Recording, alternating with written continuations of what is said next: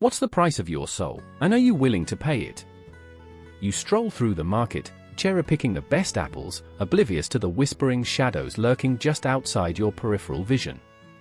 You laugh at the jester who juggles knives, but that laughter masks an unsettling truth. Somewhere, someone's soul is being weighed on a scale of desperation and desire, and the ferryman stands ready to collect.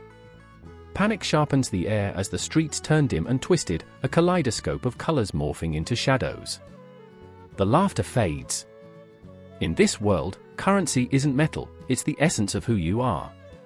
The ferryman, a figure cloaked in darkness, looms at the edge of consciousness, demanding a toll for every heartbeat, every sleepless night.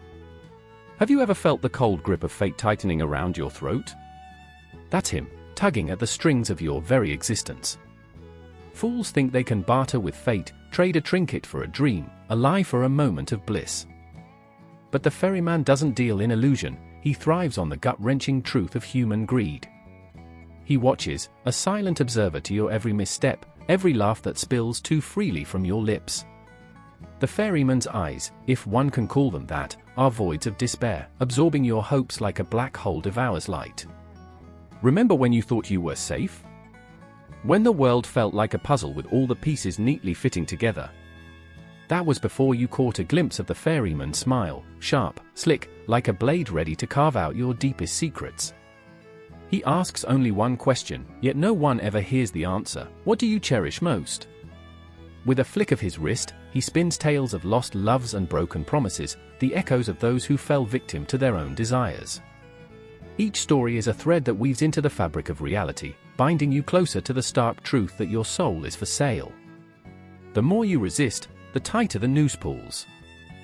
Your laughter trembles now, a mere ghost of its former self. Every soul has a price, and the ferryman has a ledger filled with the names of those who thought they could outsmart him. You've heard of them, the ones who traded their laughter for silence, their joy for anguish. The ferryman is a collector, a connoisseur of the damned. His boat waits by the riverbank, bobbing gently like a predator sizing up its prey. And yet, there's humor lurking within this existential nightmare, a twisted kind of comedy that reveals itself when the stakes are highest. The jester drops his knives, laughs echoing like thunder. You realize the punchline is you, an unwilling participant in a game of survival where the dealer has no mercy. So ask yourself again, what's the price of your soul? Can you afford it? When the ferryman comes, will you barter with a heart that has bled too long? When the laughter fades and darkness creeps in, will you pay the price, or will you fight for your life? The river awaits, and so does the fate you never saw coming. The air was thick with a chill, the kind that clings to your bones, wrapping you in a blanket of dread. Beneath the pale, watchful moon, the river churned like a beast awakening from slumber, its waters whispering tales of what lay beyond. I stood at the water's edge, heart pounding, the pulse in my temples a dark drumbeat echoing the chaos around me. Shadows flickered, twisting into forms that made the breath catch in my throat. I could see him, the ferryman. Cloaked in darkness, his eyes glimmered with a knowing that made my skin prickle. There's no going back now, he rasped, voice like gravel sliding down an endless slope. Each word dripped with the weight of 1,000 regrets. I looked around, searching for solace in the faces of the living, but found only despair. The village was ablaze with whispers, lives disrupted, futures snuffed out. I could feel the weight of their sorrow pressing in, each heartache a chain binding us to this moment, to him. I remember the stories my grandmother told, her voice a tremor in the dark. "Stay by the fire, child," she warned, eyes darting to the window as if the shadows outside might creep in. The ferryman only takes those who are lost. I never believed her, not really. But now, as I stared into the abyss of the river, I felt the truth curl around my heart, a serpent of fear. How many had he claimed? How many destinies were now tangled in the depths, never to see the light again? Across the river, a figure stumbled, face pale and eyes wild. That was Alaric, my childhood friend, a man now frayed by grief. He had lost his daughter to the plague, a fever that stole her breath like a thief in the night. I could see it in his eyes, the torment that haunted him, the search for answers in a world that offered none. "Let her go," he screamed into the night, fists clenched, a warrior devoid of weapons. She's not yours to take. But the ferryman stood his ground, unmoved as the river surged around him. You think you can bargain with fate? His voice was a mallet, striking stone. She has chosen her path. I watched as Alaric's shoulders sagged, the fight leaking from him like water through a sieve. My throat constricted. I remember the laughter we shared, the dreams we spun like gossamer threads. My own memories twisted into a snare wrapping around my heart. I felt their weight, the echoes of joy now drowned in anguish. The villagers had gathered, a congregation of despair, each one of them wearing their grief like a shroud. Eyes flicked to the river, each one of us caught in a cycle of longing and dread. I could see their faces shadowed, marred by despair, haunted by the specter of loss. We should fight, I whispered, though my voice trembled like a candle in a storm. We must not let him take her. But deep down, I knew the futility of our rebellion. The ferryman was older than time, a keeper of secrets buried in the currents. He wore the burden of ages upon his shoulders, a silent witness to the stories of those who crossed the divide. Each soul has its time, he intoned, as if reciting a scripture. Your cries will not change the tide. A tremor ran through the crowd. I caught sight of Myra, her hands trembling, the last flicker of hope extinguished. She had loved Alaric's daughter as if she were her own, shared secrets and laughter that danced in the twilight. What do we do? She implored, voice barely above a whisper. How do we fight him? In that moment, an anger surged within me, a fire igniting in the depths of despair. We remember, I said, heart racing, spirit rebelling against the encroaching darkness. We remember them, and we tell their stories until the very last breath. My own voice rang out, a battle cry against the inevitability of fate. The ferryman's gaze sharpened, a spark of something, amusement, perhaps, flitting across his features. Memories are but fragile constructs, he said, his tone mocking yet laced with an undercurrent of sadness. They ebb and flow like the tides. They fade. But Myra took a step forward, her voice rising, trembling yet fierce. No. They don't fade. They linger in the hearts of those left behind. They burn like stars in the night sky. I felt a swell of unity, a charge coursing through the crowd. We were not just victims, we were the architects of our memories, the stewards of our stories. I looked back at the river, a roiling mass of darkness reflecting the night's chill, brimming with the weight of lives lost and lives yet to be lived. We will tell their stories, I vowed, voice steady. We will sing their praises and remember their laughter until our own last breath. With a sudden shift, the ferryman turned his gaze upon me, the weight of ages pressing into my soul. I felt the pull, the gravity of the river, the unrelenting tide of fate. But I held my ground. I was here, alive and fighting, a flicker of light against the encroaching shadows. Alaric's wail echoed in the night, the sound raw and unfiltered. No. The word was a lifeline thrown against the storm, a desperate grasp at the fleeting.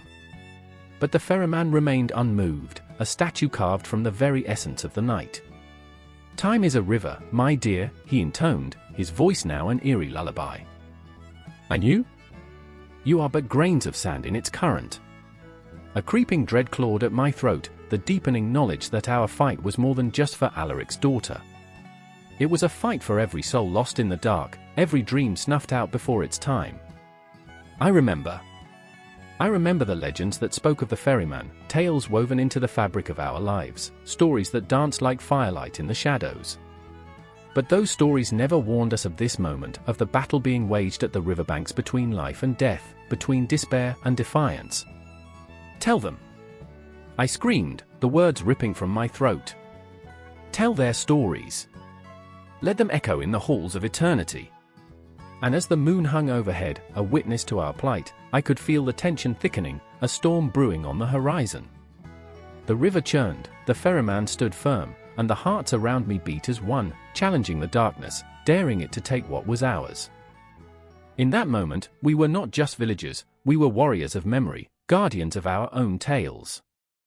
The air shimmered with unresolved anger, sorrow, and a fierce resilience that could not be extinguished.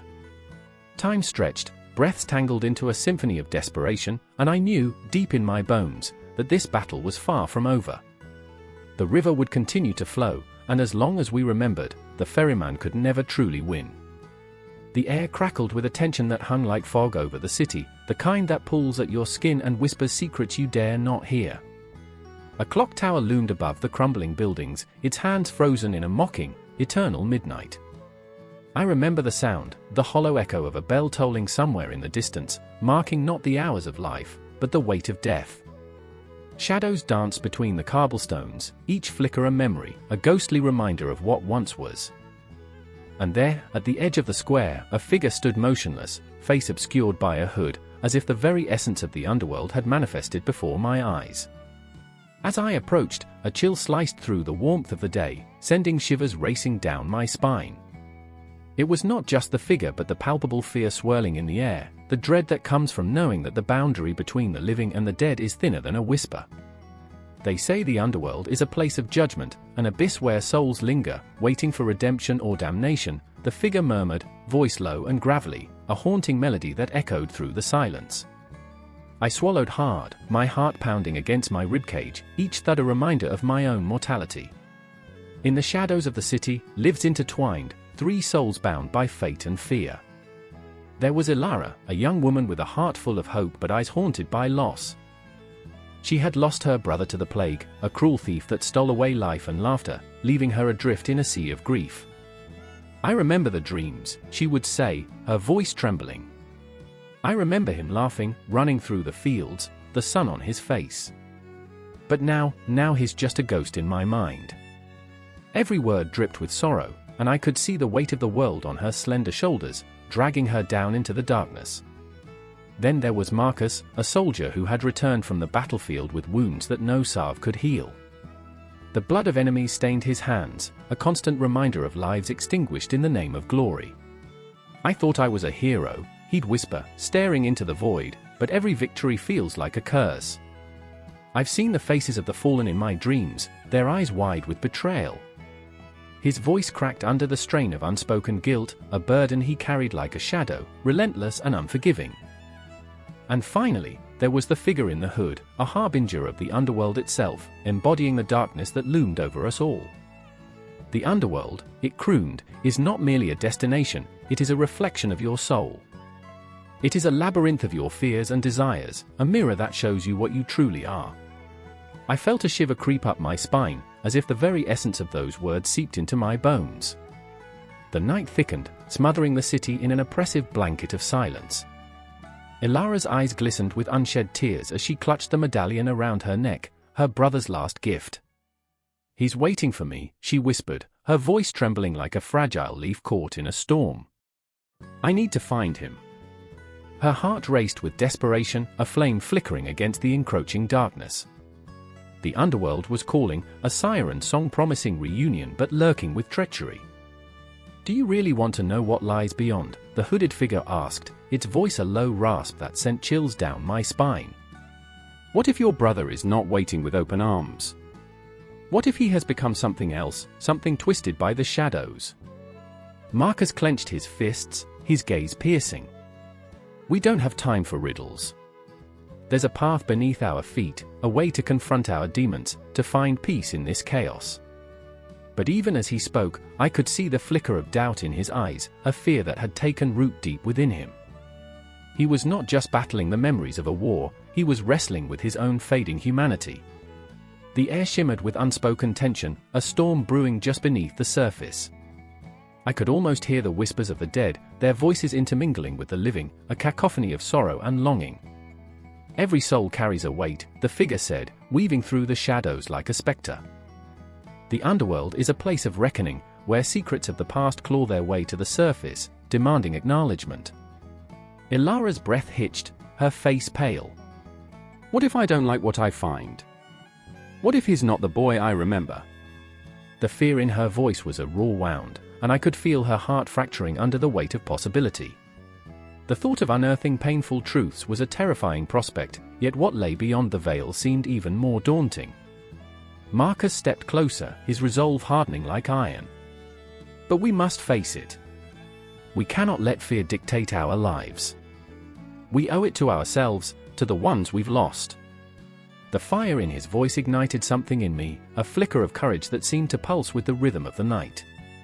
And then, like the cracking of thunder, the figure raised a skeletal hand and pointed toward an alley that spiraled into darkness. The path to the underworld beckons. You can choose to turn away, to live in the shadow of your fears, or you can step into the abyss and confront the truth. Every fiber of my being screamed to run, to flee from the unknown, but something held me there, tethered to the moment, to the pulse of inevitability.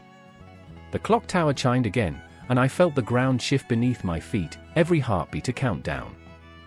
We stood at the precipice, three souls entwined in a dance of fear and hope, a fragile thread connecting us to the darkness ahead.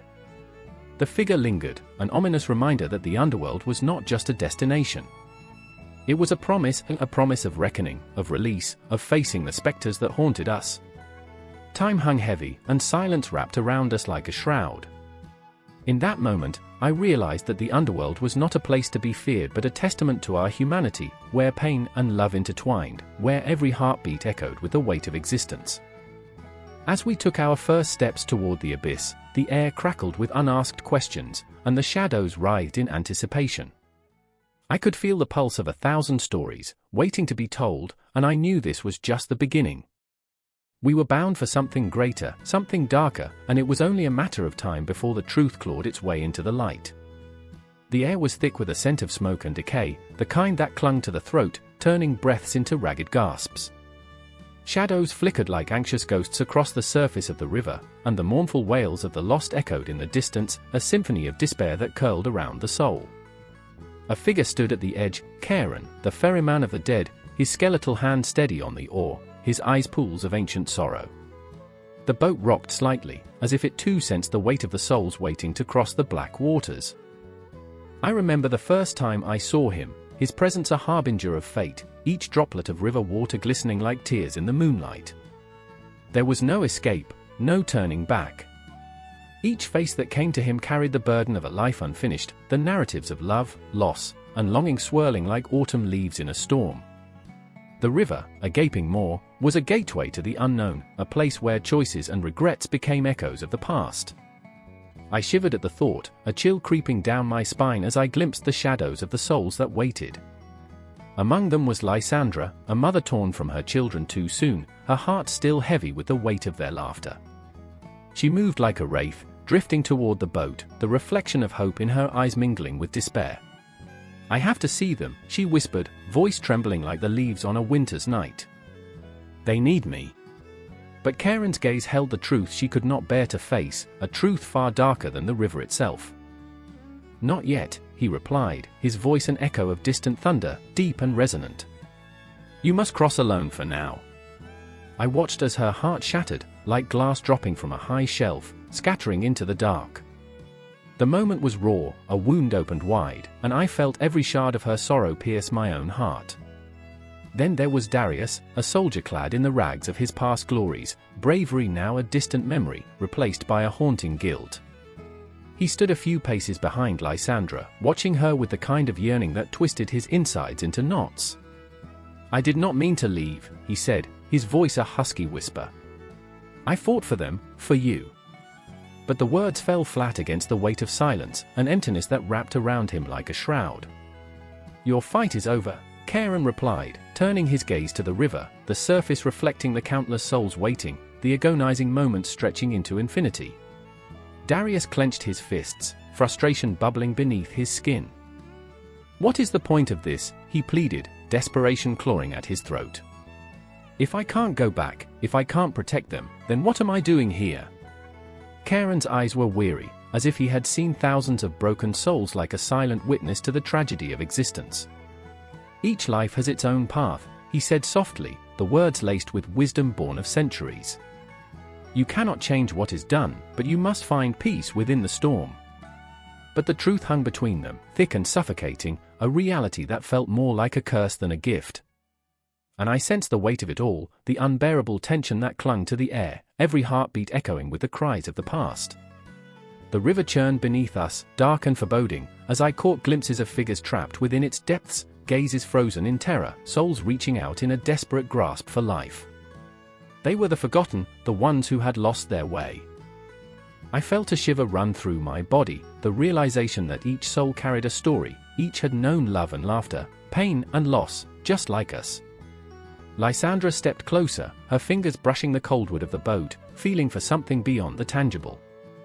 "I can't leave my children," she breathed, her voice cracking under the strain of her grief.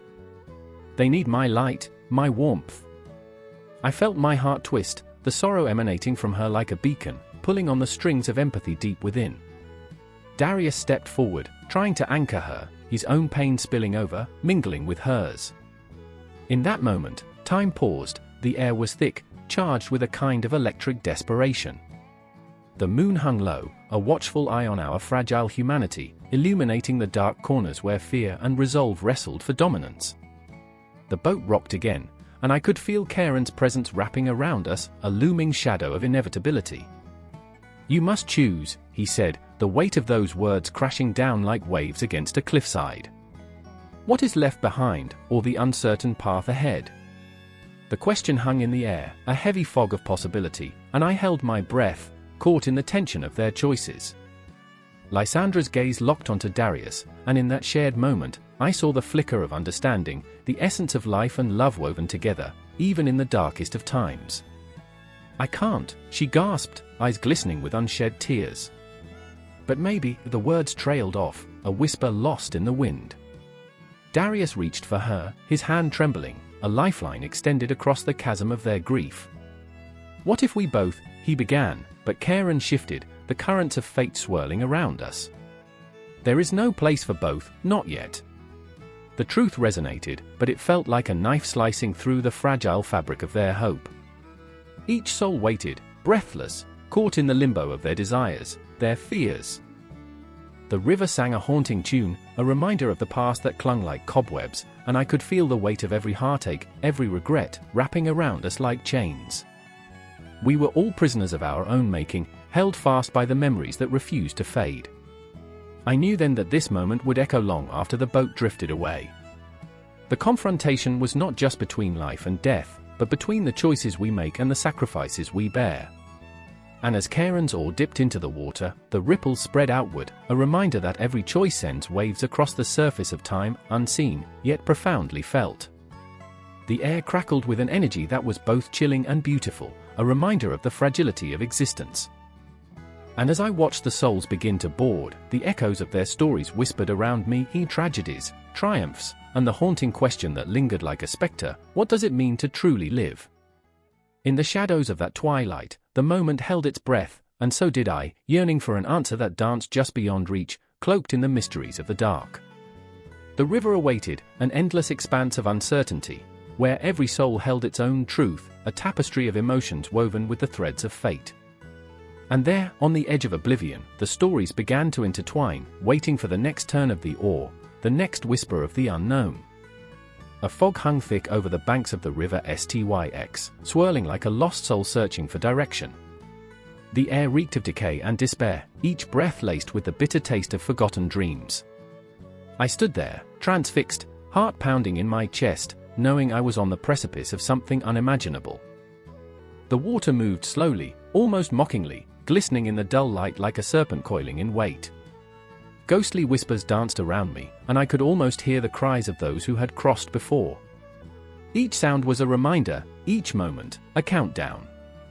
Evelyn stood beside me, her fingers trembling as she clutched the tattered photograph of her brother, lost to the depths, lost to time. She was a storm in human form, eyes alight with a mixture of defiance and heartbreak. "I won't let him be forgotten," she whispered, voice quivering like the leaves in the wind. But beneath that bravado, I could see the cracks, a vulnerability raw and bleeding. The festival of the dead was nearing, and the boundaries between worlds were thin. Each day she spent here felt like an eternity. Across the river, shadows flickered like memories long buried. I turned and saw Marcus, eyes haunted, his past trailing behind him like a thick fog. A soldier once, now a prisoner of his own guilt. He was searching for redemption, but the river was unforgiving. "What if we're too late?" he muttered, his voice strained, as if each word tore from his throat.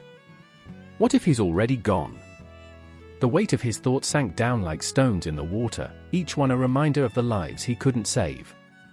I remember the laughter we shared in the warm sun, the innocent days before we stood here, wading through sorrow.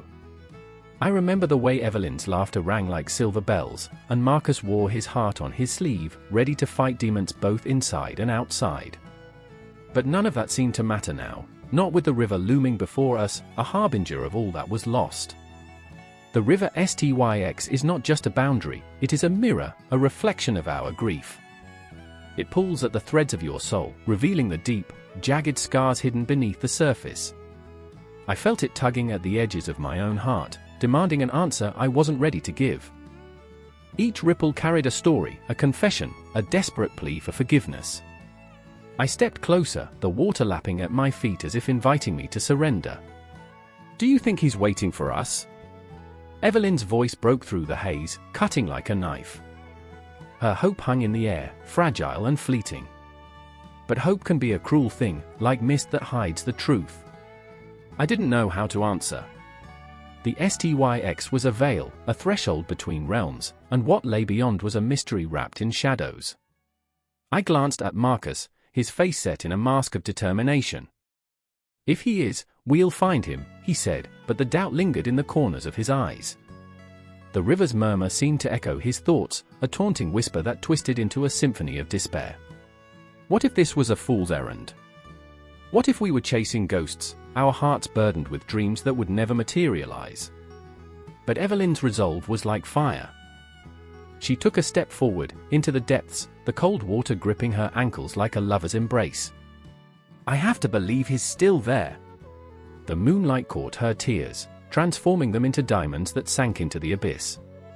I felt the pull of the river, urging me to follow her, to plunge into the unknown. "We can't turn back," I urged, feeling the weight of our decision swell around us like the rising tide. The silence that followed was deafening, a heavy blanket that smothered all doubt. The river held its breath, waiting for us to take the plunge. Each second stretched, the tension coiling tighter around our hearts. I remembered the stories, the legends of the ferryman who carried souls across, but did he ever return? Could he even hear our cries over the roiling waters of the Styx? Evelyn's voice was a spectral echo. I remember the promise. The promise of reunions, of laughter, of love never lost. It hung in the air, a fragile thread binding us to what was once whole. But time is a fickle beast, and memories can twist like shadows, unveiling truths we're too afraid to face. Marcus took a step, then another, each movement a battle against the current of despair. "We'll cross together," he said, and I felt the surge of camaraderie, the bond forged in anguish and hope. Together, we would traverse this river of sorrow, facing whatever lay ahead. But as we stepped deeper, I felt the weight of the water pressing against us, an entity of its own. The darkness consumed us, our hearts pounding in rhythm with the undulating current, fear clawing its way into the crevices of our minds. The river had become a living thing, whispering forgotten secrets, drawing us further into its depths. I could feel it, a sensation that transcended time and space, a binding of souls that spoke of loss and longing. What if the river was more than just a border? What if it was a reflection of our own hearts, a mirror that revealed the darkest corners of our souls? Each stroke of the water was a reminder of our past, a reminder of the choices we made and the lives we lived.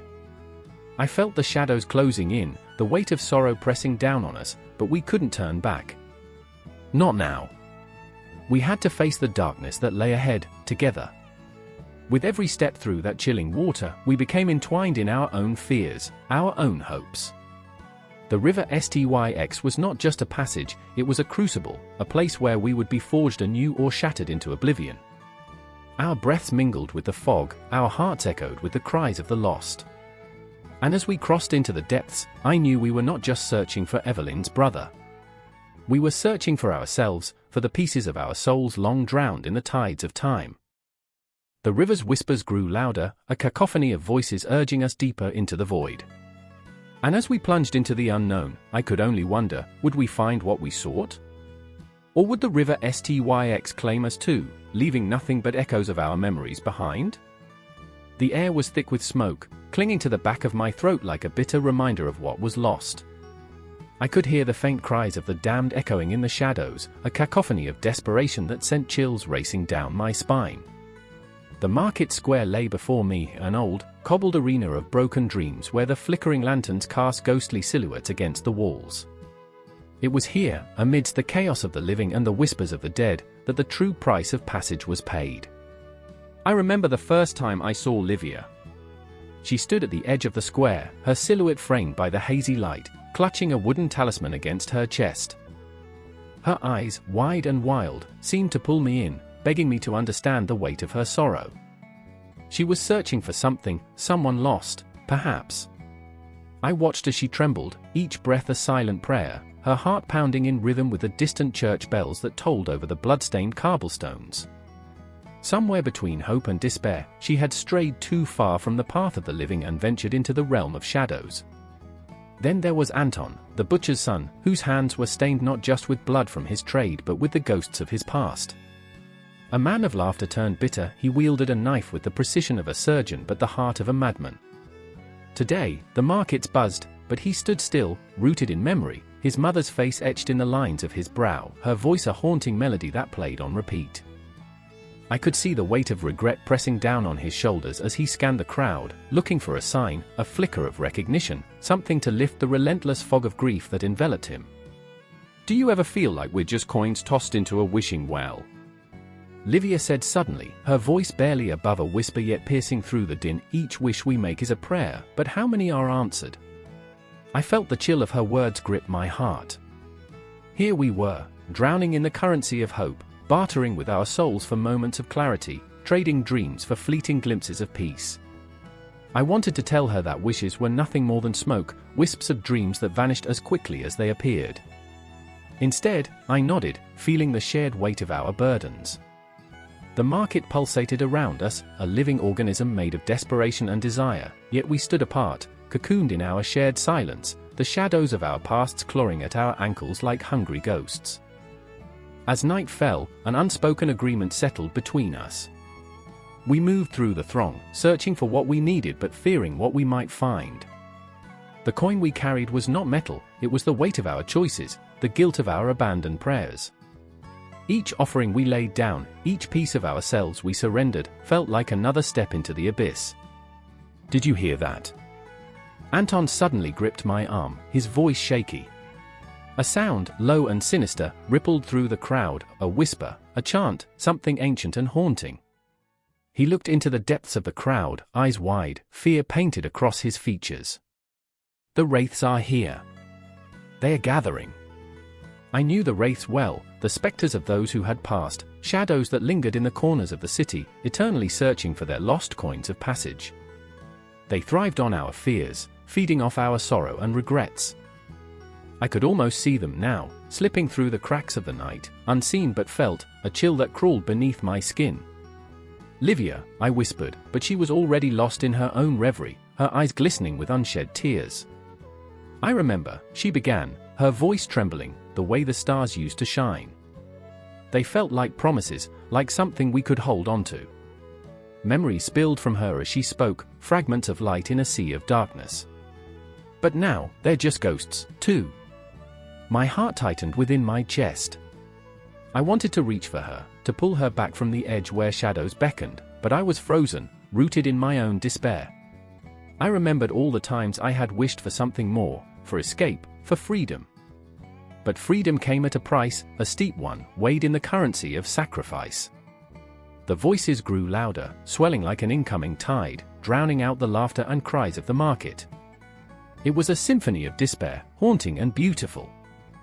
We must find our offerings, Anton said, his voice trembling with urgency. If we don't, the wraiths will consume us. I could see the fear in Livia's eyes, the flicker of hope dimming with every pulse of the crowd. What do we have to give? I asked, my heart racing. Everything, Anton replied, and I felt the gravity of his words hang heavy in the air. Our regrets, our dreams, everything we've ever held dear. The tension crackled, electric, as we understood the truth. The market was not merely a place of exchange, it was a battleground, and we were the soldiers of our own making, caught between the choices we had made and the sacrifices we were yet to offer. And then, as if summoned by our shared dread, the wraiths emerged, swirling around us, shadows twisting in the flickering light. They whispered our names, beckoning us closer, promising relief from the weight we carried. I took Livia's hand, squeezing it tightly as the shadows danced around us. "Whatever it takes," I murmured, "we will face this together." Anton nodded, determination etched into his features. We were a trio bound by need and desperation, ready to confront the specters of our pasts and the price of our passage. But as the wraiths closed in, I felt the pulse of my heart quicken, each beat echoing the reality we could no longer ignore. We were standing on the brink, on the threshold of something vast and terrifying. Each breath was a step closer to the abyss, the price of passage looming ever larger before us. And yet, in that moment, fear and hope danced together, spiraling into the dark unknown, forging a bond that could not be broken, even in the face of our greatest fears. The clock ticks, echoing through the hollow silence of an abandoned market square, where shadows dance beneath the flickering streetlights, taunting the remnants of life that once thrived here. I stand, heart racing, blood pounding, in a place where dreams of prosperity met cold, hard reality. A chill snakes down my spine as I glance at the crumbling stalls, once vibrant with color, now nothing but ghostly silhouettes whispering secrets of despair. Across from me, I see Malik, his dark eyes fierce yet haunted, clutching a weathered ledger filled with numbers that float like specters in the night. He craves validation, seeks it through the ink that stains his fingers, but all it brings is a relentless spiral of doubt. "What is value?" he murmurs, voice shaking with the weight of 1,000 unsold wares. "What is currency if it doesn't fill our bellies or warm our souls?" Each word is a dagger, piercing the silence, a raw plea for meaning in a world that feels increasingly hollow. Beside him, Amina stands with her arms crossed, her defiance a fragile shield against the encroaching darkness. She is a warrior of her own making, yet within her flickers a flame of uncertainty. Amina is drawn to the stories of her ancestors, of a time when value was measured not in coins, but in the bonds of community and the richness of shared experience. "We are losing ourselves to this madness, Malik," she snaps, her voice crackling in the tension. "They think wealth is gold, but what about laughter? What about love?" The air thickens with tension, a storm brewing beneath our skin as we grapple with the ghosts of our histories, the echoes of our cultures that shape our very existence. I feel their history wrapping around me like a shroud. Malik, the son of a merchant who lost everything in the economic chaos, and Amina, who carries the weight of her grandmother's tales, stories woven with threads of resilience and hope. Their struggles are mine, a shared heartbeat in the cacophony of a world that only seems to value what can be counted. A rustle draws our attention, a silhouette emerging from the shadows. It's Farid, a street artist known for his haunting murals that speak of lost dreams and broken promises. He approaches, his graffiti-splattered hands trembling, laden with the burden of vision. "You speak of value as if it's tangible," he says, his voice a low growl, "but what of the soul? What of the currency that flows between us, the connections that bind us?" He gestures to the wall behind him, where vibrant colors bleed into one another, like our cultures merging, colliding, and sometimes shattering. Every stroke tells a story, he continues, eyes glistening with fervor. "We don't just trade goods, we trade emotions, memories. That's the true currency." His conviction ignites something within me, a flicker of recognition. I remember my own struggles, the moments when laughter filled the air more than the sound of coins clinking together. I remember the nights under the stars, how we'd barter stories instead of trinkets, exchanging dreams like they were the most precious gems. But still, shadows lurk. The wind carries the scent of decay, and the weight of unfulfilled promises hangs heavy in the air. I watch Malik's brow furrow, his heart wrestling with the idea that perhaps our worth is entangled with the very chaos we seek to escape. But what good are dreams, Farid, when the world demands payments in blood and iron? His voice quakes, the desperation palpable, every syllable a yearning for something more. Amina steps closer, her voice softening. "Maybe we need to redefine what it means to be rich. To find value in what cannot be bought."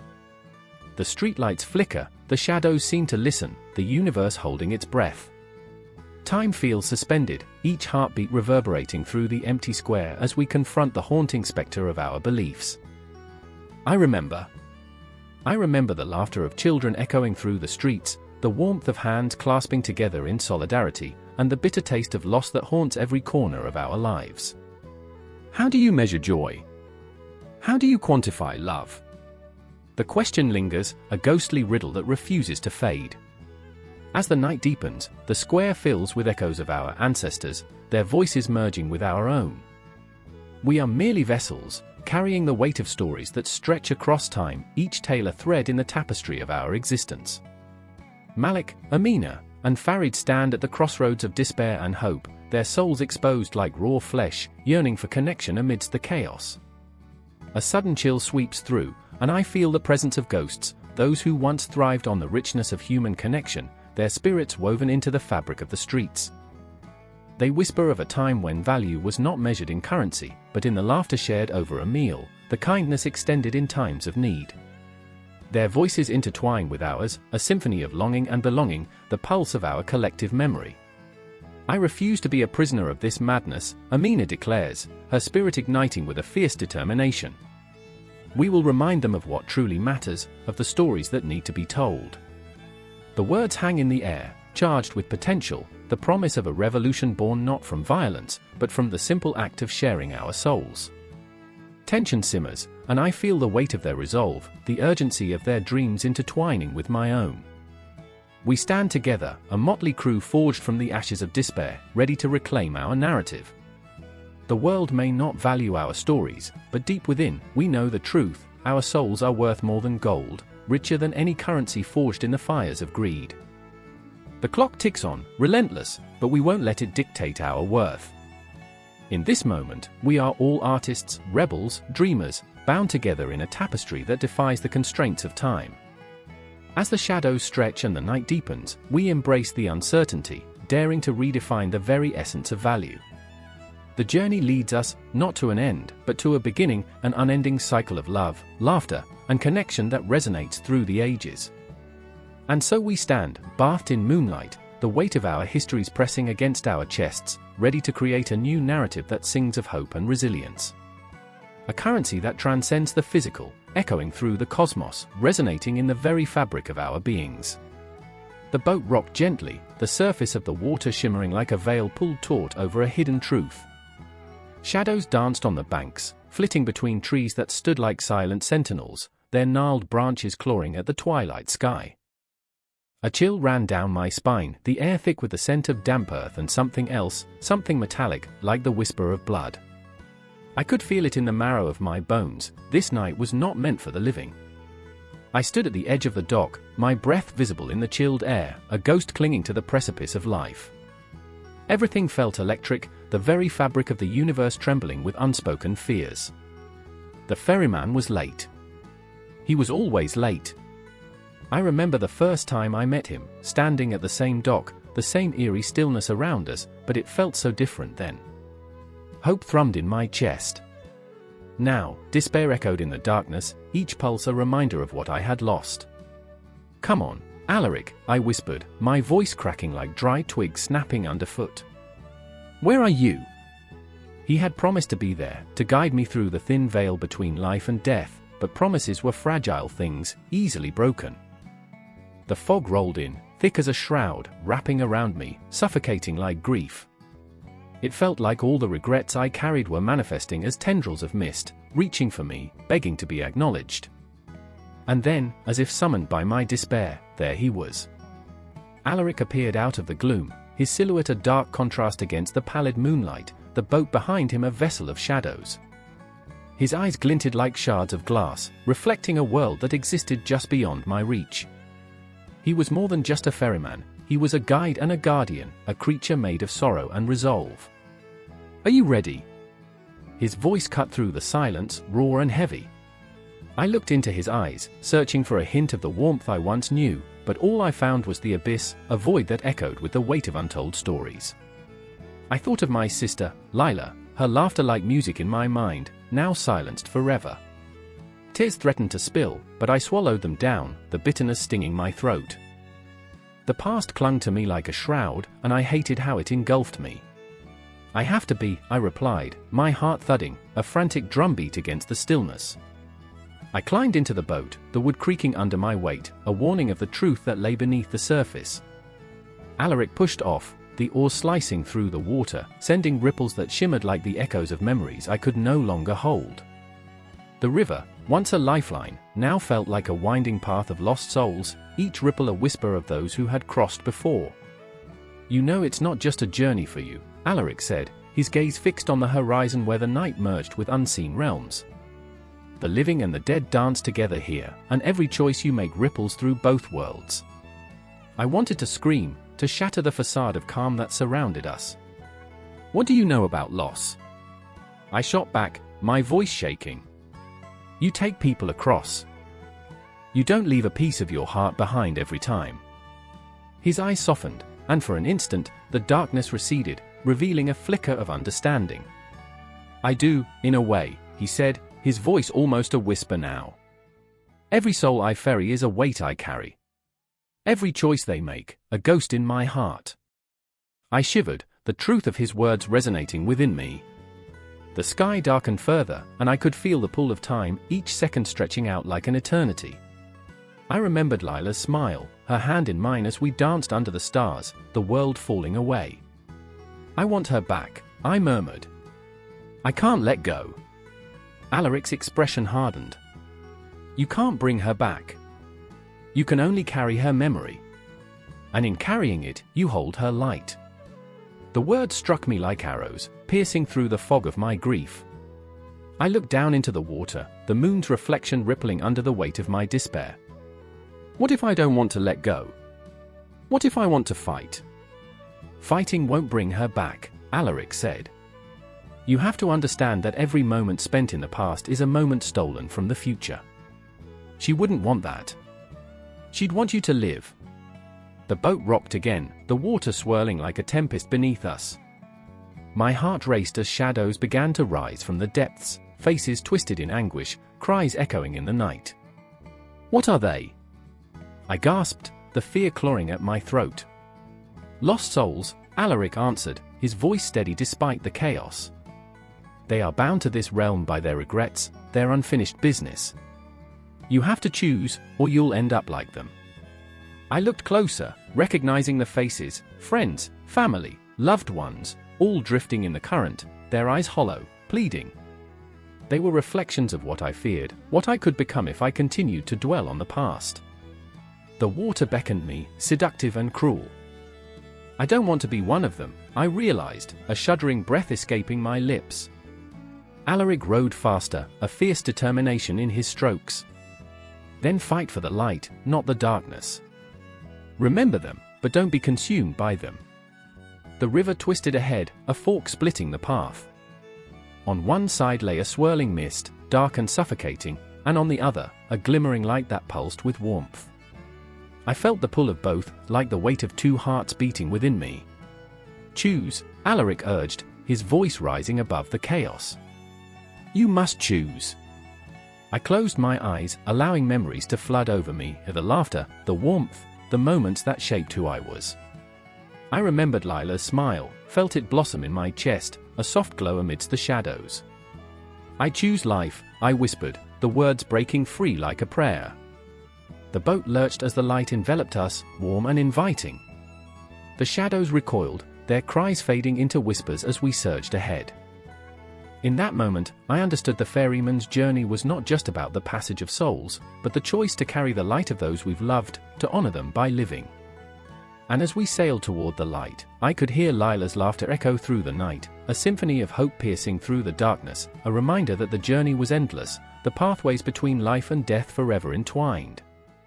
The night was suffocating, thick with the kind of silence that swims in the dark, cloaked in shadows, wrapping around you like an unwelcome embrace. I stood on the edge of the dock, a rickety old pier that creaked under the burden of 1,000 whispered secrets. The moon hung low, a fractured silver coin lost in a sea of heavy clouds, casting fleeting glimmers on the water's surface. It was the kind of night that drew out the monsters hiding beneath every wave, and I was one of them, caught between the pull of the currents and the weight of fate's cruel hand. I remember the first time I met him, the ferryman. He emerged like a ghost from the mist, his boat an extension of the shadows, gliding over the water as if it were a dark mirror reflecting desires and regrets. There was a chill in the air, sharp enough to slice through flesh, and the moment our eyes met, I felt the ground shift beneath my feet. He wasn't just a man, he was a vessel of all the choices I had made, the chances I had let slip through my fingertips like sand. "Do you wish to cross?" he asked, his voice a gravelly echo, as if it came from the depths of the abyss itself. I felt the words curling around my throat, knotting tighter with every heartbeat. Crossing meant leaving behind everything I knew, but it signified something more profound, a reckoning, a transaction of fate itself. And then there was Elara, her presence a fierce light even in the darkest of nights. She stood at the water's edge, hands trembling, eyes wide with a cocktail of fear and defiance. I knew her well, knew the way she'd once laughed at the absurdity of our lives, how she danced like the world didn't weigh her down. But now, there was a storm brewing behind her eyes, a tempest fueled by the nightmares that awaited her if she didn't seize this moment. She believed in destiny, but I saw how it twisted around her like a noose, tightening with every passing second. "Please," she pleaded, almost choking on the word. "Let me go with you." The ferryman's gaze flickered between us, the tension thickening like fog, pregnant with the unspoken. He had seen this dance before, the frantic desperation of souls grasping for a choice that felt like freedom but often led only to chains. I felt the air crackle as fate hung in the balance, its weight palpable. Did I want to reach out, to save her from the fate that loomed behind her like a dark specter, or did I want to take that leap into the unknown for myself? "Your fate is not mine to control," he murmured, the wind taking his words and scattering them into the night. "But I can guide you across. The price is your truth." Elara's breath hitched, a tremor of raw hope mingling with despair. I watched as she turned to me, eyes glistening with unspoken questions. I could see the future sprawling before her, a web of choices and pathways entwined, each leading to a different destiny. I wanted to scream, to warn her that truth came with a weight heavier than gold. But silence gripped me tighter than any chain. "It's the truth I want, the truth they took from me," she said, voice steady now, a fire ignited in her heart. The pain of betrayal and loss lingered in the air like smoke, and I knew she'd fought for every piece of herself, clawing through the darkness that threatened to swallow her whole. But I was trapped in my own turmoil, the echoes of my choices crashing against the walls of my heart. I remember the night I lost everything, the flames of desire consuming the fragile threads of my life. I had once believed in love, in the promise of forever, but forever had turned into ashes, and I was left with the hollow shell of what could have been. "I can't let you do this," I finally said, the words spilling out, raw and unfiltered. "You don't know what you're asking for. The ferryman's truth can shatter your soul." Elara's laughter cut through the tension, sharp and painful, a melody of broken dreams. "And what if I'm already shattered? What's left to lose?" The ferryman watched us, an observer of our chaotic dance, his presence a reminder of the inevitability of fate. He was a master of transactions, after all, bound by the ancient laws that governed the world beyond our understanding. Every soul crossing his threshold bore the weight of their choices, and every truth unveiled brought its own price. "Time is fleeting," he warned, glancing at the sky as the clouds shifted ominously. "Choose wisely, for the tide waits for no one." Panic surged through me, a tidal wave of emotions crashing against the walls of my heart. The air was thick with the stench of choices unmade, and I felt myself teetering on the edge of an abyss, the depths calling to me with a siren song. I wanted to reach for Elara, to pull her back from the precipice, but my own demons shackled me in place. "I remember the day I chose wrong," I whispered, finding solace in the weight of my own regret. "I remember the faces of those I left behind, the laughter that turned to silence. What if you're making the same mistake?" But her eyes blazed with defiance, a fire fueled by desperation. "I refuse to let others dictate my fate. This is my choice." The ferryman's eyes glimmered with a hint of approval, the kind reserved for those who dared to confront the darkness within. In that moment, I understood the truth of his transactions. Sometimes, to embrace fate meant to face the abyss head-on, to plunge into the unknown with your heart laid bare. And yet, the heartache didn't fade, it lingered, a ghost haunting the edges of our resolve. I felt the pull of the waters, the whispers of fate beckoning, promising clarity in the chaos. I wanted to escape my own prison, but I didn't want to drag Ilara down with me. "Whatever happens," I said, the words falling between us like fragile glass. "Don't lose yourself." As the ferryman extended his hand, shadows danced around us like fleeting memories, and with each heartbeat, the world tilted toward an uncertain horizon. Ilara stepped closer, her breath mingling with the night air, and for a brief moment, the weight of choices pressed against us, suffocating yet exhilarating. In that fragile silence, surrounded by the echoes of fate's cruel laughter, I realized we were all just passengers on the ferryman's boat, each of us bound by the tides of our own creation, forever adrift in the abyss of possibility.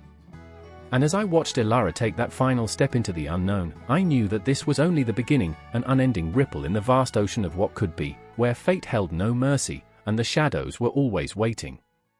The clock struck midnight with a hollow clang, reverberating through the empty halls of the decrepit manor. Shadows danced along the walls, whispering secrets of lives once lived. The air was thick with the scent of damp earth and decay, the kind that clung to your skin like an unwelcome memory. I stood there, heart racing, breath caught somewhere between panic and raw curiosity. Outside, the wind howled like a wounded beast, begging to be let in, while inside, an eerie silence enveloped me, punctuated only by the creaks of ancient wood. "Is anyone there?" My voice trembled, a fragile thing, barely holding itself together. I had come to this forsaken place seeking answers, chasing the ghosts of those who had crossed over. The stories had drawn me in, pulled me like a moth to the flame, and now, here I was, on the brink of something unimaginable. Ruth, my childhood friend, stood beside me, her eyes wide with a mixture of fear and excitement. She had always been the one to push boundaries, the thrill-seeker in our duo, and now, as she clutched my hand, I could feel the electric thrill coursing through her veins. "This is where it happened, isn't it?" she whispered, her voice barely breaking the tension.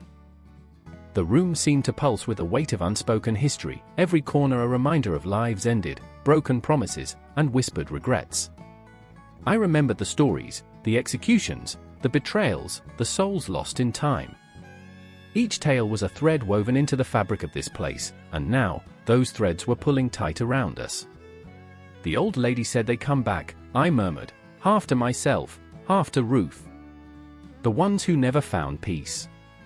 My heart raced as the shadows flickered, a dance of light and dark. What if they were watching? What if they were waiting? A sudden gust of wind rattled the window panes, and in that moment, I saw him, Daniel, the boy from the stories. Or was he a man? Time had no meaning here. He stood at the edge of the room, a mere silhouette, yet his presence was tangible, wrapping around me like a shroud. His eyes glowed with an unspeakable sadness, a longing that transcended the boundaries of life and death. I felt a jolt in my chest as memories flooded back, his laughter, his dreams of adventure cut short too soon by a cruel twist of fate. "Ruth, look!" I gasped, pointing, but when I turned to her, she had vanished. The room swirled, shadows morphing into grotesque shapes as panic clawed at my insides. "Ruth!" I screamed, but the sound echoed back, mocking me. The walls seemed to close in, and I felt the weight of centuries pressing down on my shoulders. I staggered backward, colliding with the cold, damp wall. Daniel's gaze remained fixed on me, and I could feel the weight of his sorrow, heavy like an anchor. "Help me," he mouthed, the words slipping through the cracks of time, a plea that resonated deep within me. I remembered the stories of lost souls, how they wandered, trapped between worlds, seeking a way to cross over. "Help me," he whispered again, this time louder, more desperate. What did he seek? Forgiveness? Closure? Or something darker? I felt the ground tremble beneath me, the air thick with an urgency that sent shivers racing down my spine. In that moment, I understood, I couldn't just stand there, paralyzed by fear. I had to confront this, had to face the truth that lay hidden in the shadows. "Why?" I choked out, my voice cracking under the weight of his gaze. "Why are you still here?" The answer hung in the air, thick and suffocating. It felt like stepping into a nightmare, one I couldn't wake from. The answer was simple yet cruel: he was lost, a fragment of the past that refused to fade. I remember, his voice was a haunting melody, a song of sorrow that filled the room. I remember the laughter, the warmth of the sun. I remember the day it all slipped away. His form flickered, the edges blurring as if he were made of smoke. I made mistakes. I couldn't save them. I felt tears prick my eyes as his words sliced through me. We had all failed someone. We had all been haunted by choices we wished we could change. I want to help you, I whispered, my heart breaking for the boy I had never truly known but who now felt like a piece of me. The shadows around us shifted, swirling into a tempest, the air crackling with an energy both terrifying and exhilarating. You can't, he said, shaking his head, yet I could see a flicker of hope in his gaze, a glimmer of something that made me believe we might find a way. You have to let go. Let go. The words wrapped around my heart like a vice. Letting go meant accepting the hurt, the heartbreak, the grief that had become a part of me. I could feel Ruth's presence again, just on the edge, a whisper in the winds of time. She was out there, fighting her own battles, and I realized, this wasn't just Daniel's struggle, it was ours. Together, I breathed, determination igniting within me. We can find a way together. The shadows began to recede, a delicate dance of light and dark, as if the very fabric of the world was holding its breath. And then the room erupted into chaos, a cacophony of voices and memories flooding over us. I caught glimpses of faces, lost souls reaching out from the abyss, each one carrying their own stories of pain and longing. Remember us, they cried, their voices a haunting chorus that echoed through the manor's hollow halls. I was overwhelmed, drowning in regret and sorrow, yet there was a flicker of something else, resilience. We will remember. I shouted back, my voice rising above the cacophony, each word a lifeline thrown into the swirling depths. We will not forget. As the shadows twisted and turned, I felt a surge of energy pulse through me, a connection that bound us all together, those who had crossed over and those who still walked the earth.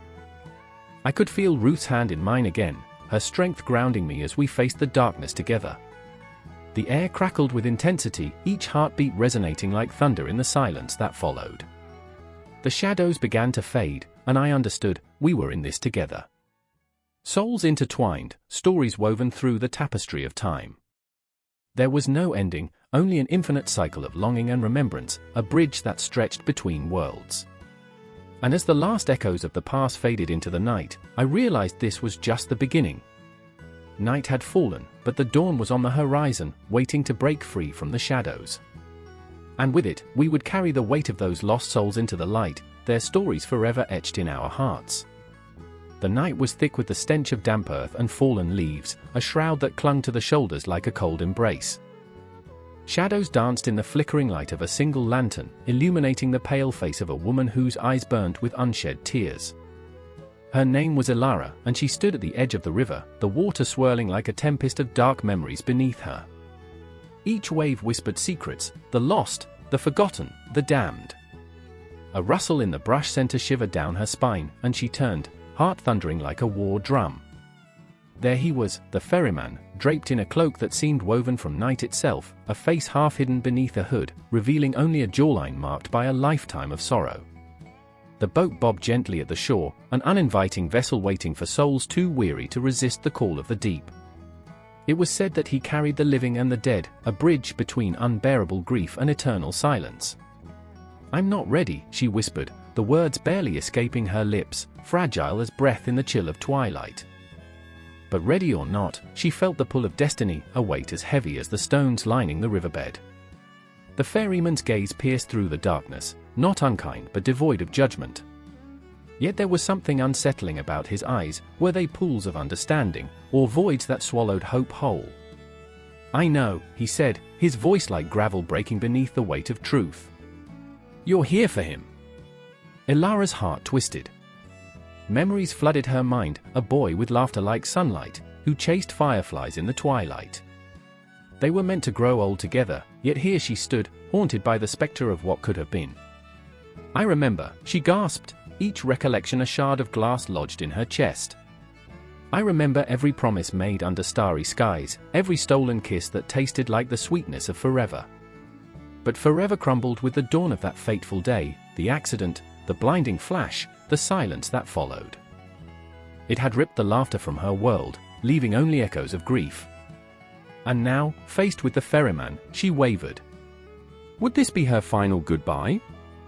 On the other bank, a man stood shrouded in shadows, his face obscured by a veil of regret.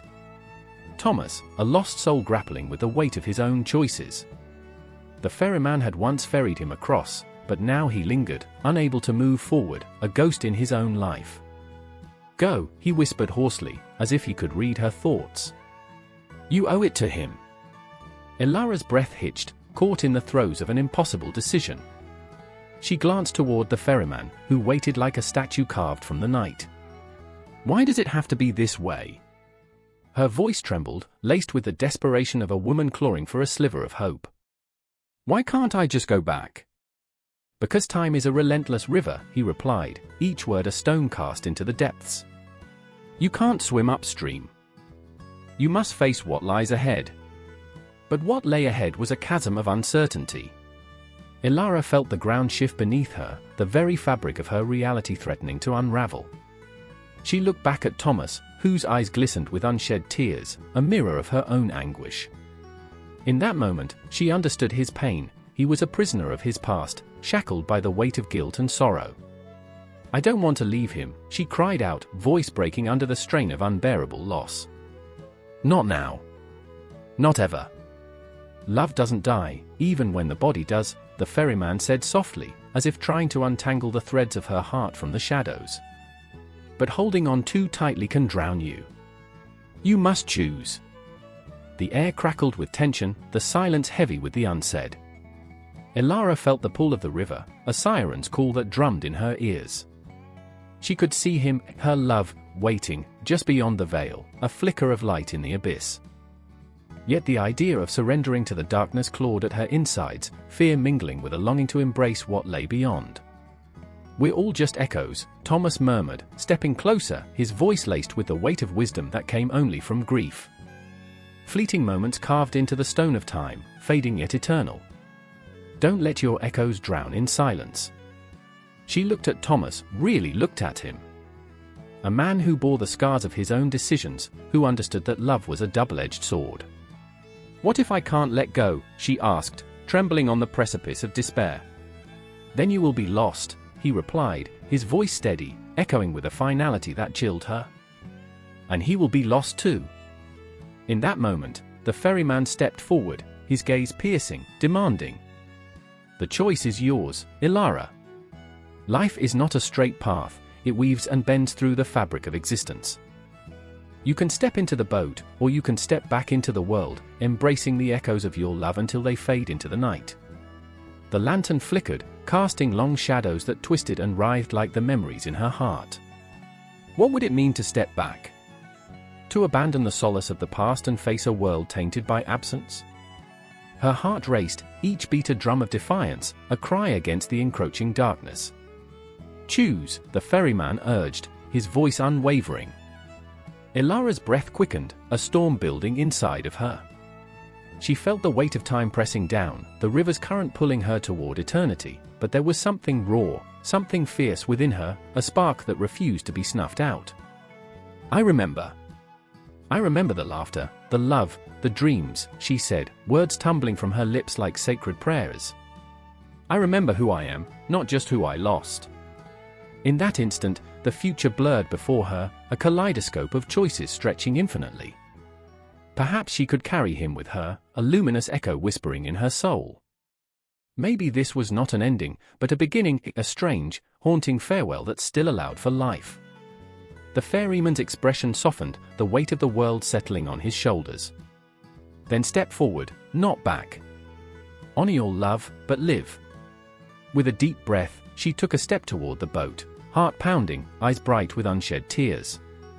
The river churned with an urgency that almost seemed to celebrate her choice, and as she reached for the ferryman's hand, she felt the warmth of possibility wrapping around her like a cloak. I choose life, she whispered, voice trembling yet resolute. The night held its breath, and the shadows began to recede, leaving only the promise of what was yet to come. The river surged, a relentless tide of darkness, whispering forbidden secrets. I stood at its edge, my heart hammering against my ribcage like a caged beast, caught between the chilling embrace of the unknown and the haunting glow of what lay behind. Across the water, the silhouettes of tormented souls flickered in the moonlight, their faces twisted in anguish, yearning for a release that only the ferryman could provide. I remembered the tales told in hushed tones, around flickering fires, about the man who bridged life and death, wielding an oar like a scepter, commanding the current with a chilling authority. He came like a phantom, shrouded in shadows, his eyes gleaming with the weight of 1,000 lifetimes. Eric, they called him, an echo of dignity and despair. He stepped from the mist, a living embodiment of the ferryman archetype, the guardian of thresholds, his face etched with lines of sorrow and wisdom. With each stroke of his oar, he painted the river with the stories of those who dared to cross, stories heavy with heartache, longing, and the relentless pursuit of redemption. Beside me was Ilara, her spirit as fierce as the storm raging in her heart. She'd once known laughter, a vibrant melody that lingered in the air like a sweet perfume, but grief had muted her song. The loss of her brother, taken too soon by the chilling grip of fate, left her adrift, a spectre haunted by memories that twisted like barbed wire around her soul. She clutched a tattered photograph, fingers trembling as she traced the outline of a face that had once smiled with the promise of eternity. He was supposed to cross this river, she whispered, her voice a fragile thread woven into the night's silence. But now it feels like I'm the one lost. I felt the tremor in her words, the raw ache that echoed within me, binding us in our shared sorrow. In that moment, we were not just witnesses to the ferryman's journey, we were part of it, entwined in the fabric of existence, standing at the harrowing intersection of hope and despair. I remembered the stories of the ferryman, how he crafted his vessel from the bones of lost dreams and the whispers of the forgotten. Each crossing was a reckoning, a chance for salvation or damnation, and the air crackled with tension as he beckoned us closer. Eric's gaze pierced through the darkness, a mirror reflecting the turmoil within each of us. The river does not discriminate, he said, his voice smooth like silk but edged with the grit of truth. It swallows the light and the dark alike, merging destinies into one eternal flow. Are you ready to confront what lies beyond?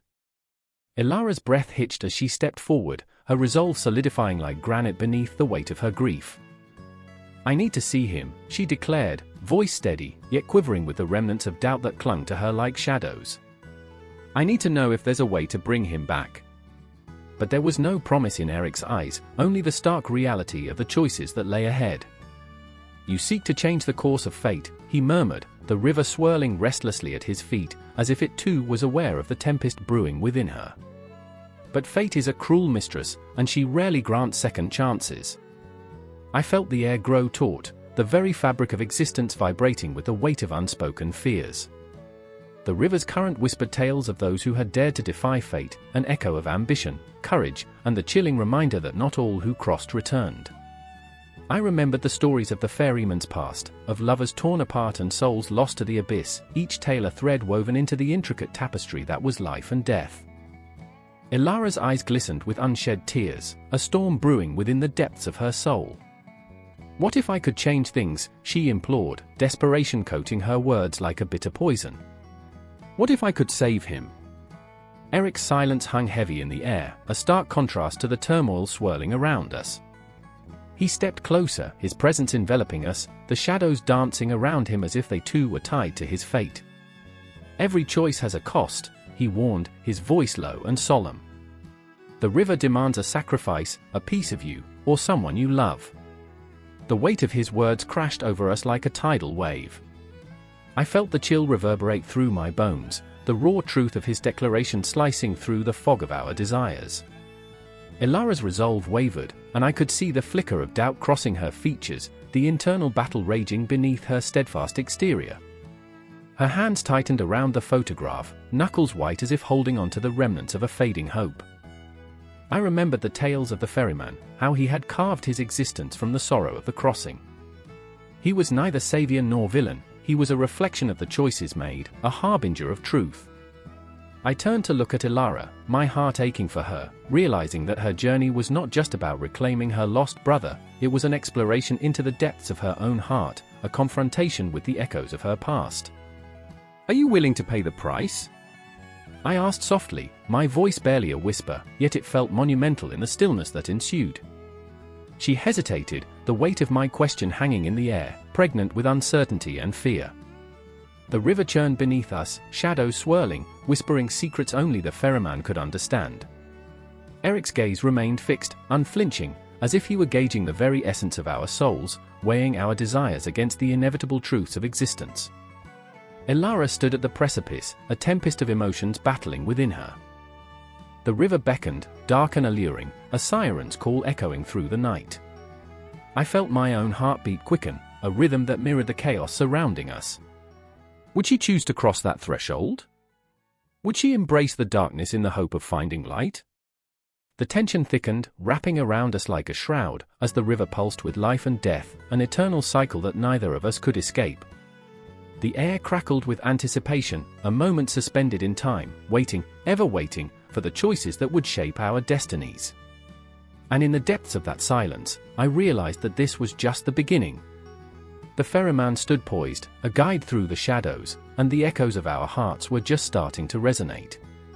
The moon hung low, a sliver of silver, casting eerie shadows on the cold cobblestones, where the echoes of forgotten footsteps whispered tales of the damned. There, at the water's edge, stood the ferryman, cloaked in darkness, his face obscured by a veil of shadows, a spectre more felt than seen.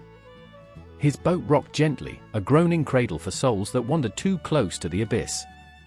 I shivered, not from the chill of the night but from a profound sense of foreboding, as if the very air around me crackled with unsaid farewells. Do you believe in ghosts? The voice came from beside me, trembling with a blend of fear and curiosity. It was Lila, her wide eyes glimmering with the specters of her unspoken thoughts. A history student, she was more fascinated by the past than her own uncertain future. They say the ferryman knows them all, she continued, her breath misting in the frigid air, that he carries them across the river to, where? He carries them to silence, I replied, my own voice a whisper, choked with an unnameable dread. Silence and oblivion. I felt the weight of my own life, a heavy cloak stitched from regrets and haunting memories. I was Marcus, a mere echo of the man I once was, shackled by the choices I had made. The ferryman was a reflection, a living embodiment of every dark decision I'd ever avoided confronting. As we stood there, the boat began to sway violently, jolting us from our grim reverie. The ferryman's bony hand shot out, beckoning with an urgency that sent shivers down my spine. Step closer, he called, his voice like the rustling of dry leaves, dragging the past along with it. The river waits for no one. Lila hesitated, her gaze darting between me and the spectral figure. What if he doesn't let them come back? Then we must not go, I urged, but the words felt hollow, like an echo in a cavern with no end. I remembered nights spent poring over dusty tomes, where the ferryman was drawn with such reverence, an eternal companion to the lost. Each artist portrayed him with a different brushstroke, each interpretation more haunting than the last. In one, he was a grim guardian, eyes like bottomless pits, while in another, he was a melancholy guide, sorrow draping over him like a shroud. Every artist captures a fragment of truth, I murmured, almost to myself. But the truth is always heavier than a single brushstroke can bear. Then what is he? Lila pressed, her voice trembling with a cocktail of fear and intrigue. Is he death? Or is he something worse? The air grew thick, and suddenly, the world felt like it was tilting, like the very fabric of reality was unraveling. I could see it now, the shadows stretching and pulling at something just beyond comprehension. The ferryman, standing resolute, was not merely a passage, he was a vessel for our own turmoil, an artist of anguish painting our fears with every stroke of his oar through the water. Maybe he's both, I said, though a part of me wished I could take the words back. Maybe he shows us that we have to confront our shadows before we can find peace. I glanced at Lila, searching her expression. Her face flickered with the light of something fierce, something raw, an understanding that cut deeper than skin, deeper than breath. We were, both of us, teetering on the edge of a chasm filled with echoes of our past. I remember, Lila began, her voice breaking, the first time I lost someone. My brother. He fell, and I couldn't save him. Her eyes turned glassy, and the weight of that memory hung in the air like a thick fog. Sometimes, it feels like I'm still trying to drag him back from that river. I remembered my own loss, too, the way it gnawed at my heart like a ravenous beast, relentless and consuming. We can't pull them back, I whispered, the truth cutting through me like ice. The river takes what it needs. The ferryman's boat drifted closer, the water swirling around it, dark and treacherous. Who will be the first to cross? He called, his voice echoing with an ancient resonance, drawing us into a dance of despair. Who will brave the night? I took a step back, distant memories of my own failures flashing before me, a grotesque parade of what ifs and could have beens. Each artist had painted him with a brush dipped in their darkest fears. He was the face of mortality, the embodiment of every heartache, every lingering regret, a constant reminder that life is a fleeting moment, and death, a heavy price we must all pay. It's all meaningless, I said, the words slipping out like a confession. All these representations, they're just reflections of our own fears, our own pain. But isn't that what makes them beautiful? Lila asked, her voice soft, yet laced with an unyielding strength. Art captures the chaos of living and dying. Her gaze shifted to the ferryman, who stood waiting, eternal and patient, as if he had all the time in the world. In that moment, I witnessed the battle within her, the desire to escape her guilt, her grief, her yearning to unearth a deeper meaning amidst the horror of loss. I realized then that the ferryman was not merely a figure of dread, he was also a harbinger of healing, a guide through the storm of human emotions. Maybe we're all just waiting to be ferried across, I said softly, and Lila nodded, her breath hitching. The darkness around us felt alive, as if it were listening, waiting for our choice. Do we dare? She murmured, eyes wide, reflecting the moonlight like shattered glass. The ferryman shook his head slightly, an invitation cloaked in shadows. The journey is yours. But remember, those who board must reconcile with their fears. As I pondered his words, the air thickened with the weight of countless lives, countless stories woven into the fabric of time. The river, dark and endless, beckoned with a siren's call, tempting us with the promise of release. And in that moment, as the night stretched on, I felt the pull of the ferryman's boat beneath the weight of our unspoken truths, our intertwined fates, our delicate humanity hanging by a thread. The tension hung thick, a knife-edge moment where everything felt fragile, like glass waiting to shatter. Are we ready? I whispered, the universe exhaling around us, time suspended in the silent grip of anticipation as the ferryman extended his hand once more, a bridge to the unknown. The shadows danced, and the air crackled with urgency as the river surged forward, its depths holding secrets we were yet to uncover. The night swallowed the river whole, darkness curling like a serpent around the edges of the water, silent, waiting. I stood on a jagged shore, the air thick with whispers, the taste of fear sharp on my tongue. Shadows flickered at the water's edge, remnants of those who had crossed before me, souls tangled in the currents of lost time. I remember the ferryman, his eyes like cold coals, burning through the fog, a silent promise and a terrifying threat, all wrapped into one. Do you wish to cross? He asked, voice a gravelly echo that sent shivers down my spine. I clenched my fists, heart racing, battling the impulse to turn back, to flee into the darkened woods behind me. Yet I was drawn to him, to this figure woven into folklore, half man, half ghost, a bridge between worlds. His boat rocked gently, almost mockingly, on the surface of the water, a lifeline and a trap all at once. I remember Helena, my sister, lost to me now, to the river, to the shadows. How she laughed, a bright sound like a bell, before the current took her, pulling her under, beneath the surface where the light could not touch her.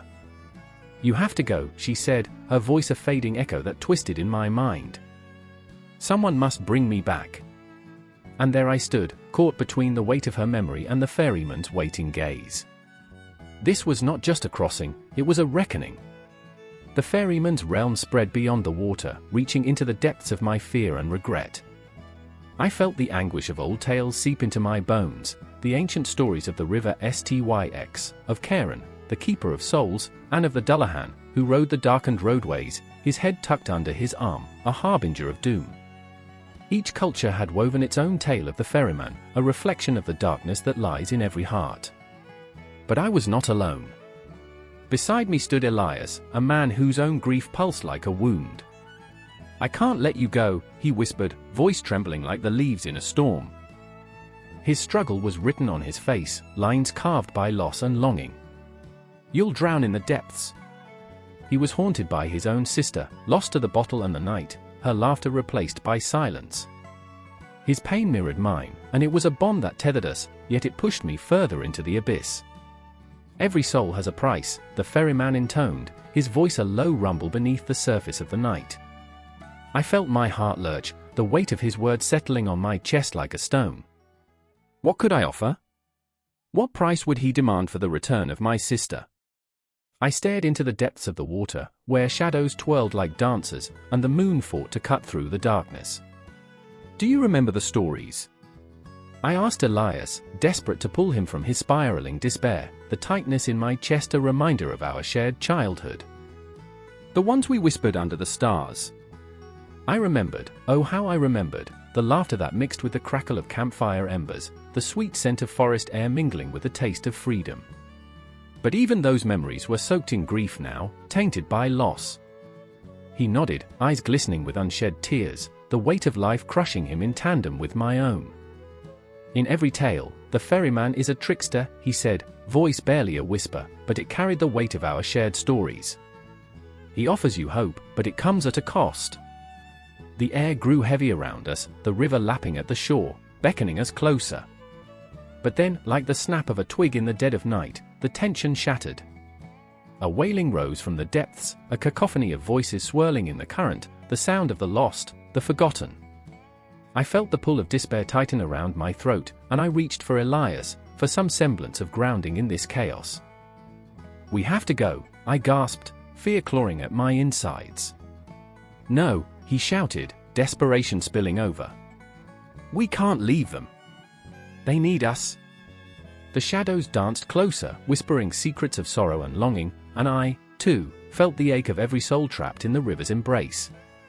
"Do you want to be like them?" I cried, the reality of our choices crashing down like waves against the shore, the water roiling, threatening to consume us. "There's nothing we can do. Every choice has a consequence." The ferryman stepped closer, his presence suffocating, an anchor and a storm all at once. "Make your choice, and perhaps their spirits will find peace." I saw Helena's face, a fleeting vision beneath the surface, longing and hope entwined like vines, and I knew what I had to do. But Elias's gaze bore into me, pleading, desperate. "Don't do it," he begged, his heart exposed, raw and bleeding. His own sister danced like a ghost in his memories, and I could feel the chill of her absence wrapping around us both, binding us in this moment of choice. What do we sacrifice? The question hung in the air, sharp as the edge of a blade. Fear, hope, love, would any of it truly matter? And then it struck me, the realization hitting like the first light of dawn breaking through a long night. The ferryman was not just a figure of darkness, he was also a mirror reflecting the choices we made, each ripple in the water a testament to the lives we touched. Each of us had our own ferrymen, familiar faces, painful memories, haunting echoes, all guiding us across the tumultuous waves of life and death. "Stay, Elias," I whispered, feeling the weight of his lost sister settle upon my shoulders. "Stay, and maybe we can fight this together." But the river was calling, a siren song pulling at my very soul, promising reunion and peace. I stepped forward, heart racing, feet trembling.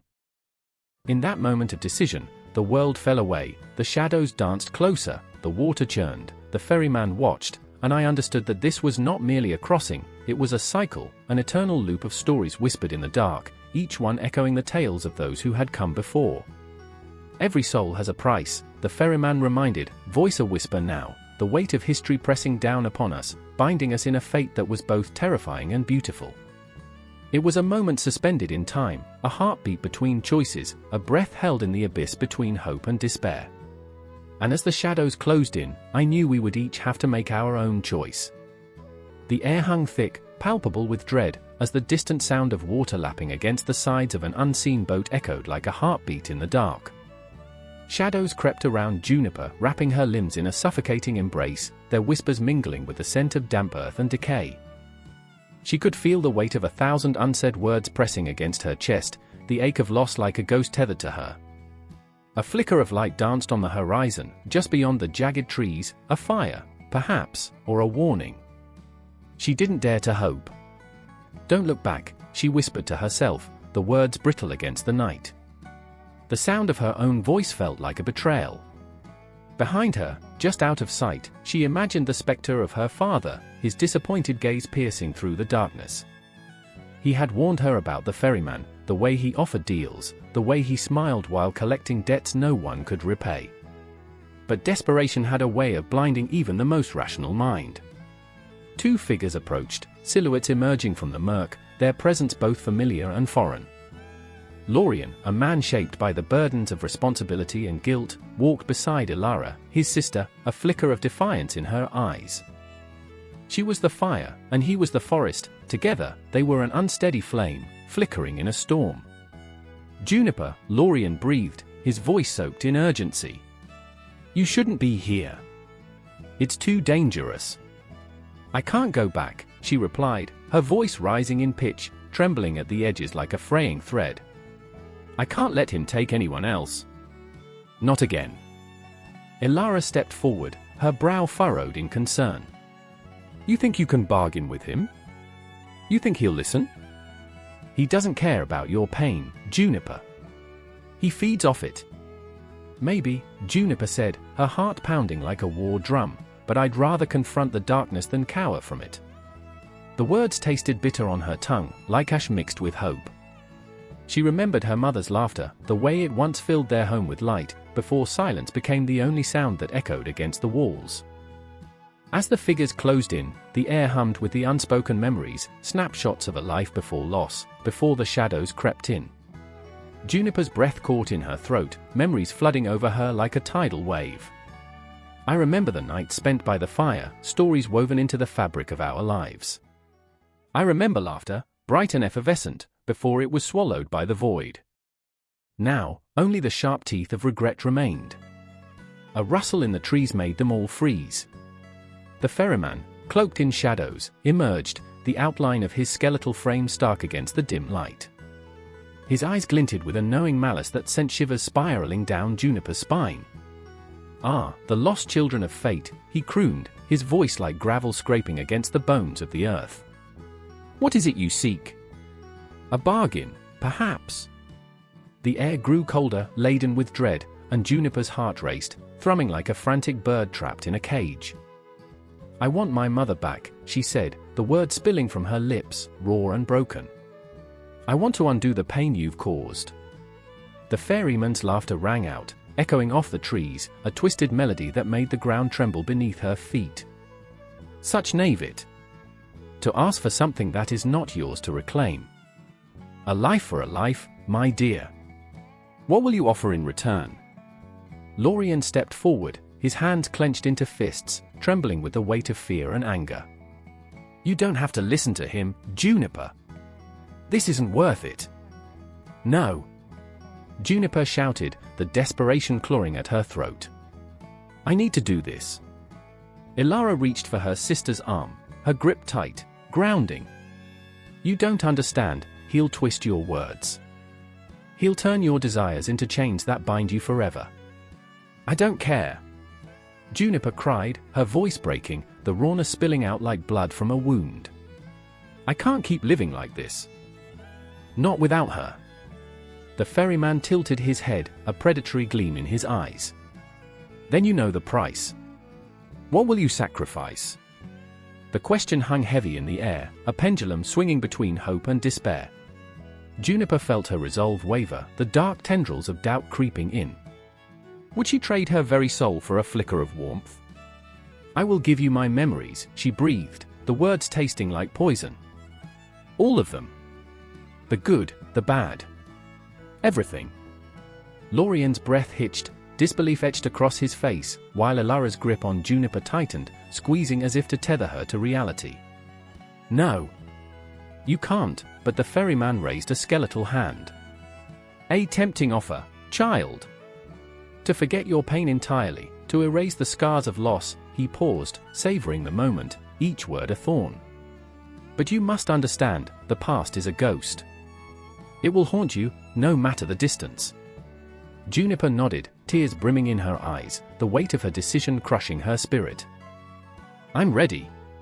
Then let us seal the bargain, the ferryman said, his voice a silken whisper that curled around her like smoke, intoxicating and suffocating all at once.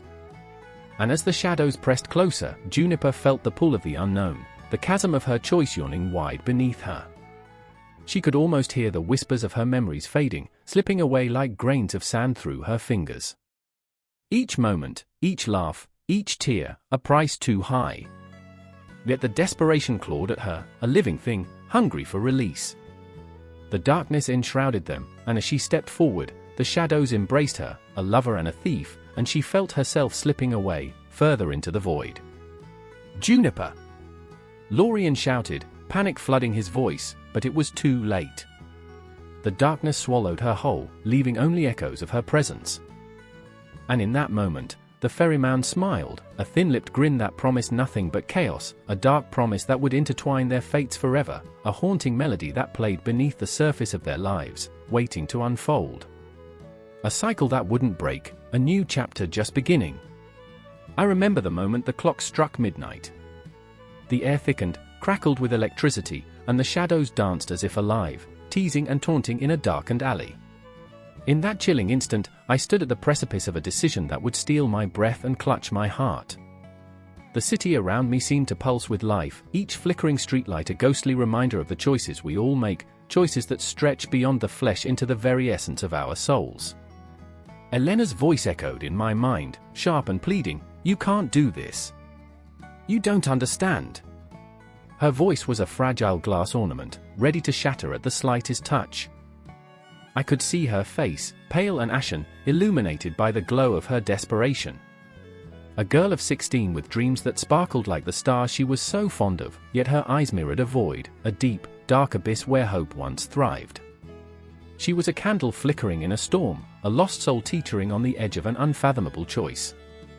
I remember the way her hand trembled, reaching for me, the warmth of her palm a stark contrast to the chill gnawing at my bones. "You're not supposed to do this. We promised."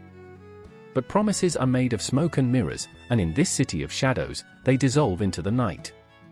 Then there was Marcus, lurking in the corners of my consciousness, the dark architect of this twisted scheme. His laughter rang hollow, echoing through the alleys like a funeral bell. A man with eyes like storm clouds, he thrived on despair, feeding on the desperation of those willing to barter their souls. "It's just a transaction," he'd said, his voice smooth like silk, yet laced with poison. "What's a soul worth to you?" I could still feel the weight of his gaze, heavy and suffocating. I was standing on the edge of a precipice, one step forward, one whisper of temptation, and I might tumble into the chasm of damnation. My heart raced, pounding against my ribcage like a caged beast desperate for freedom. "Do it for me," Elena had said, the desperation etched into every line of her delicate features. "You'll save me. You can save us both." I could taste the salt of tears unshed, the bitterness of fear that clung to her words. Save us both? What a cruel joke that seemed, and yet, the thought of her pain twisted like a knife in my gut. Around us, the city groaned under the weight of its own sins. Shadows whispered secrets, and the air was thick with the scent of decay. The cries of those traded, lost souls drifting on the wind, haunted me. I could hear them, echoes of despair wrapped in the laughter of the damned. "Is it worth it?" I whispered to myself, questioning the morality of it all, the essence of the choice laid bare like a raw wound. I remember the clock chiming, the echoes reverberating through the alley, mocking me. 1, 2, 3. Each toll a countdown to damnation, each sound a nail in the coffin of my morality. "I can't," I begged, but the darkness in me craved the light. The allure of power, the promise of salvation in exchange for nothing more than a flicker of the soul. What is a soul, anyway? A collection of memories, a patchwork quilt of experiences? Or a fleeting shadow, easily bartered for a moment of peace? What are you afraid of? Marcus taunted, his voice a serpent sliding through the cracks of my defenses. Fear is the chain that binds you. Let go. And let go I almost did. The air grew heavy with the weight of my indecision, the silence sharp enough to slice through my skin. I could feel the gravity of my choice pulling me down, a whirlpool of emotion swirling around, dragging me deeper into the abyss. Elena's eyes suddenly sparkled with a hint of hope, her fragile spirit reigniting against the encroaching darkness. You can change everything, she whispered. You can make it better. But at what cost? I looked into her eyes, searching for the child she used to be, the girl who danced under the stars with dreams woven from stardust.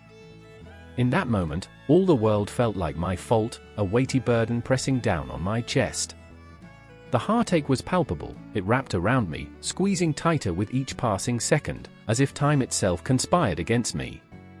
And in that ephemeral silence, I remembered the dreams I once had, the laughter, the love, the sweet embrace of a life lived authentically.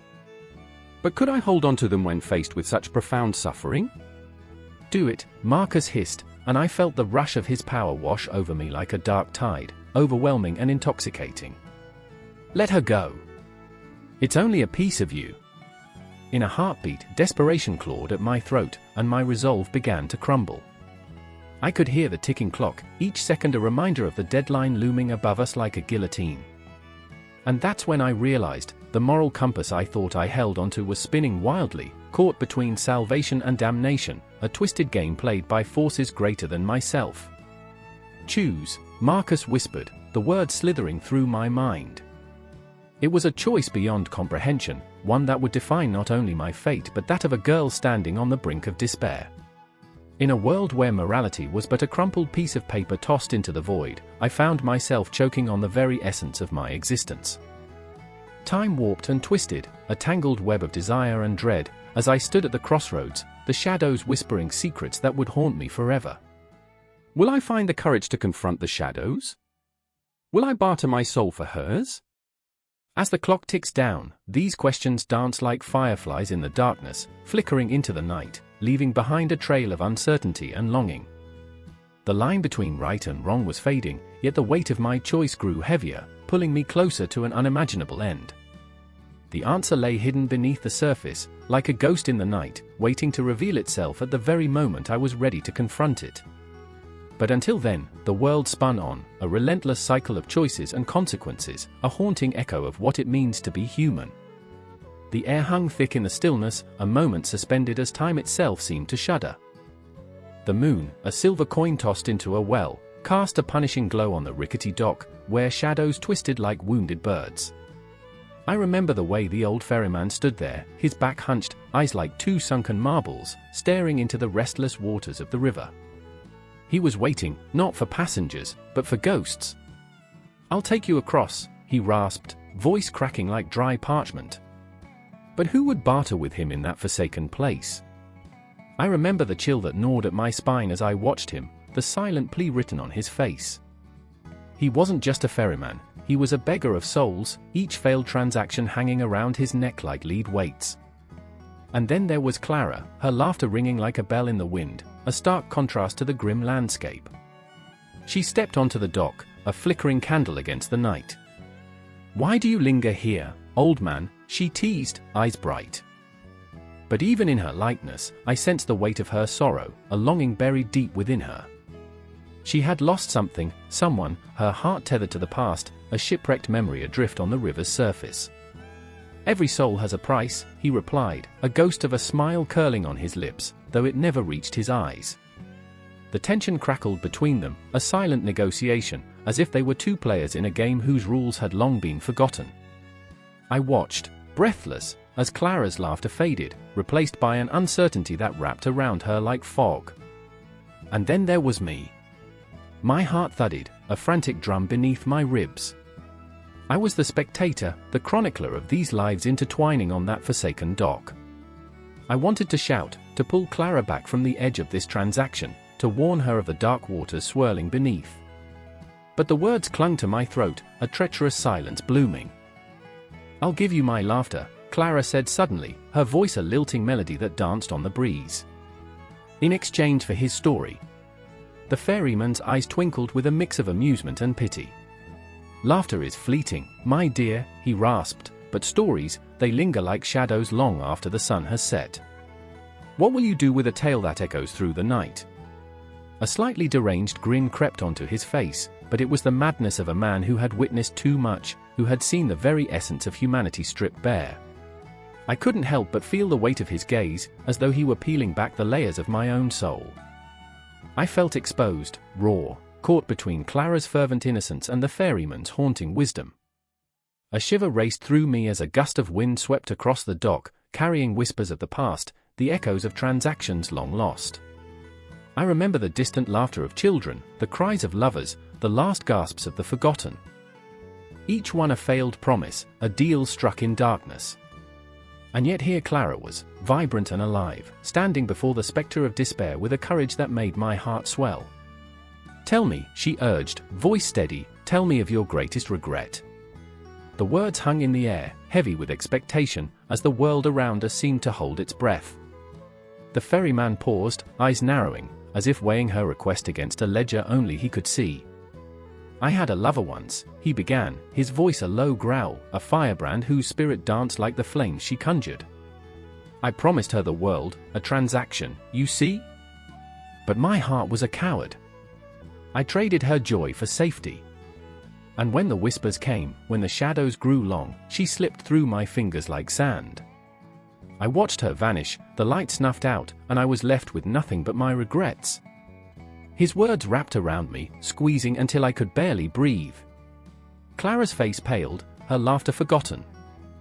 The air crackled with a sudden intensity, a confrontation of raw emotions laid bare. I could feel the pulse of the river beneath us, an insistent heartbeat urging us forward, waiting for our own transactions to be made. Was it worth it? Clara whispered, her voice trembling. What good is safety without love? I know, he replied, a ghost of pain flitting across his features. But I am not a man who can afford love anymore. I am a ferryman.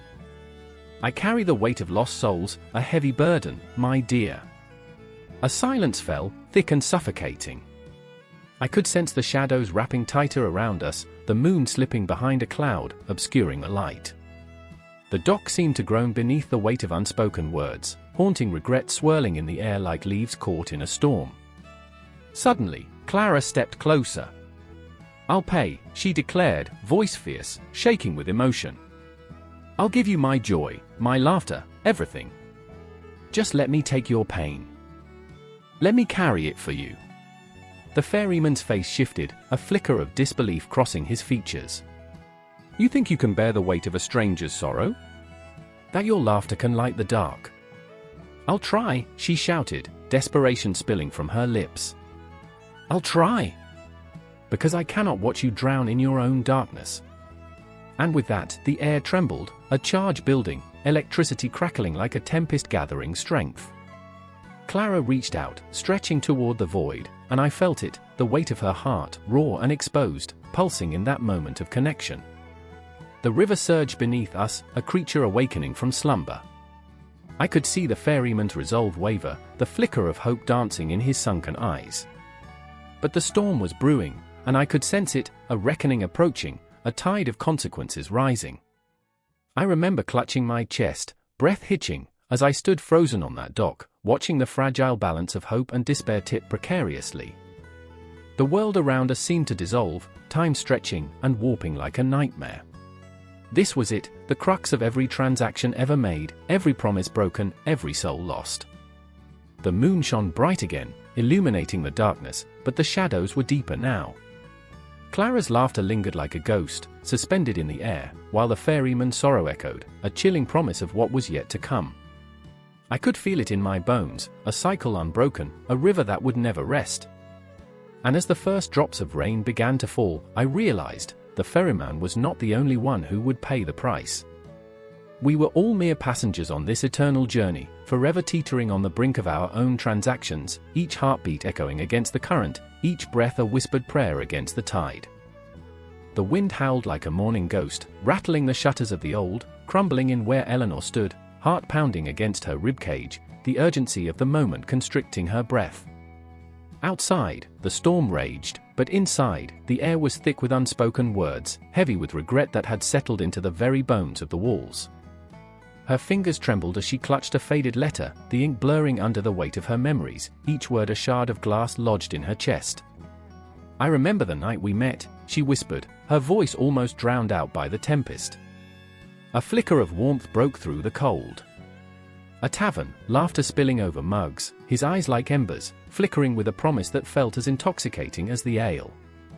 She had laughed, carefree, unaware of the chasm that loomed ahead, waiting, patient as death. In the corner, Marcus sat, his head buried in his hands, dark curls falling like shadows over his forehead. He had never been one to hide from his demons, but tonight was different. The weight of his choices pressed down like a leaden cloak. "What do you want from me, Ellie?" His voice cracked, raw and fragile, as if he were breaking apart. "I can't change the past." And there it was, the heart of the matter, laid bare like an open wound. The past. Their past, filled with stolen kisses and whispered promises that had morphed into chains of regret, binding him to a fate he never wanted.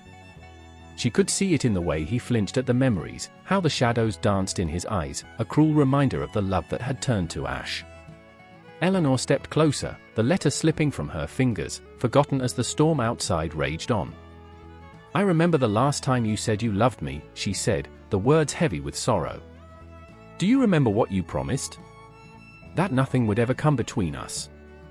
She could feel the tremor in her own voice, the truth both a balm and a blade.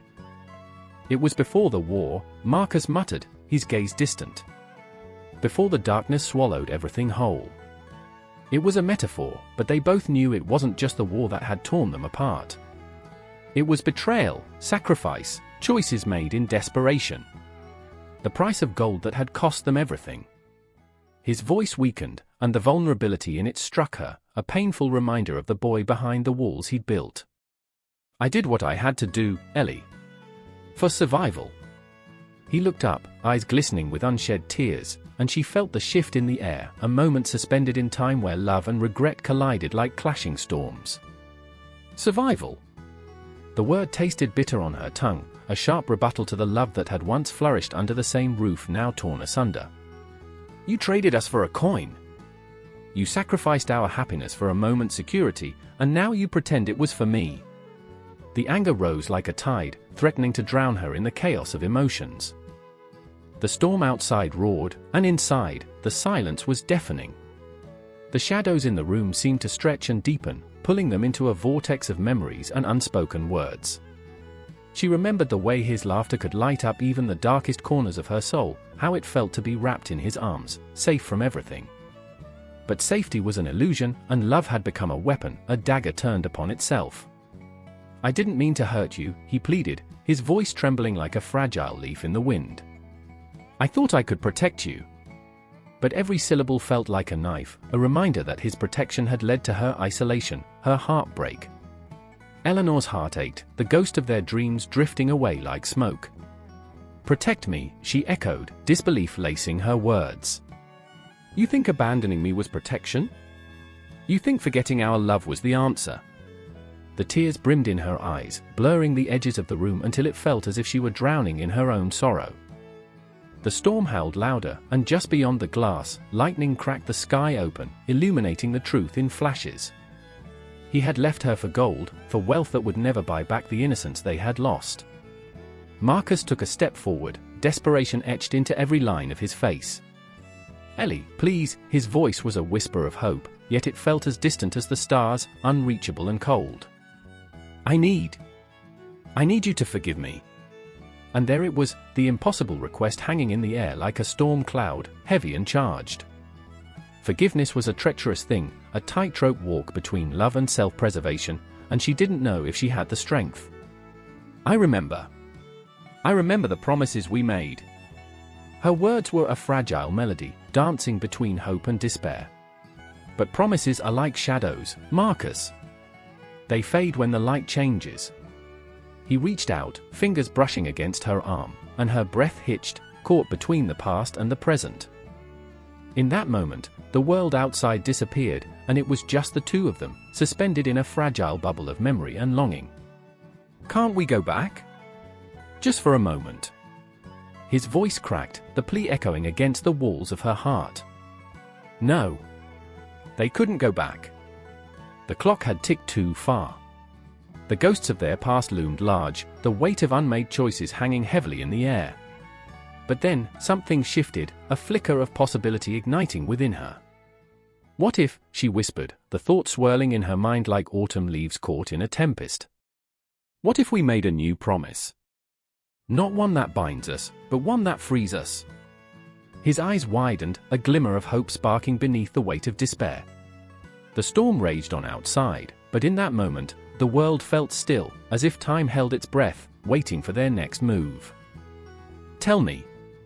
His voice was barely a breath, and she felt the intensity of his gaze, piercing through the layers of hurt that had grown between them, like a knife cutting through the darkness. She took a step closer, heart racing, the words clawing their way to the surface. "Let's sacrifice our past for a future unbound by chains. Let's promise to choose each other again, every single day, even if it hurts."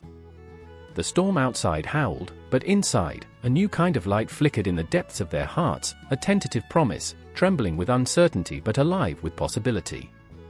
And as the world beyond the inn faded away, the price of gold felt insignificant compared to the weight of their love, the deep, raw truth that echoed through the storm. They simply stood there, two flawed souls on the precipice of something new, the air electric with unspoken words, every heartbeat a reminder that they were still here, still fighting, still alive amid the shadows. It was then that she realized love was never about perfection. It was about the courage to face the storms, to stand in the eye of the chaos, to embrace the price of being human. The night was thick with fog, a damp blanket that clung to skin and soul alike. I stood at the edge of the river, its waters swirling like dark thoughts, restless and alive. The air vibrated with tension, crackling like a live wire before a storm. I shivered, not from the chill but from something deeper, a premonition, a whisper that ghosted through my mind, reminding me of the ferryman. I remember the first time I encountered him. His eyes, pools of inky black, bore the weight of the universe. He stood there on the far bank, waiting, always waiting. I had come seeking answers, a way to bridge the chasm that had opened up after my brother's death. The grief clawed at my insides, a ravenous beast that would not let go. I remember clenching my fists until my nails dug into my palms, the pain grounding me in a world that felt all too unreal. "Just one soul," he had said, his voice low and gravelly, like stones rolling in the dark waters. One soul crossing to the other side. I felt the promise of his words, shimmering on the surface like moonlight. But what would it cost? I remember the question hanging in the air, heavy and electric. Beside me, Claire stood, her eyes wide, soaked with fear and something else, an aching hope. She was my brother's best friend, tangled in our shared grief, and yet separate, a flame flickering against the wind. "What if we could see him again?" she whispered, her voice trembling. "What if?" Her longing infected me, igniting reckless desire. We were desperate, two lost souls wandering in the dark, clinging to the idea of something, anything, that could bring him back. The ferryman shifted slightly, the shadows weaving around him like tendrils of smoke. He knew. He could feel our desperation pulsing in the air. And yet, he remained silent, watchful, a sentinel of the threshold, a keeper of secrets too heavy to bear. I remember standing there, the river's cold breath against my face, the weight of the world pressing down, pulse racing, heart hammering. The moon hung high, a ghostly witness to our plight. Time twisted and warped, the clock ticking with an urgency that made my skin crawl. How much longer would we wait? Suddenly, from the depths of the shadows, another figure emerged, a man cloaked in darkness, his lips curled in a sardonic smile. Marcus. My brother's best friend before everything fell apart. He was here, in front of me, but not really. A memory, a ghost, threaded through my grief. "What are you doing?" he asked, his voice a blend of mockery and concern. "You can't bring him back." I felt a surge of anger, a tidal wave crashing against the walls I had built. You don't understand. I shouted, the words tearing from my throat like a desperate scream against the silence. You don't know what it's like to lose someone you love. The weight of loss echoed in the night, reverberating through the air like a tolling bell. Claire turned to me, her eyes reflecting my madness, the flicker of a candle in a storm. But what if we could, she pleaded, grasping my arm with a fierce intensity. What if this ferryman can help us find him? The yearning in her voice was a tether, binding us to this moment, this impossible, desperate moment. The ferryman remained unmoved, his presence looming like a dark omen. He was the boundary between worlds, the keeper of spirits adrift in a sea of uncertainty. I could feel my heartbeat echoing in the silence, a reminder of life, of urgency. I turned back to Claire, the flicker of hope igniting a fire in my chest. Let's do it. Let's cross. There was an intensity in her gaze, a spark that ignited the air between us. But deep down, dread coiled like a serpent in my gut. I remember the stories, the warnings woven into the fabric of my childhood. The ferryman was not merciful, and debts were always paid. Are you ready? I whispered, knowing full well the weight of that question. Yes, she breathed, resolute, her determination fierce against the shadows. I took a step forward, the river's surface glimmering like a promise, and suddenly, the world contorted around us, the air thickening with the pulse of the unknown. The shadows danced, swirling around the ferryman, a dark ritual unfolding in slow motion.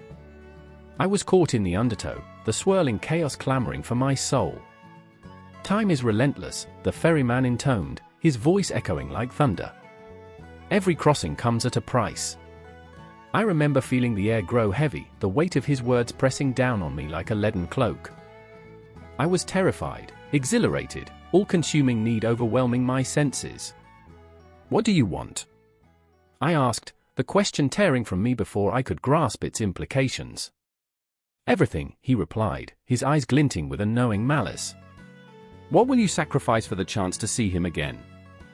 And in that moment, the world fell away. I was lost in the abyss of longing, the desperate clamor for connection, for closure, for one last moment with my brother. I could feel the price looming, a specter in the shadows, waiting to collect what was owed. Suddenly, a shriek pierced the air, a scream of anguish that cut through the fog like a blade. Claire stumbled back, her hand to her mouth, her eyes wide with horror. What was that? She gasped, and I felt the cold fingers of fear gripping my spine. But the ferryman only smiled, a knowing smirk curling at the corners of his lips. Those who cross often leave more than they intend, he murmured, the shadows twisting around him, alive and hungry. I let go of Claire's hand, feeling the severing of a bond that had tethered us in this chaotic moment.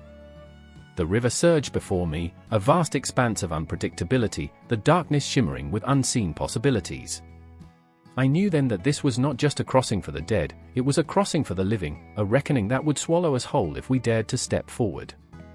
I remember the indecision crushing me, the weight of choices and consequences swirling like debris in the river's current. And yet, the call of the unknown beckoned, its promise shimmering in the night. The ferryman's gaze held me captive, a haunting lure that pulled at my very essence. The river roared, the night thick with anticipation, and I stood on the precipice of something profound, something terrifying. The ferryman waited, a sentinel in the dark, an unanswered question lingering in the air.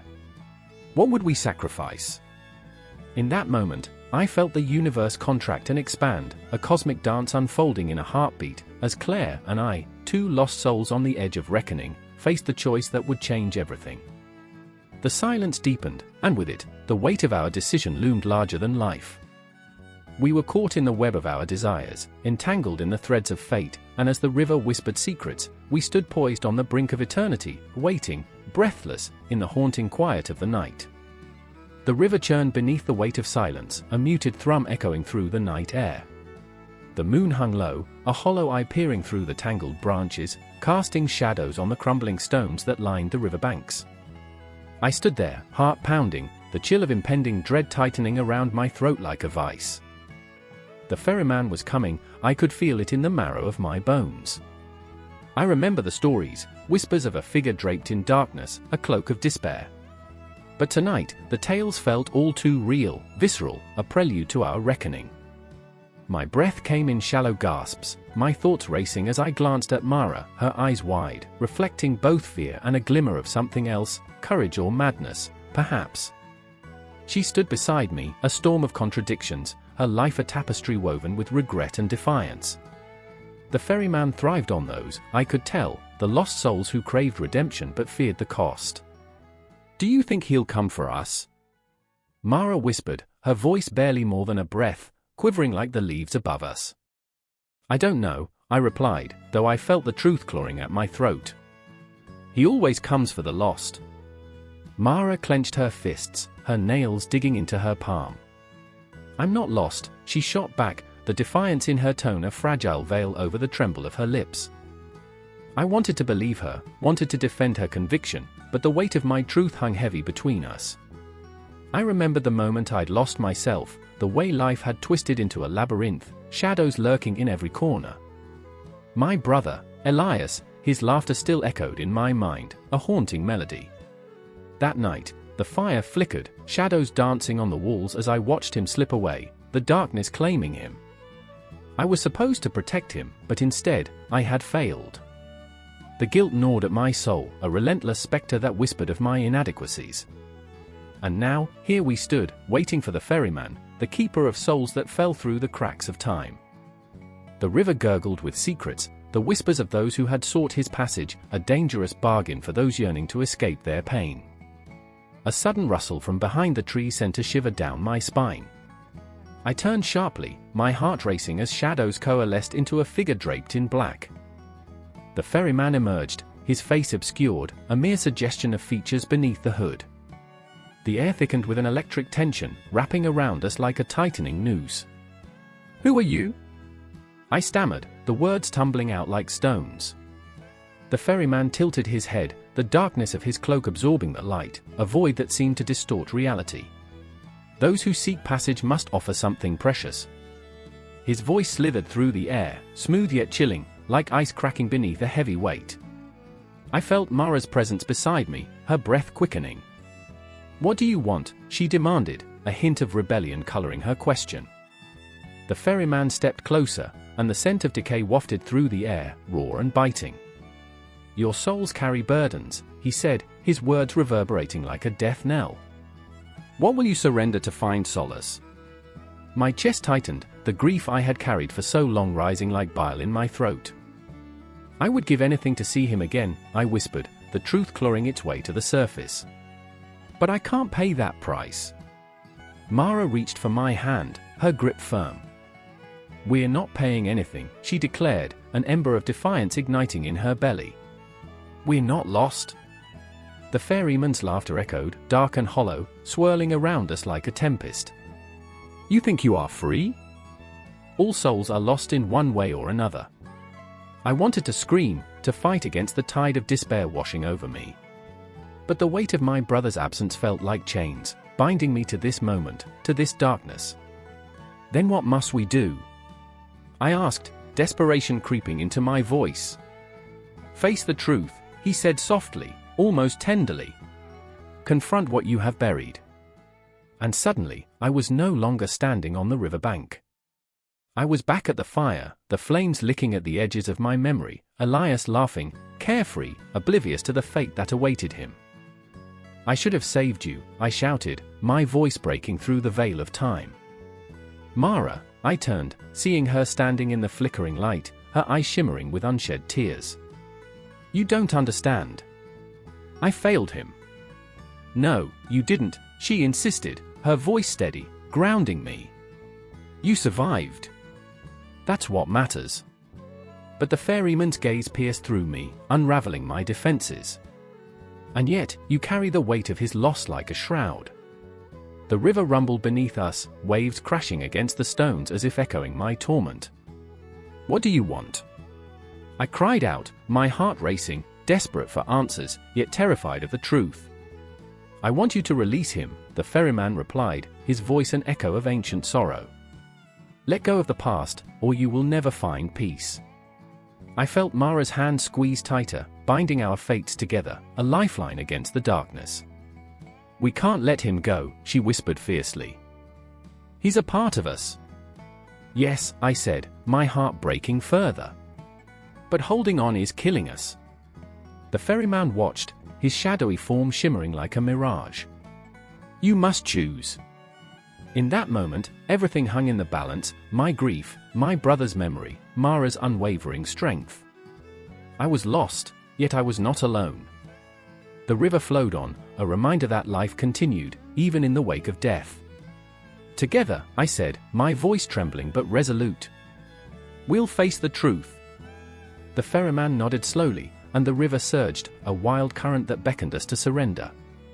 The night thickened, shadows closing in, yet in that darkness, I felt a flicker of hope, a light igniting within me. And so, we stood, two souls entwined, poised on the precipice of something unimaginable, an encounter with the ferryman that would either liberate us from our grief or plunge us deeper into despair. But the choice was ours, and as the air crackled with anticipation, we took a breath that felt like the beginning of everything. The river shimmers under a sickly, grey sky, its surface marred by the whispers of the wind. I stand there, heart pounding, breath hitching, as the shadows dance in the corners of my vision. The ferryman, cloaked in the fabric of twilight, waits, his eyes an abyss that pulls at my very soul. He knows my secrets. He knows that fear can twist a heart tighter than any knot.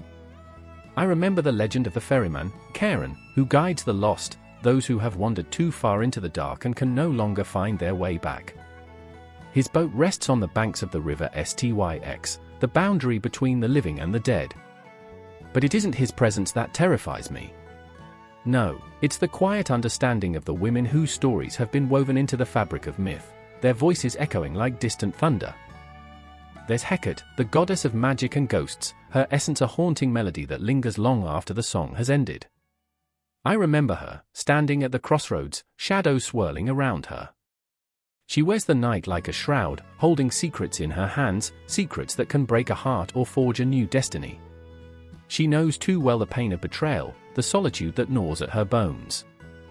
And then there's Persephone, torn from her home, caught in the grip of the underworld's chilling embrace. I see her there, surrounded by darkness, yet blooming like spring's first flower amidst the frost. Her eyes, wide with longing, reflect the duality of existence, the joy of creation and the agony of loss. I ache for her, for the choices that bind her to her fate, for the sacrifice that haunts her every step.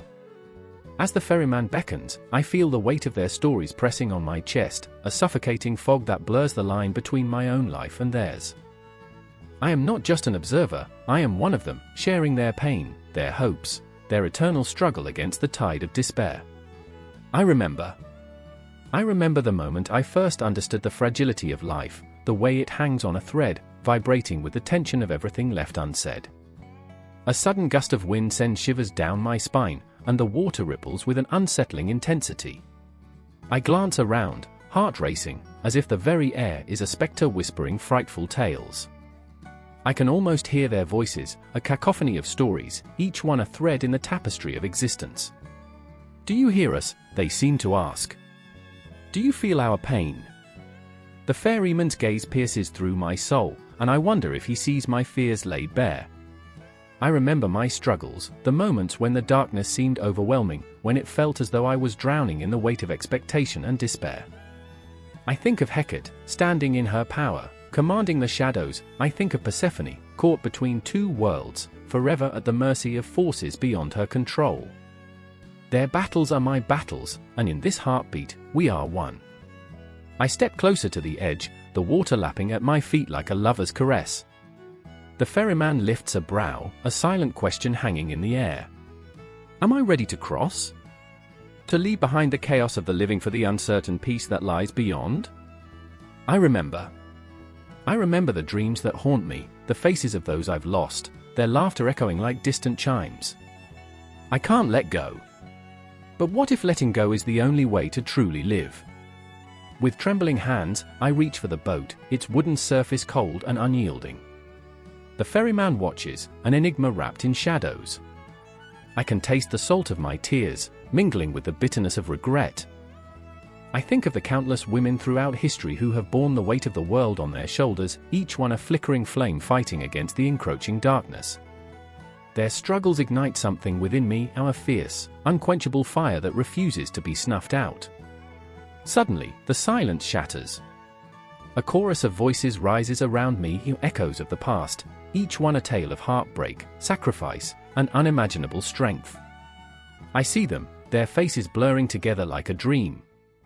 They are the mothers, the sisters, the daughters who have walked this path before, their stories etched into the very fabric of time. They scream in defiance, daring me to remember their names, their struggles, their triumphs. Choose, the ferryman's voice cuts through the air, low and gravelly. Choose, or be forever lost. I glance back, the weight of my choices pressing down on me like an iron shroud. I think of the lives intertwined with mine, the friends who have supported me, the lovers who have betrayed me, the ghosts of those I've failed. The river swells, lapping at my ankles, urging me onward. I remember the moments that changed everything, the laughter, the tears, the raw, unfiltered beauty of being alive. The boat rocks gently as I take a step forward, the darkness swirling around me. I can feel the pull of the other side, the promise of release. And yet, a spark of defiance ignites within me. I am a woman, forged from the ashes of my ancestors' struggles. I am Hecate, I am Persephone, I am the embodiment of 1,000 fierce souls who refuse to be forgotten. I turn back to the ferryman, my voice trembling but steady. I am ready. I choose to carry their stories with me. As I step onto the boat, I sense the weight of history, of every woman who has ever fought against the tide, their strength resonating through me like the echoes of a long-lost song. The ferryman nods, a hint of respect in his eyes, and the river swells around us, a dark, swirling mass of potential. There is no conclusion here, only the relentless pull of what lies ahead, an endless cycle of dreams yet to be dreamt, stories yet to be told. The stars flicker overhead, muted and far away, but I carry their light within me. And as the boat glides into the unfolding darkness, I understand that this is not an end but a beginning, a continuation of a struggle, woven into the very fabric of existence, a testament to the power of female archetypes that refuse to fade into the shadows. I remember, and I will never forget. The river lay still, a dark mirror reflecting a sky bruised by thunderclouds. Shadows loomed, creeping up the banks like secrets threatening to spill over. I stood there, heart racing, breath caught between my throat and the chill of the air. The boat, a rickety vessel barely afloat, rocked gently, as if whispering its own fears of abandonment. It was there, at that moment, that I felt the weight of the world, heavy and unyielding, pressing down on me like an iron shroud. Across the water, I saw her, Anna. A silhouette against the horizon, aching with the sharp lines of despair. Her eyes, luminous yet hollow, searched for something lost. I remembered the day she danced, laughter cascading like a waterfall, vibrant and bright. But that was before. Now, she stood like a spectre, tethered to grief, the air around her thick with unresolved echoes. Anna! I called out, my voice thin and trembling, swallowed almost immediately by the heavy silence. The wind stung my face as if it were mocking my faltering resolve. She turned, and our eyes locked, two souls stuck on either side of an abyss. I could feel the pull of the river, the way it carried remnants of dreams and promises, urging me to let go, to stop fighting. Then there was the ferryman, a figure cloaked in shadows, drifting from the depths of myth into our reality. His boat, a vessel of transition, floated like a dark thought, waiting for the souls brave enough to step aboard, those willing to confront their fate, or perhaps, what lay beyond. His gaze pierced through the fog of my uncertainty, a knowing glint in his eye. What will you choose? He seemed to ask, yet he said nothing. I thought of my brother, Peter, lost somewhere in the chaos of it all, tangled in his own shadows. I remember the last words we exchanged, sharp and bitter, like broken glass. You don't understand, he had shouted, voice full of rage and pain. But I had understood all too well, the fear that would not let him rest, the demons that clawed at his mind. The river, a cruel mistress, had claimed him. He was somewhere out there, a ghost adrift in a sea of regrets. Anna, we can't stay here, I pleaded, desperation clawing at my insides. The ferryman's presence loomed larger now, his boat a gaping more ready to swallow us whole. We have to find him. We can't let the river take any more. Her eyes flickered, uncertainty battling with determination. What if he's already gone? She whispered, voice shaking like leaves in a storm. I could see the tears brimming, the weight of sorrow dragging her down, and my heart twisted in response. I remember, a distant echo, a fragment of a memory. I remember the way he laughed, how he'd tell stories that made the world seem less suffocating. I took a step forward, the ground beneath me shifting, the shadows dancing like phantoms. We owe it to him. Not to let the river win. And then it was as if the air cracked open, the tension surging like a sudden gust of wind. The ferryman's boat creaked, the weight of unspoken words hanging heavy between us. I felt the pull of the water, cold and unforgiving, underlining the urgency of our choices. With each heartbeat, the world around us throbbed with the pulse of life and death, of hope and despair. Anna hesitated, caught in a web of memories and fears. I reached for her hand, soft, trembling, yet electric against my palm. The moment was fragile, a delicate thread tying us together amidst the chaos. We carry the weight of our past, but we can also shape our future, I said, my voice steady though my insides churned like the river's current. We can't let it end here. As she finally stepped toward me, the shadows seemed to retreat, if only slightly. Her gaze shifted to the ferryman, questioning, challenging. What do you want from us? She demanded, raw and resolute. Silence hung like a noose, taut and suffocating. The ferryman's eyes glimmered, a reflection of our intertwined fates. I felt a sudden clarity, a moment where time stretched and snapped back, like a bowstring pulled tight. This was not just about Peter, it was about us, the choices we had made, the burdens we carried. I remembered the nights spent haunted by thoughts of him, how every tick of the clock echoed the pain of loss. He's not truly gone, I said, the words an incantation, a lifeline thrown into the storm. As long as we remember him, he lives on in us. Anna nodded, the flicker of hope igniting in her eyes. The path ahead twisted like the river, fraught with uncertainty. But as we took a step toward the boat, I felt the air shift, charged with the electricity of possibility. The ferryman waited, an enigmatic guardian of the threshold, the keeper of destinies unfulfilled. And then it happened, the weight of the moment crashed down, an avalanche of emotion, raw and unfiltered. I reached out, a pulse of warmth, a bridge across the chasm. Together, I breathed, and Anna's fingers intertwined with mine. The river surged beneath us, life and death swirling in the depths. The ferryman extended his hand, inviting us to step aboard, to embrace the uncertainty. The world around us faded, shadows merging with the night, time fracturing into a million shards of despair and hope. I felt the boat rock beneath us, the pulse of the river echoing in my chest, as if it were alive, breathing, waiting for us to choose. The air thickened, a barrier between what was and what could be. The silent tension simmered, each heartbeat echoing in the vastness of the cosmos, reminding us of the stories we carried, the weight of transition, the inevitability of change. As we prepared to step into the unknown, I could feel the ghosts of our past swirling around us, urging us forward into a future yet unwritten, a place where shadows could dance in the light. And for the first time in a long time, I felt the stirrings of hope, fragile yet persistent, like a flickering candle against the dark.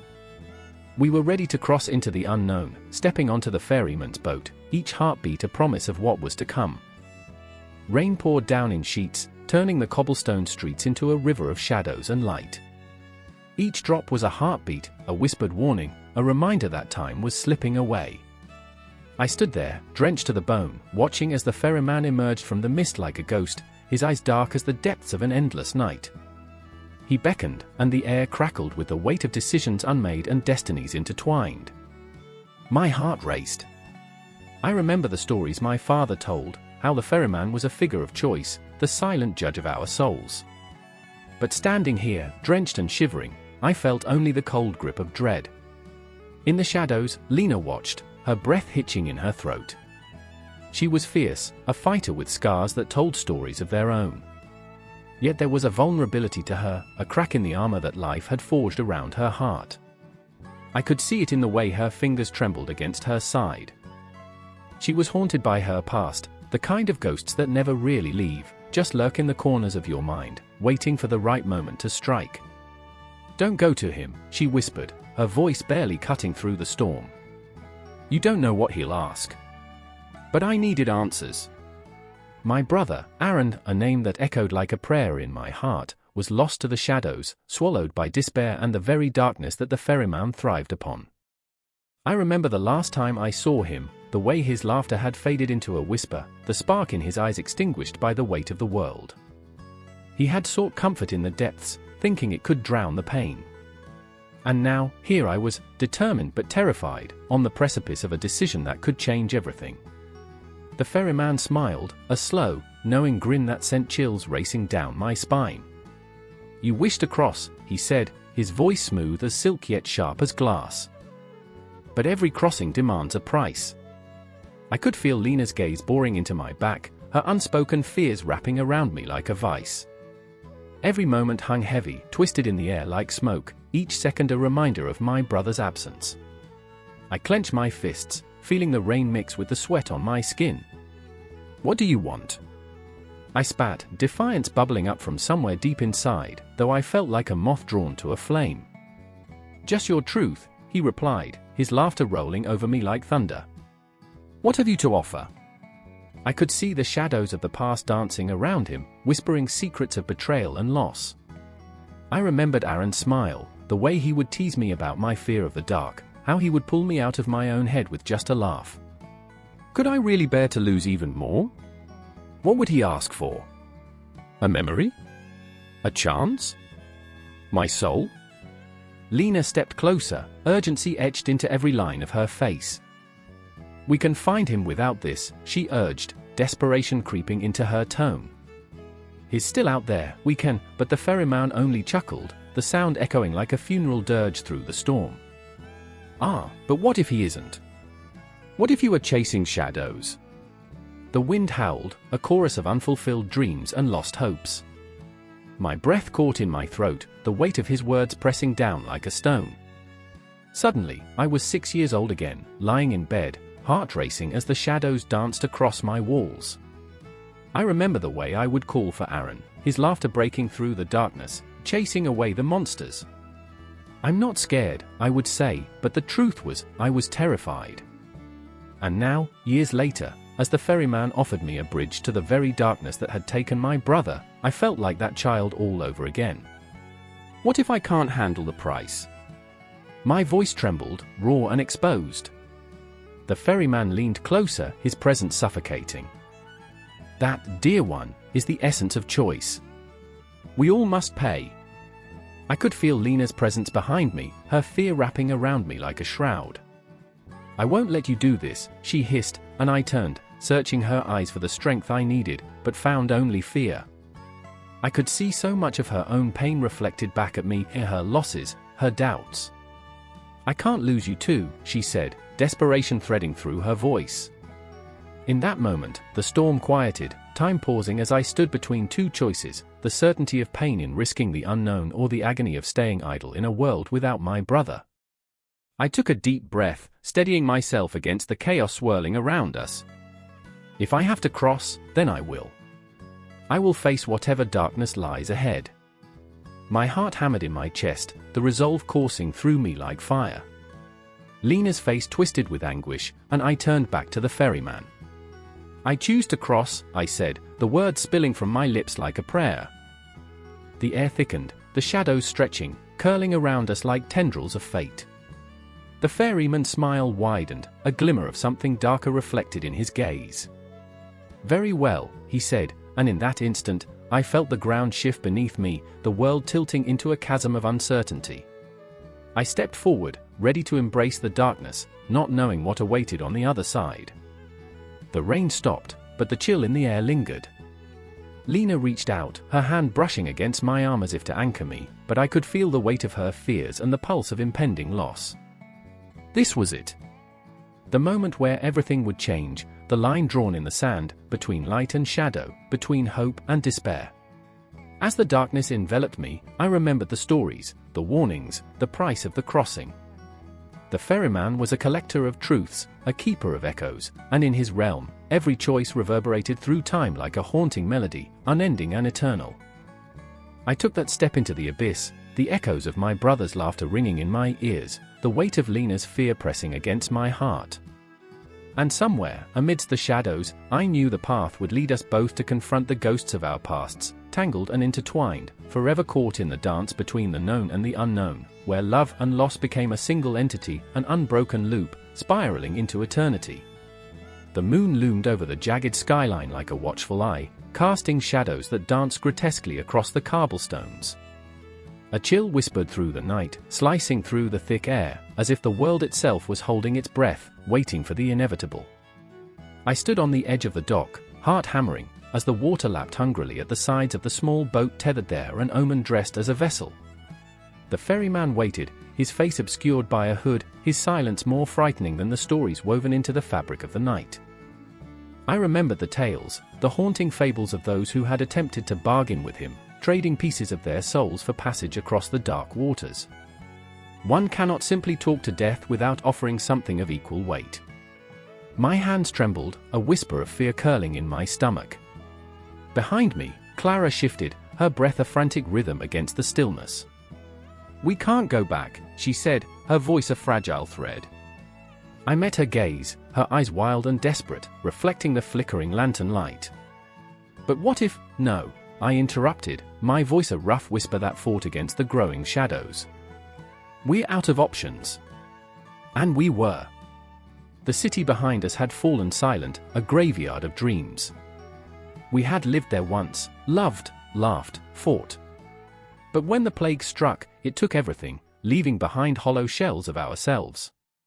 We were ghosts amongst the living, trapped in memories that felt vivid yet distant, like a faded photograph. And now, with nowhere left to turn, we stood before the ferryman, the chilling anticipation of his price hanging in the air. "Clara," I said, gripping her shoulders, "remember when we used to sit by the fire? You tell me stories about the stars." I could see them now, gleaming in her gaze, the way they had once inspired her, infinitesimal points of light in a vast, uncaring cosmos. "What if we can find our way back, find the stars again?" Her lip quivered, the weight of our reality crashing down upon us. "Those stars are dying, just like everything else." The ferryman shifted slightly, an unsettling motion, the ripples of his presence cutting through the tension. He was neither man nor spirit, his essence a blend of both, and I could feel every heartbeat pulsing in sync with the ache of my own. "Your wishes," his voice was low, somber, like the last note of a funeral dirge, "come at a cost. What do you want?" I breathed, the words a prayer and a plea. The depths of my despair rushed out, threatening to pull me under. "What price can we pay for salvation?" "Salvation?" He chuckled softly, a sound as hollow as the space between the stars. "No, child. You seek something more complex. I require a memory." A memory. I could almost taste the bitterness of it, the saccharine sweetness of every moment that had ever brought joy or pain. "Which one?" I asked, dread pooling at the base of my spine. I already knew, there was always one memory potent enough to trade. "Choose wisely." His eyes glinted beneath the hood, a predatory gleam piercing the darkness. Clara's hands trembled near her heart, fingers brushing against where the scars of her past lay woven into the fabric of her soul. "Mine," she said suddenly, voice resolute, "I'll give you my memory of the day we lost everything." A gasp escaped my lips, the rawness of her sacrifice clawing at me. "No." I took a step back, a visceral reaction to the unthinkable. "You can't." But her gaze turned steely. "And what about you? What will you give?" She reached for my hand, squeezing tightly, and for a fleeting moment, I remembered the warmth of her touch, the comfort it had once offered. "I'm not afraid to pay the price." A battle raged within me, swirling emotions of love and fear, desperation and hope. I thought of the nights we spent dreaming, the plans we made. And then I thought of the blood-stained streets, the screams echoing in the distance like a haunting melody, an eternal reminder of what had been. "I can't let you do this," I whispered fiercely. "No," she insisted, stepping closer to the edge, the water churning below like a beast waiting to swallow her whole. "You don't get to decide that." The ferryman observed us, his stillness a silent agreement. This was no ordinary negotiation, it felt like a reckoning, a test of our very souls. The cosmic scale of love and loss laid bare before him. "It is not my place to choose," he said softly, yet the weight of his words hung heavily between us. "But remember, once given, a memory cannot be reclaimed." And there it was, the truth that sliced through the night like a blade. Clara's face flickered with the intensity of her decision, and I could see the flash of everything she had fought for, the hope, the dreams, the countless battles that left marks on her spirit. "I remember the laughter," I murmured, feeling the swell of despair threaten to overwhelm me. "I remember the first time we met. The way your smile lit up the darkness." Tears pooled in her eyes, and I knew, deep down, that she was already drifting toward the depths of her own sacrifice. "Then choose," she urged, her voice an echo of the past, the present, and the unfathomable future. "Choose before it's too late." With each word, the silence thickened, wrapping around us like a shroud. The ferryman stood patient, an ageless harbinger of fate, waiting for our next move. As I stared into the abyss of Clara's unwavering resolve, I understood the true price of this moment, a sacrifice that could fracture worlds or mend broken hearts. The city behind us had become a ghost town, shadows creeping in as the weight of our choices loomed larger than the night itself. Time slowed, the air heavy with unspoken words. The ferryman's price was steep, and as we stood on the precipice of everything we had ever known, I knew one thing for certain: nothing would ever be the same again. The flickering candlelight cast long, twisted shadows against the damp stone walls, each heartbeat echoing like a distant drumroll announcing doom. In the midnight air, heavy with the scent of despair and sweat, I heard it, the faint whisper of a deal being struck, the kind that would bind a man's soul in ways he could never fathom. It was a space where power met desperation. And there, in that suffocating silence, stood three figures, each wrestling with the ghosts of their choices, the weight of their ambitions, and the specter of what they had given away. I remember the chill that ran down my spine as I watched Giovanni, his hands trembling against the weight of an ancient tome, pages yellowing like the lives they held. The fading ink told tales of glory and disgrace, of a man who had tasted success but found himself ravenous for more. Giovanni had once been a man of the people, a dreamer with aspirations that soared beyond the Tuscan horizon. But that was before the shadows crept in, before the intoxicating allure of power turned his heart to stone. "Power," he murmured, his voice a coarse whisper, "is a devil dressed in silk."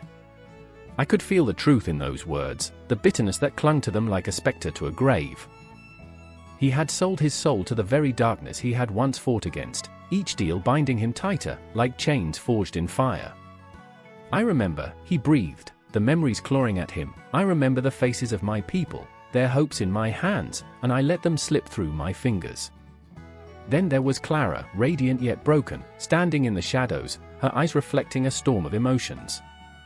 She was the voice of reason, the heart that had once beat fiercely for justice, but now it was a mere whisper, haunted by sorrow. She had stood by Giovanni's side, a fierce warrior, but now their dreams collided like meteors in a dark sky, leaving behind a trail of destruction. "You could have been a legend," she said, her voice trembling, "but you chose the path of ruin." I saw the flicker of anguish in Giovanni's eyes, the struggle that lay beneath the surface. The allure of power had seduced him, embellished his every thought with shades of brilliance, but it had also stripped him of his very essence, of the man he had once been. Clara's words hung in the air, heavy with unspoken grief. "You've sacrificed everything for this illusion," she said, stepping closer, shadows playing along her face. "You've become a ghost in your own life." Their confrontation crackled with tension, electric and raw. I could almost hear the echoes of their past colliding, a cacophony of laughter, dreams, and the haunting specter of betrayal. Time felt suspended, a clock ticking ominously in the background, echoing the seconds that slipped away like sand through fingers. And then there was Elias, a specter among them, draped in tattered robes, a man whose soul had long ceased to belong to the living. He was a remnant of the past, an embodiment of lost dreams and shattered promises. "You think you can barter your soul for power?" he hissed, voice like rusted metal scraping against stone. "I am proof of the folly that lies within such ambition. I made my deal, and now I wander these shadows forever." It was his fate that hung heavily in the air, a reminder of the price one pays for glory. His eyes, hollow and deep as the abyss, bore witness to a life lived in the margins, the echoes of laughter drowned out by the weight of his choices. Time is a cruel mistress, he continued, voice laced with despair, and it laughs at those who think they can outsmart her. In that moment, I felt the weight of their decisions pressing down like an iron shroud, suffocating and unrelenting. Shadows danced around them, whispering secrets of forgotten promises and aspirations turned to ash. I could almost taste the bitterness of regret on my tongue. Each word exchanged was a strike on the anvil of fate, shaping their destinies in ways they could never predict. I remember, Giovanni's voice cracked, raw and desperate, the night I made my deal. His face contorted with pain, memories clawing their way to the surface. I stood at the edge of despair, a choice laid out before me like a bloody knife. I thought I could wield it. He paused, the silence thick enough to choke on, but the blade cut deeper than I ever imagined. Clara's gaze softened, a flicker of understanding lighting her eyes. "And now you wear the scars like trophies," she said softly, her compassion mingling with sorrow. "But what will be left of you when the dust settles?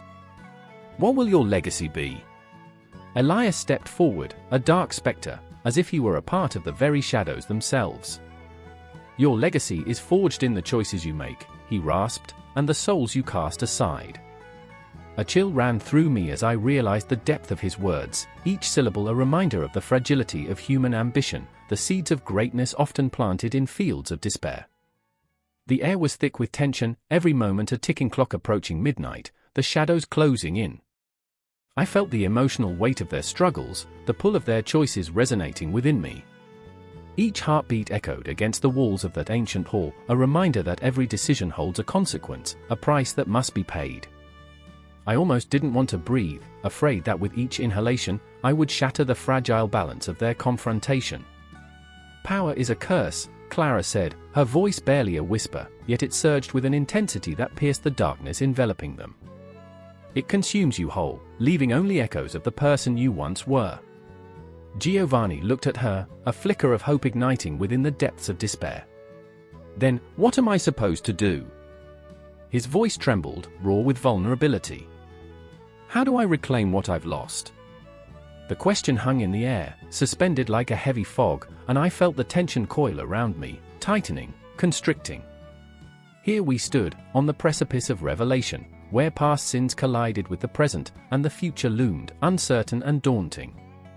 As the shadows deepened and the clock ticked away the final seconds of hope, the answers remained shrouded in darkness, echoing in the silence, waiting for the moment when their choices would either release them or bind them forever.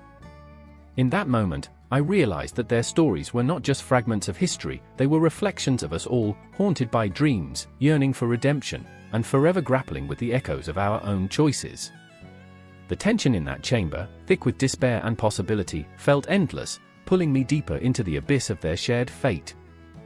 The night draped itself like a heavy cloak over the city, an oppressive silence punctuated only by the distant wail of sirens, a reminder that life pulsed relentlessly outside this moment. I felt the weight in my chest, a foreboding echo that thrummed through the base of my skull, a warning too quiet to hear yet too loud to ignore. In the alley, half lit by a flickering street lamp, stood a figure, cloaked, with an air of the uncanny. Shadows twisted around them like whispers, secrets only the night could hold. "Do you know where this path leads?" The question trembled from my lips, but the answer was laced with something ancient, something that tasted of ash and the weight of lost souls. The ferryman, a spectre in human form, stared into the depths of my eyes, searching for something buried deep, my truth, my fear, my forgotten memories. I remember my brother, Elias, his laughter floating through the air like smoke. We were inseparable once, two misfits against the world. But the world had a way of unearthing bones, and he was the first I lost. I thought I'd buried him, but there he was, haunting me, a ghost tethered to the living. The ferryman leaned closer, his breath a chilling fog. "You're not here for the light." Across the street, the shaman was waiting, Maya, with her wild hair and eyes that shimmered like galaxies. She was a bridge, not between worlds but between hearts. Her spirit danced with the flicker of the flames in her makeshift altar, and in that moment, her pain mirrored my own. She had lost her daughter, a luminous star snuffed out too soon, and I could see the scars of grief painted across her face. We carry the weight of the living and the dead, she told me once, her voice a melody of sorrow and strength. In her hands, she held the ashes of what was left of their connection, an eternal reminder of love turned to dust. Elias! I yelled into the void, knowing fully that the shadows held no answers. A heartbeat of silence echoed back, thickening the air around me. The ferryman watched, his expression inscrutable. You seek a ferry, but no one pays without sacrifice. The city trembled under the weight of memories, each brick a tombstone for the moments we dared to forget. I could hear the ghostly whispers of those who came before, their stories entwined with mine, weaving a tapestry of pain and longing. Time unraveled, each tick of the clock mocking my every decision. I felt Maya's presence beside me, grounding yet ethereal, a tether to this world even as we both hovered on the brink of the next. I remember, I whispered, the way his laughter curled around me, how we'd talk about the stars as if they belonged to us. Each word was a shard of glass, cutting deeper into my resolve. I remember the last time I saw him, how the world blurred before my eyes. The ferryman's gaze bore into me, a mirror reflecting not only loss but the choices that led me here. You think the darkness will yield to your grief? His voice was a low rumble, like thunder rolling over a distant hill. You must become the storm first. Maya stepped forward, her own pain etched in the lines of her face. We have to confront our demons, even if it means facing them in the shadows. Her words hung heavy, a sacrament for the souls wandering between worlds. What if they don't want to be found? I said, and the air grew colder, a shiver racing up my spine. There it was, a flash of a memory, a moment when Elias looked at me with eyes so full of life, the promise of tomorrow shining brightly. I felt the tears gather, but I swallowed them back, unwilling to show this spectral figure my weakness. I won't be afraid, I declared, though the tremor in my voice betrayed me. The ferryman extended a hand, calloused and ancient. Then step across the threshold. Face what you fear most. Maya stood beside me, her spirit a flickering flame against the encroaching night. Together, she reminded me, her voice a thread weaving through the darkness. I reached for her hand, and we intertwined our fingers, a fragile alliance against the abyss. The shadows shifted, swelling with a life of their own.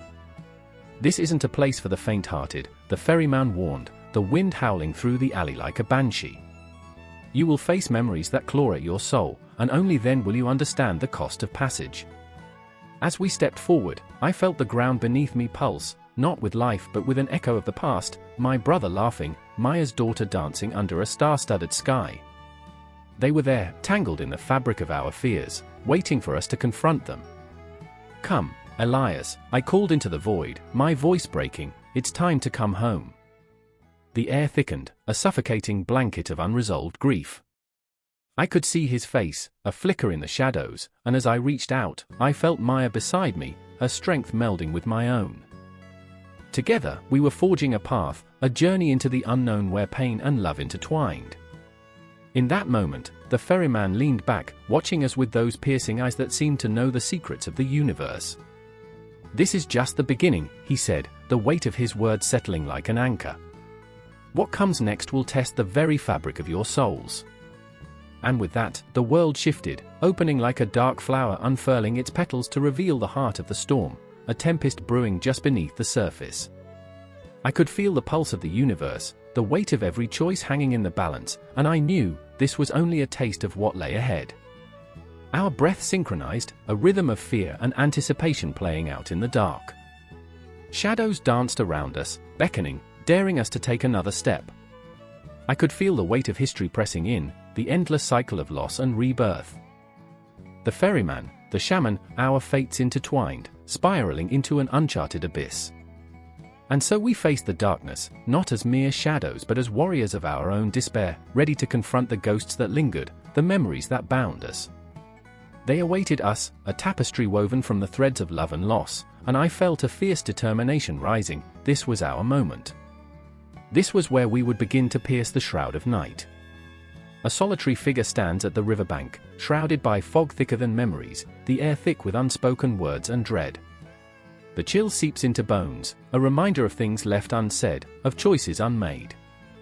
The ferryman waits, and time bends around him, each second feels like a lifetime, a ghostly echo of those who have crossed before.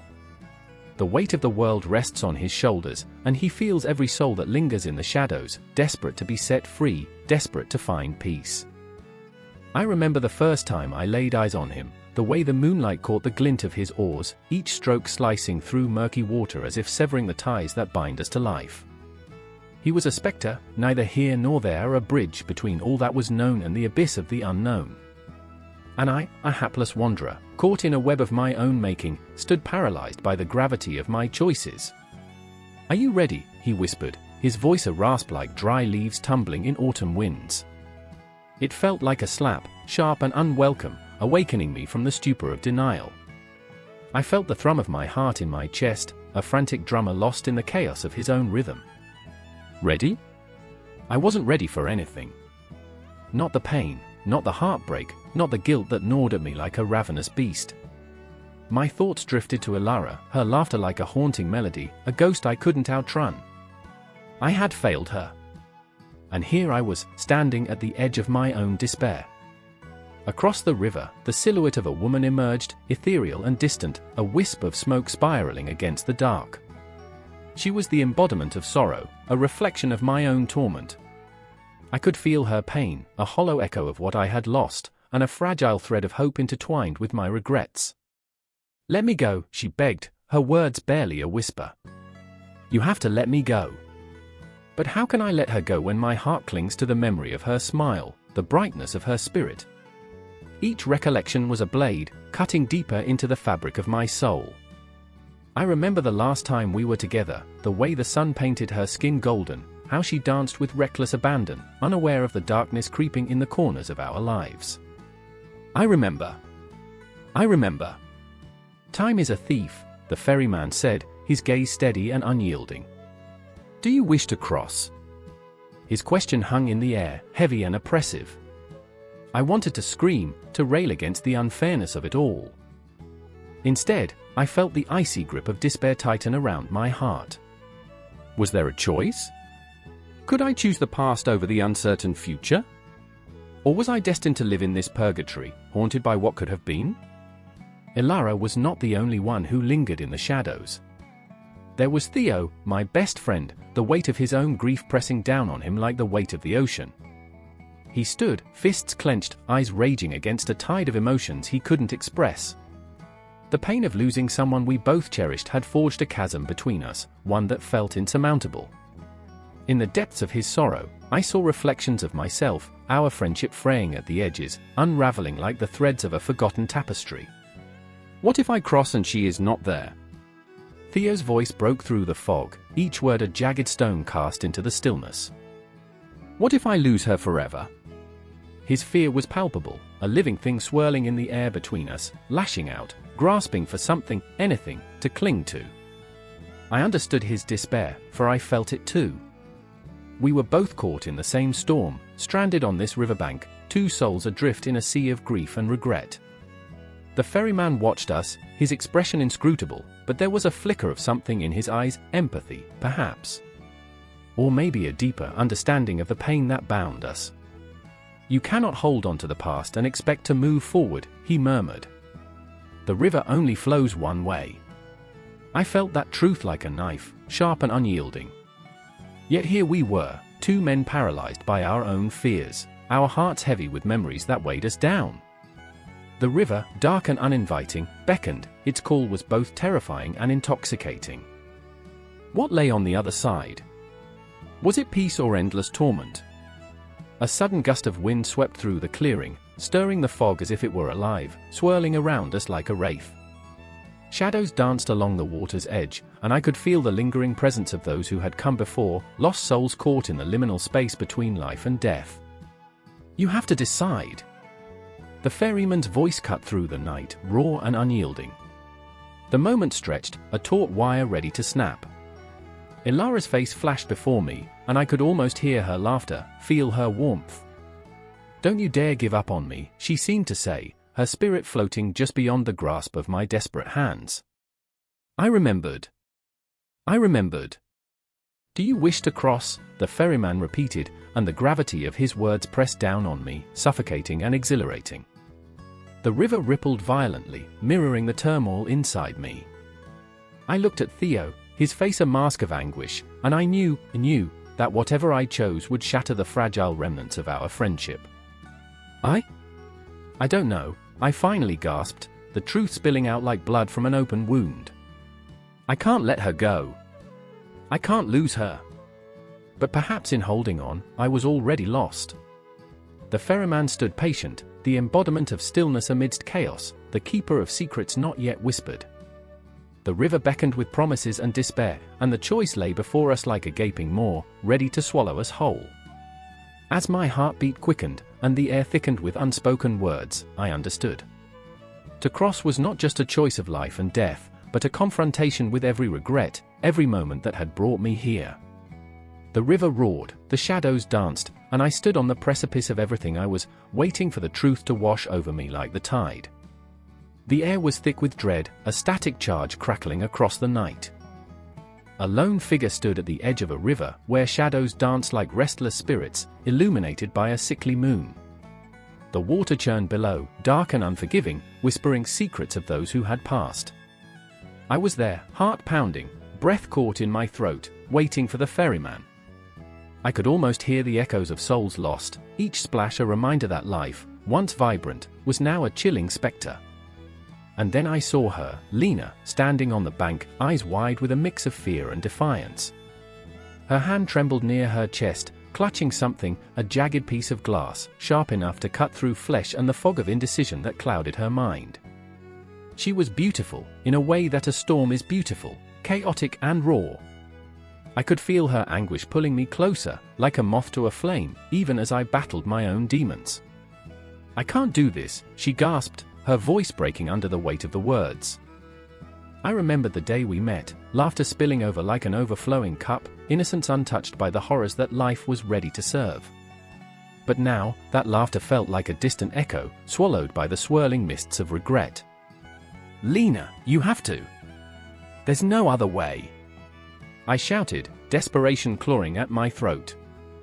Around us, the trees loomed like watchful giants, their branches dripping with shadows, casting eerie shapes that whispered of betrayal and lost dreams.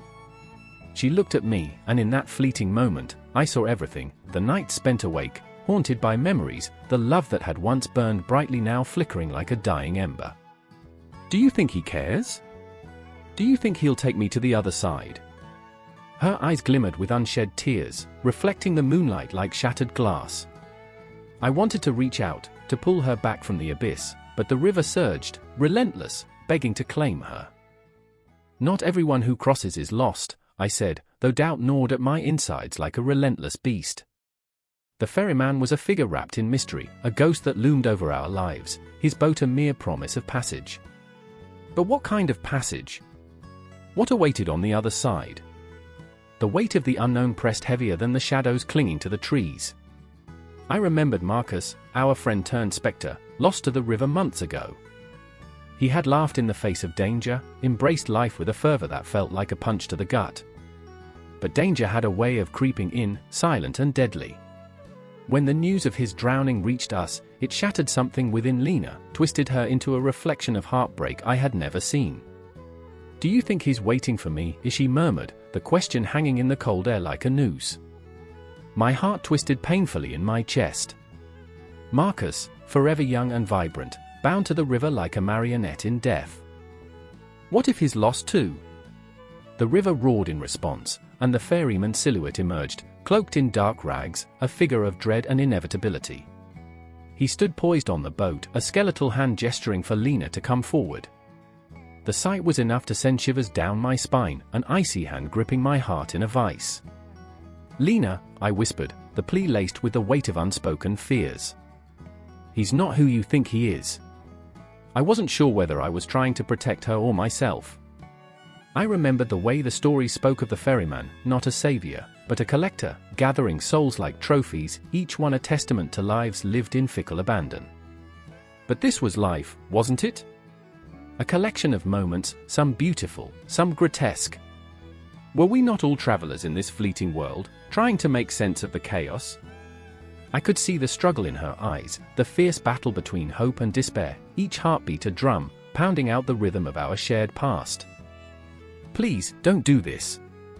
I reached for her, but she was already stepping closer to the edge, the water lapping hungrily at her feet. You can't trust him. I have to know, she breathed, her gaze locked on the ferryman's hollow eyes, and in that moment, I felt the fragile thread of our connection fraying. Each breath I took was laced with the scent of loss, and I could almost hear the distant laughter of Marcus, taunting us from the river's depths. In a heartbeat, she was gone. The glass slipped from her fingers, shattering the silence into 1,000 pieces, and I was left gasping as she plunged into the darkness, swallowed whole by the river and her own demons. No! I screamed, my voice swallowed by the night. The ferryman's boat drifted closer, a harbinger of what was to come, and I felt something shift within me, a spark igniting in the depths of despair. I couldn't let her go. I couldn't let the river claim another. With a sudden surge of courage, I stepped forward, heart racing, each pulse a reminder of what was at stake. The ferryman's gaze locked onto mine, and I saw the abyss staring back at me, hungry and unyielding. Take me too, I demanded, my voice steady despite the fear clawing at my insides. Are you certain? His voice was a low rumble, like the distant thunder that promises a storm. I swallowed hard. What was certainty but an illusion? I am, I said, feeling the gravity of my choice. The river, with its dark embrace, was a terror I had known all too well. It was time to confront my own fears, my own memories, and the ghosts that lingered like echoes in the night. The boat creaked as I stepped aboard, the chill of the water kissing my skin, and in that moment, I understood. The ferryman was not merely a guide, he was a reflection of every shadow we carried, every choice we feared making. The journey across was not to the other side, but through, navigating the treacherous waters of our own souls. As the boat glided forward, I looked back to Lena, her spirit a flicker against the encroaching darkness, and I felt a shift inside me, an acceptance that to live was to face the river, the doubts, the losses, and the whispered promises of what could have been. And as we drifted, the moon hung overhead, a silent witness to our struggles, illuminating the path ahead with soft, haunting light. There would be no conclusions tonight, only the relentless flow of life, the pull of the river, guiding us through the darkness into the unknown. The air was thick, like smoke clinging to the back of your throat, heavy with the scent of damp earth and despair. It was an evening painted in shades of grey, as though the sun had been swallowed whole by the horizon, leaving behind a void that pressed against the heart. I remember standing at the edge of the river, the water black and swirling, a mirror to the darkness that churned within me. The ferryman's silhouette cut through the fog, a shadow against the dying light, and I felt the weight of his presence before I saw his face, a face marked by countless souls, each line a story, each wrinkle a testament to the burden he carried. Tell me what you seek, he spoke, voice like gravel crunching underfoot, and in that moment, the world fell silent. The howl of the wind seemed to pause, the rustle of leaves held its breath. I had come for answers, for solace, but a deeper fear gripped me. What if the answers were not what I was ready to hear? I remembered Clara, vibrant and wild, her laughter spilling like sunlight across the darkest corners of my mind. She should have been here, beside me, her fingers intertwining with mine as we faced the unknown together. But she was gone, swallowed by a tempest of fate, and I was left to carry the weight of her absence. I could still hear her voice, teasing me about my obsession with history, how I could rattle off facts about pestilence and execution with a grin, as if the macabre was merely a punchline in a dark comedy. You're a strange one, she'd laugh, and I'd shrug, pretending it didn't hurt to think about her now. The ferryman flicked his gaze toward the water, and the river seemed to pulse, alive with whispers of the past. You're tethered to the living, yet you seek to cross into what lies beyond. Are you ready to let go? I hesitated, heart pounding like a war drum. I didn't want to let go, I wanted to scream, to claw back to the surface where the air was lighter, where memories of Clara danced like ghosts in the twilight. Each heartbeat echoed in my ears, a reminder of the life I had lost, the laughter that had filled my days, now replaced by the hollow ache of silence. Choose, the ferryman said, his voice a low growl that resonated within me. Time is a thief, and it waits for no one. I could feel the urgency in his words, an electric pulse that rippled through the air. The river swirled, shadows twisting like the threads of fate, and I thought of the clock that ticked away in the dark corners of my mind, its relentless march forward a cruel reminder that I was powerless against time. Clara's laughter faded, replaced by a memory of her tears, hot, angry rivulets that carved paths down her cheeks. "Why can't you just be present?" she had shouted, frustration spilling over like a boiling pot. I had wanted to explain, to tell her how the past wrapped around me, a comforting shroud, but now I realized how it had been a prison, chains that bound me to what was lost. "Live for today, not for the ghosts of yesterday," the ferryman said, his eyes piercing through me, searching for the fragments of my soul. "What will you sacrifice for her memory?" The question hung, heavy and suffocating. I felt it anchor me to this spot, as though the ground itself had become a part of the river, pulling me into its depths. I could drown in the sorrow of my own making or rise, a phoenix from the ashes of regret. I remembered Clara's smile, the way it would light up a room, and I felt the warmth of her spirit brush against me. It was a flicker of hope amidst the storm, a reminder of joy, an echo in the void. "I want to remember," I whispered, my voice trembling as the wind began to howl again, a mournful wail that swallowed my soul. "But I can't bear the pain of her absence. I can't bear to lose her again." The ferryman's expression remained inscrutable, but I could see the flicker of understanding in his eyes. "Then hold her close. Carry her with you through the darkness. You cannot change what has been, but you can shape what is to come." I closed my eyes, memories swirling like leaves caught in a gust of wind, Clara dancing under a silver moon, whispers of dreams shared at twilight, secrets exchanged with laughter and light. I could feel her essence surrounding me, a warmth that banished the chill of despair. In that moment, I realized the truth: Clara was not gone, she lived within me, in every heartbeat, every breath. She was the laughter in my despair, the fire in my spirit.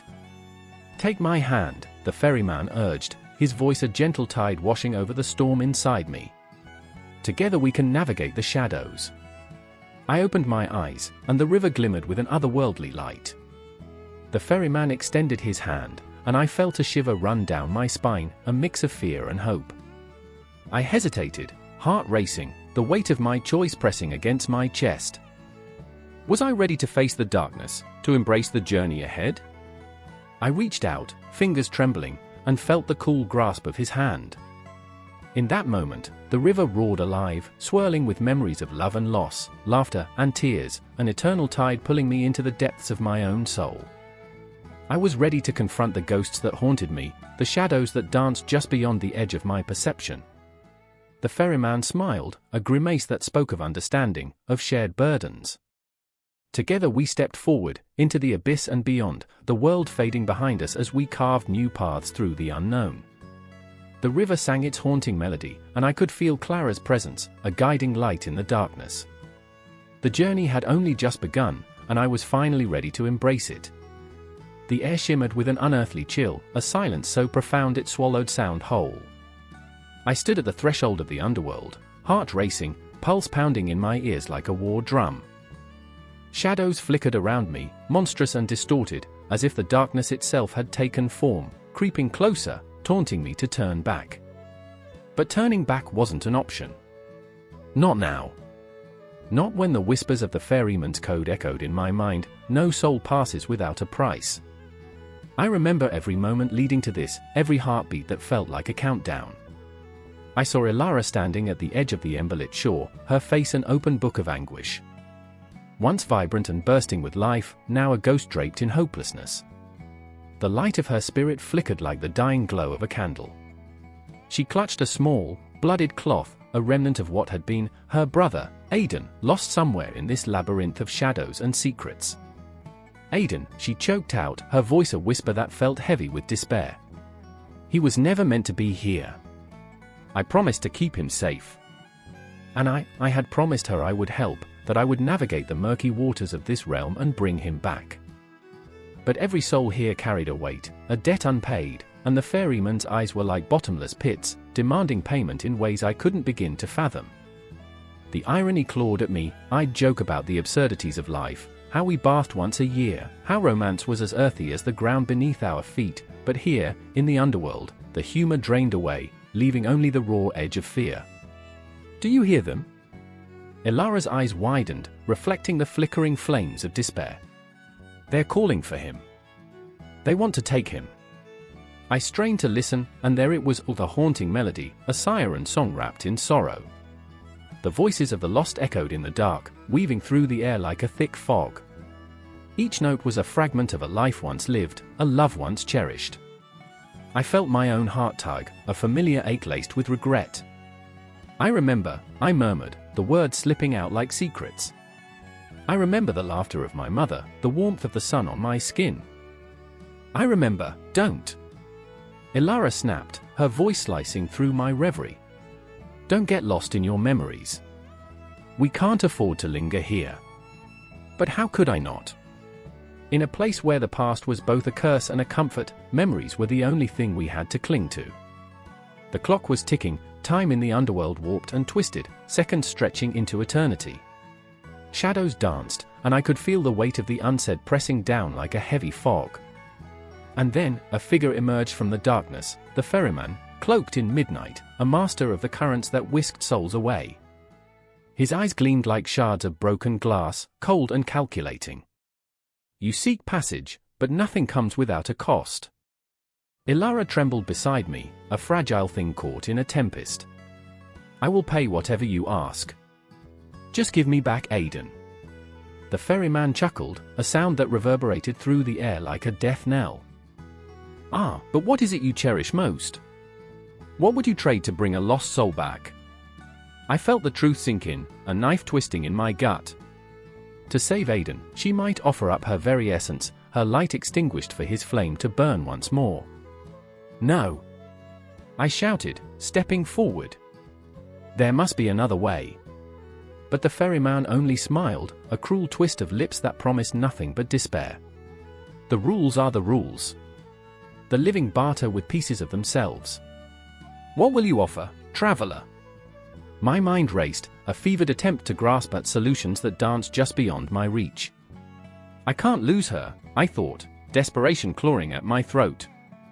Gods above, not like this. And just like that, memories of my own past flooded in, the faces I'd lost, the chances I'd squandered. I flinched as the pain cut deeper, drawing from an old wound I thought had healed. I remember the echoes of laughter, the shadows of memories left behind, a sickening realization washed over me, the ferryman feasted on our regrets. Ilara, sensing the shift, turned to me with eyes that held galaxies of fear. What are you willing to sacrifice? She asked, her voice trembling. I don't know, I whispered, the weight of the decision crushing me. But I won't let you give everything. Not for a brother who may never return. The ferryman's laughter echoed, a sinister melody that sent shivers racing down my spine. Love is a heavy price, child. It blinds you, anchors the heart. You'll find yourself lost in the depths long before you reach the shore. With each word, the shadows pulsed around us, hungry for a morsel of despair. I felt it then, an undeniable truth, that we were but pawns in a game played by ancient forces. The clock continued its relentless ticking, each second drawing us closer to a decision that would change everything. And I realized, we were not just fighting for Aiden. We were battling for our very souls, the essence of who we were. I could feel the darkness closing in, the weight of the past teetering on my shoulders. Desperation tightened its grip around my throat, and the dance of shadows whispered promises of doom. In that moment, everything shifted, the intensity in the air crackling like a storm about to break. I could feel Ilara's desperation mingling with my own, a storm of emotions, hope and despair colliding. We had to find a way out, to navigate this underworld without losing ourselves in the process. And as the ferryman raised his hand, shadows swirling like smoke, I took a step forward. I could feel the tide turning, the weight of the world pressing down, and I knew that whatever happened next, we would face it together. No turning back. Only the path ahead, woven with uncertainty, and the pulse of our hearts beating in sync. The rules of the underworld were clear, but there was always room for defiance. Always a chance to flip the script. The tension hung in the air thick and expectant, as the shadows lingered, alive and waiting. I looked into Alara's eyes, and for the first time, I saw a spark, a flicker of rebellion against the inevitable darkness. Together, we would find a way to defy the ferryman's code. Together, we would carve our own path through the shadows, even if it led us to the very brink of our souls. The night was heavy with the weight of unspoken truths, the kind that clung to the air like fog, thick, suffocating, and electric. A street lamp flickered, its glow a ghostly pulse in the darkness, illuminating the silhouette of a figure standing motionless at the riverbank. I could barely see her face, but I felt the tremor in her frame, the anxiety radiating from her like heat from a dying star. Rachel, my sister, was always the brave one, but tonight, she was a candle on the verge of being snuffed out. "Do you really believe in him?" Her voice quivered, barely a whisper against the ambient sounds of the river, which gurgled ominously like an echo of ancient fears. She was staring into the depths as if searching for the ferryman himself, the mythical figure who would lead us across the river of doubt. I could only stare in response, the question hanging between us like a guillotine poised to fall. Belief was a fragile thing, and I felt the weight of my own skepticism pressing down like a stone drowned in the water. I remembered the stories our grandmother told us, her voice a haunting lullaby that danced around the edges of my mind. The ferryman doesn't just transport souls, she had said, he weighs their hearts against the feather of truth. But what if truth was just a mirage, flickering like that street lamp? My heart raced as I glanced back at Rachel, who was now wringing her hands, her anxious energy crackling in the night. Memories of our childhood whispered through my mind, days spent chasing fireflies, nights of whispered secrets beneath the stars. But now those stars felt dim, and the air was thick with the dread of what was to come. "Mom's been gone for too long," Rachel murmured, her eyes glassy with unshed tears. What if, her voice trailed off, heavy with possibilities that I didn't want to entertain. What if we were standing on the edge of a precipice, staring into the abyss of the unknown?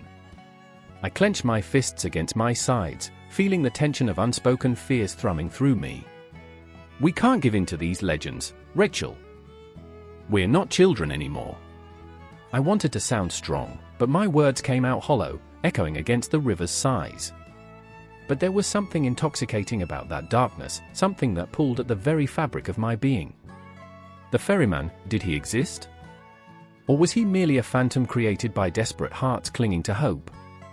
My thoughts spiraled as I pictured him, cloaked in shadows, eyes like voids, a silent harbinger of fate.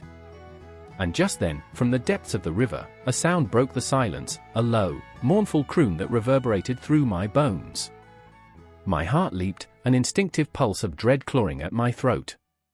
Rachel gasped, her body freezing, and I could feel her fear melding with my own, creating a storm that threatened to drown us both. What was that? The tremor in her voice echoed my own thoughts, and I could feel the weight of the night pressing against us, urging us to step back, to flee. But the river sang its dark lullaby, weaving around us like a lover's embrace, whispering secrets we weren't prepared to hear. "I don't know," I finally managed to say, my voice barely a breath. "But we can't let it draw us in." There was a terror in that unknown, a chilling realization that belief and skepticism were two sides of the same coin, spinning wildly out of control. Then, suddenly, a figure emerged from the shadows, a man with a face carved from granite, eyes glimmering with the lustrous sheen of ages past. The ferryman had come, and his presence was suffocating, heavy like the sorrow of 1,000 lost souls. "I've waited long enough," he said, his voice deep and resonant, a sound that felt like thunder across the river's surface. My heart raced, pounding against my ribs like a caged bird desperate for flight. "Your mother is lost, but you must decide if you will pay the toll." The toll. Those words hung in the air like smoke, curling around us, wrapping our minds in a fog of uncertainty. I felt Rachel's hand grip mine tight, her fingers trembling, and in that moment, I understood that belief isn't just about faith, it's about the choices we make in our darkest hours. Who decides the toll? My voice was stronger now, a fragile thing fighting against a tide of disbelief. "What do you want from us?" The ferryman's lips twisted into a smile that was not a smile at all, it was a riddle wrapped in shadows, a promise wrapped in despair. "Each soul has its price. What is yours?" His gaze bore into me, and I felt my resolve falter, memories flooding back, of laughter, of pain, of the countless moments we'd clung to one another in our childhood fortress. Rachel had been my anchor then, and now she was the very thing that threatened to drag me under. I remember, I breathed, fighting against the tide of memories. I remember her laugh. I remember the warmth of her embrace.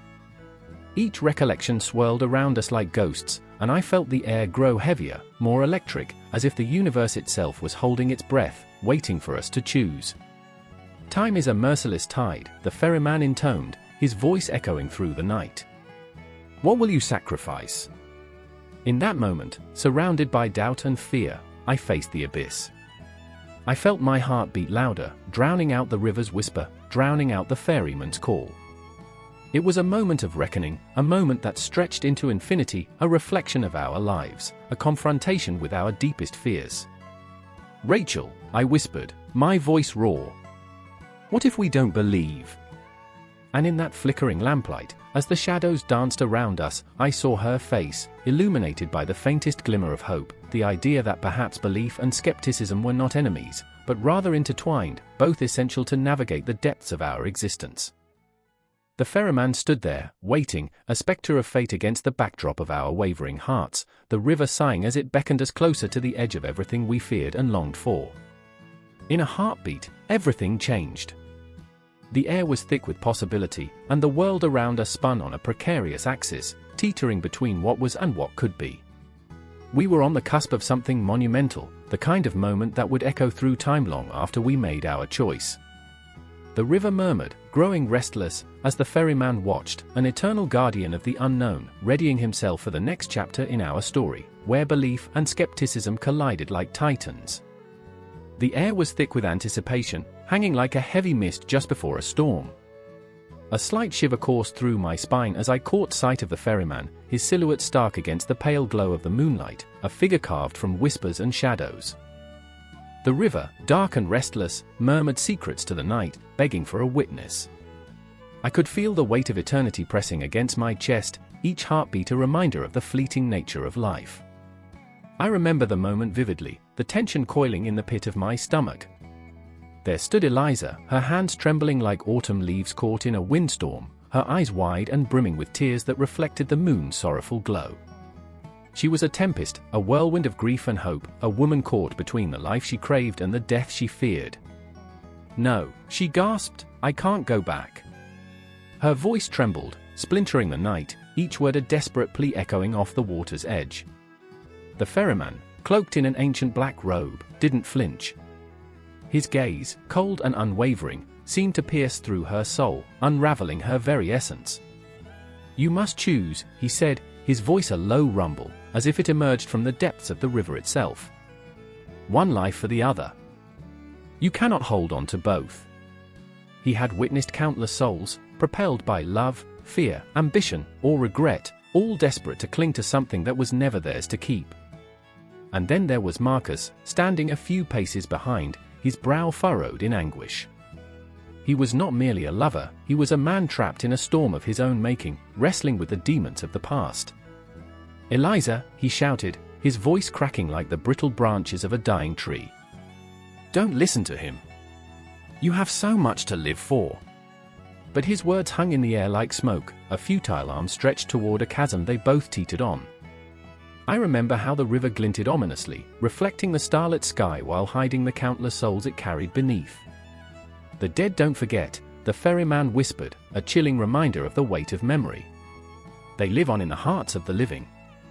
But you, he pointed at Eliza, his finger like a dagger cutting through the night.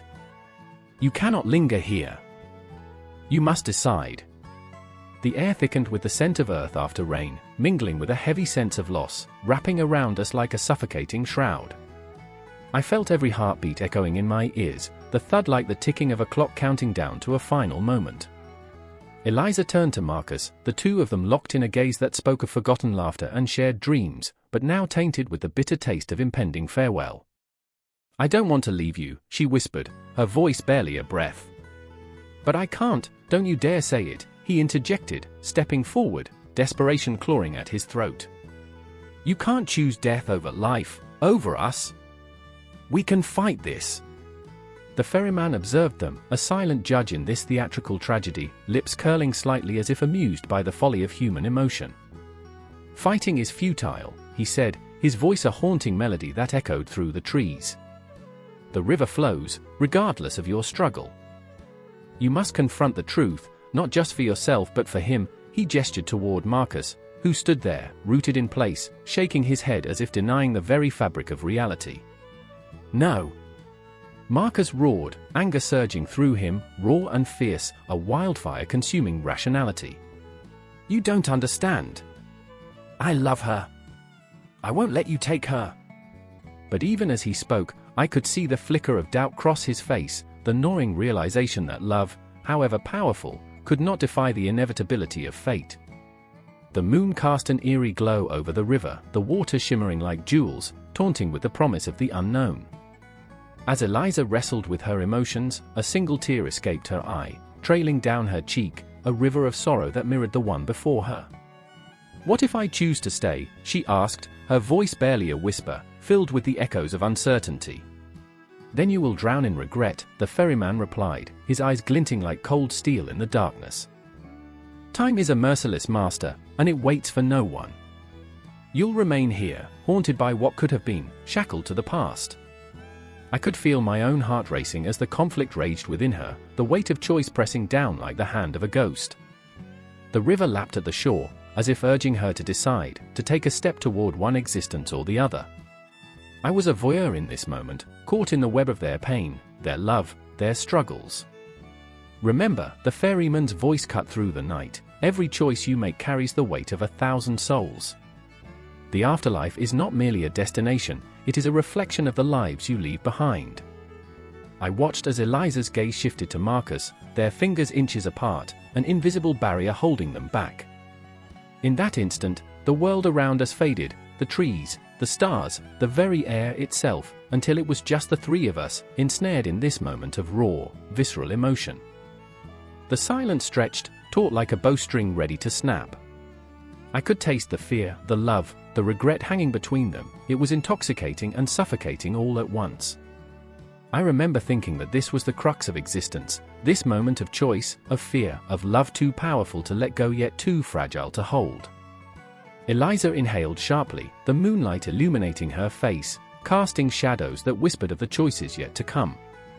"I remember," she began, and the words hung there, suspended in the air, heavy with the weight of 1,000 memories, of laughter, of warmth, of loss. I could see the flicker of hope fighting against despair in her eyes, a beacon in the darkness. And just then, the river surged, an angry swell that licked at the bank, demanding its due. Time was slipping away, and with it, the chance to decide. The ferryman stood there, an embodiment of fate, waiting, patient and inexorable, while the rest of the world held its breath, caught in a liminal space where life and death danced in a macabre embrace. "Choose," he said again, the word throbbing with finality, resonating with the very essence of existence. The choice lay bare before them, raw and real. I held my breath, suspended in this moment, feeling the weight of time pressing down upon my soul.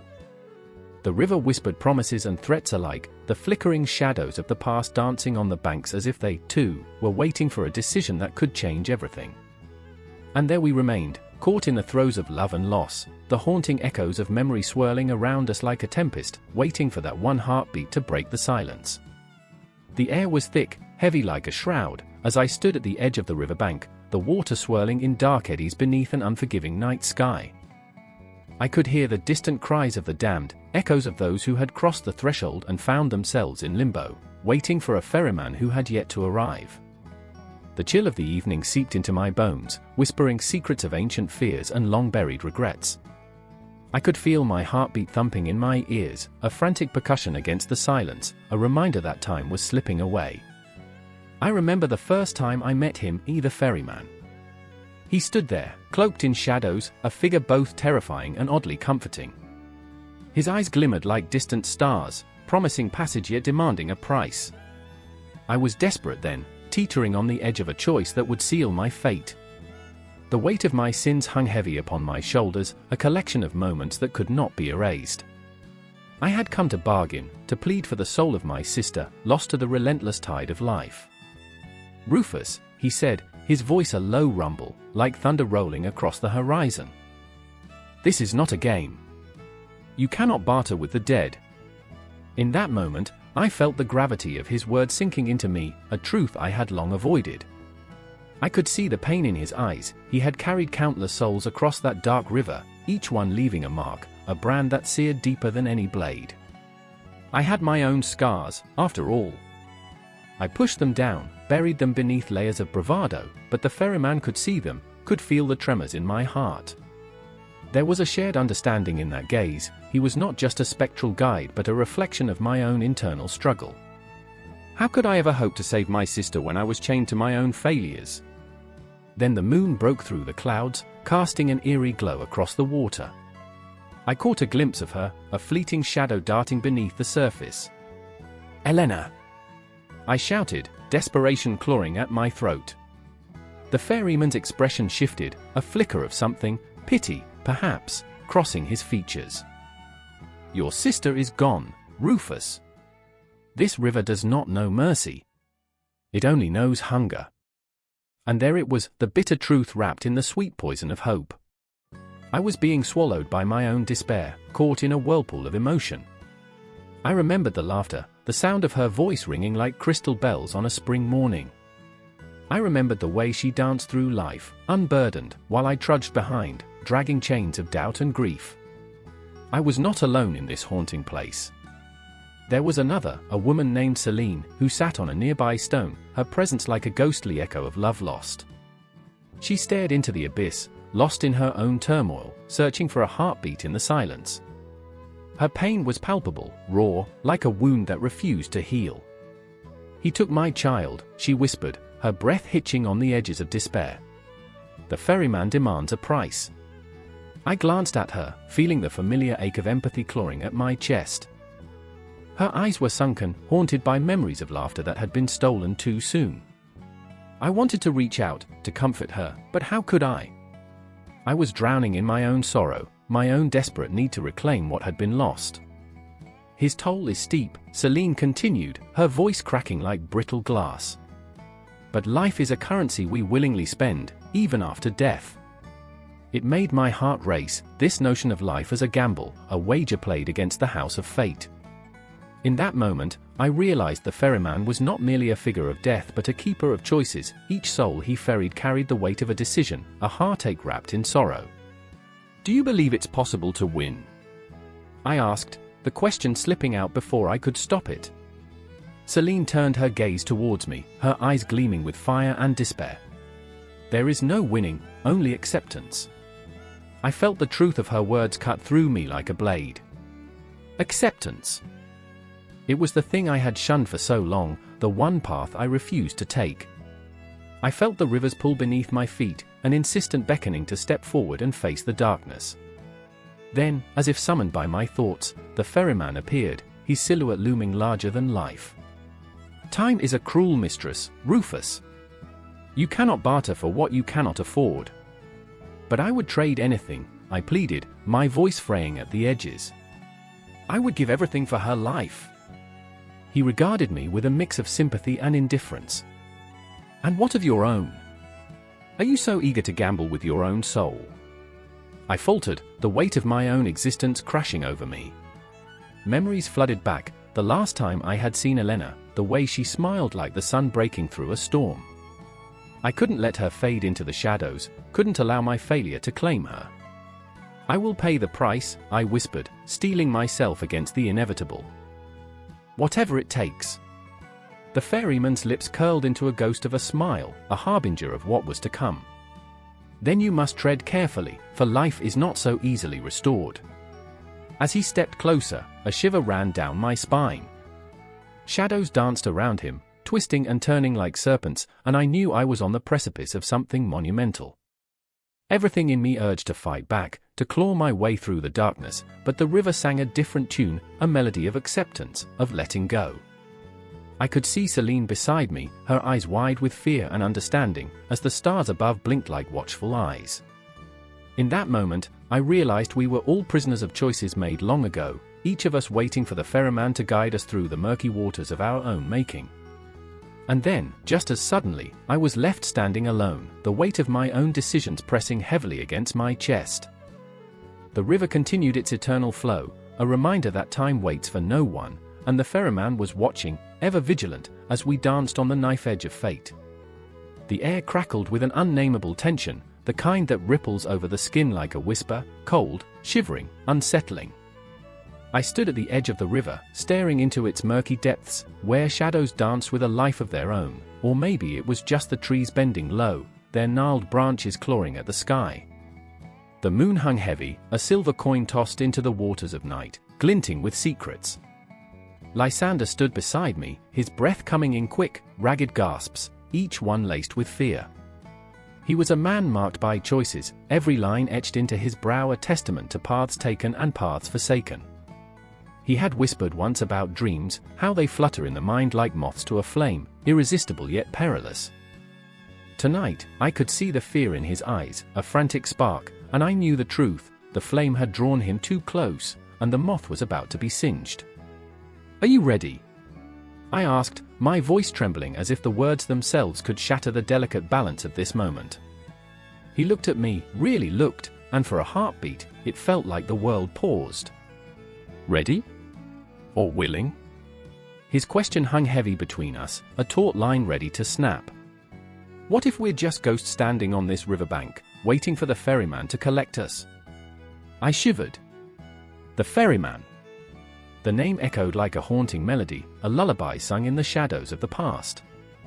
He had ferried souls across the river for eons, but it was not just the dead he carried. No, he bore the weight of regrets, of choices unmade, of love lost in the currents of time. I had heard tales, stories woven with dread and darkness, of those who dared to summon him, and I felt the pull of the unknown tugging at my very core. And then, an interruption. A scream from the other side of the river, raw and jagged, slicing through the night like a blade. My heart raced, adrenaline coursing through my veins, igniting the fear that bubbled beneath the surface. "What was that?" I whispered, even as dread coiled tightly in my stomach.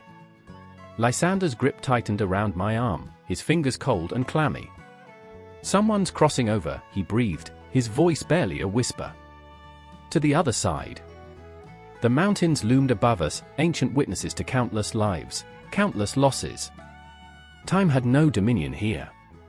The river, a slithering serpent of darkness, beckoned with a siren's call, promising liberation or despair. I felt my pulse sinking with the water's rhythm, a heartbeat echoing in the silence. There, emerging from the shadows, was a figure, cloaked in black, face hidden beneath a hood. The ferryman? My heart pounded against my ribcage as I watched him glide across the surface, his presence both terrifying and magnetic. He held a paddle, the blade slicing through the water with an ease that belied the weight he bore. "Lysander, we need to go." The words tumbled from my lips, urgency lacing every syllable. But he stood there, frozen in place, entranced by the figure who bore the same fear we felt, the same hunger for escape. "What if he can help us?" Lysander's voice cracked, desperation echoing in his tone. "What if he grants us a new beginning?" "A new beginning?" The absurdity of the thought made me laugh, a hollow sound that betrayed the truth. The ferryman was not a savior, he was the harbinger of finality. "This isn't a game, Lysander."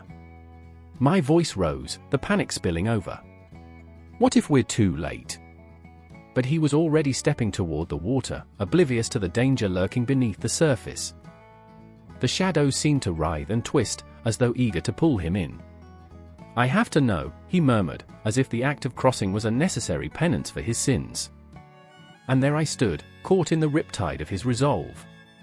My own choices fluttered around me like specters, each one calling for attention, years of indecision, moments of silence. I remember the letters unsent, the words unspoken, the love that festered like a wound. My heart felt heavy with them, a weight that threatened to sink me. "Lysander!" I screamed, my voice a raw, desperate plea. "Please, don't!" But it was too late. The ferryman extended a hand, and Lysander grasped it, the connection sparking a chain reaction of dread. I could see it in the way the shadows enveloped him, in the way the air thickened, pressing down like a funeral shroud. "Every choice has a consequence," the ferryman intoned, his voice a low rumble that vibrated through my bones. "You seek freedom, yet what freedom do you truly desire?" In that moment, I saw the truth slither into the depths of my own soul. What had I sacrificed for safety? What dreams had I buried in the name of comfort? My heart pounded, the echoes of my own choices reverberating through the night. "Lysander!" My cry was a desperate plea against an unstoppable tide. The tension snapped, and the ferryman's eyes glinted with knowing, a depthless abyss of wisdom and sorrow. "You have not yet traversed the line. You are still here. Do you wish to join him, or shall you let him slip away?" As I stood at the precipice, my heart racing, I realized that this was not just about Lysander, it was about me. The choices I made, the paths I walked. Shadows loomed, whispering of regrets and longings, a suffocating embrace.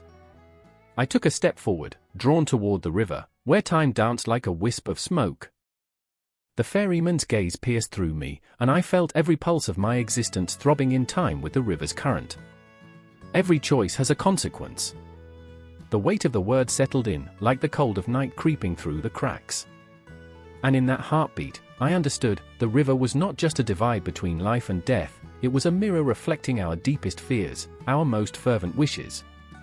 Lysander's eyes met mine, a flicker of hope amidst the despair. And just like that, the darkness shifted.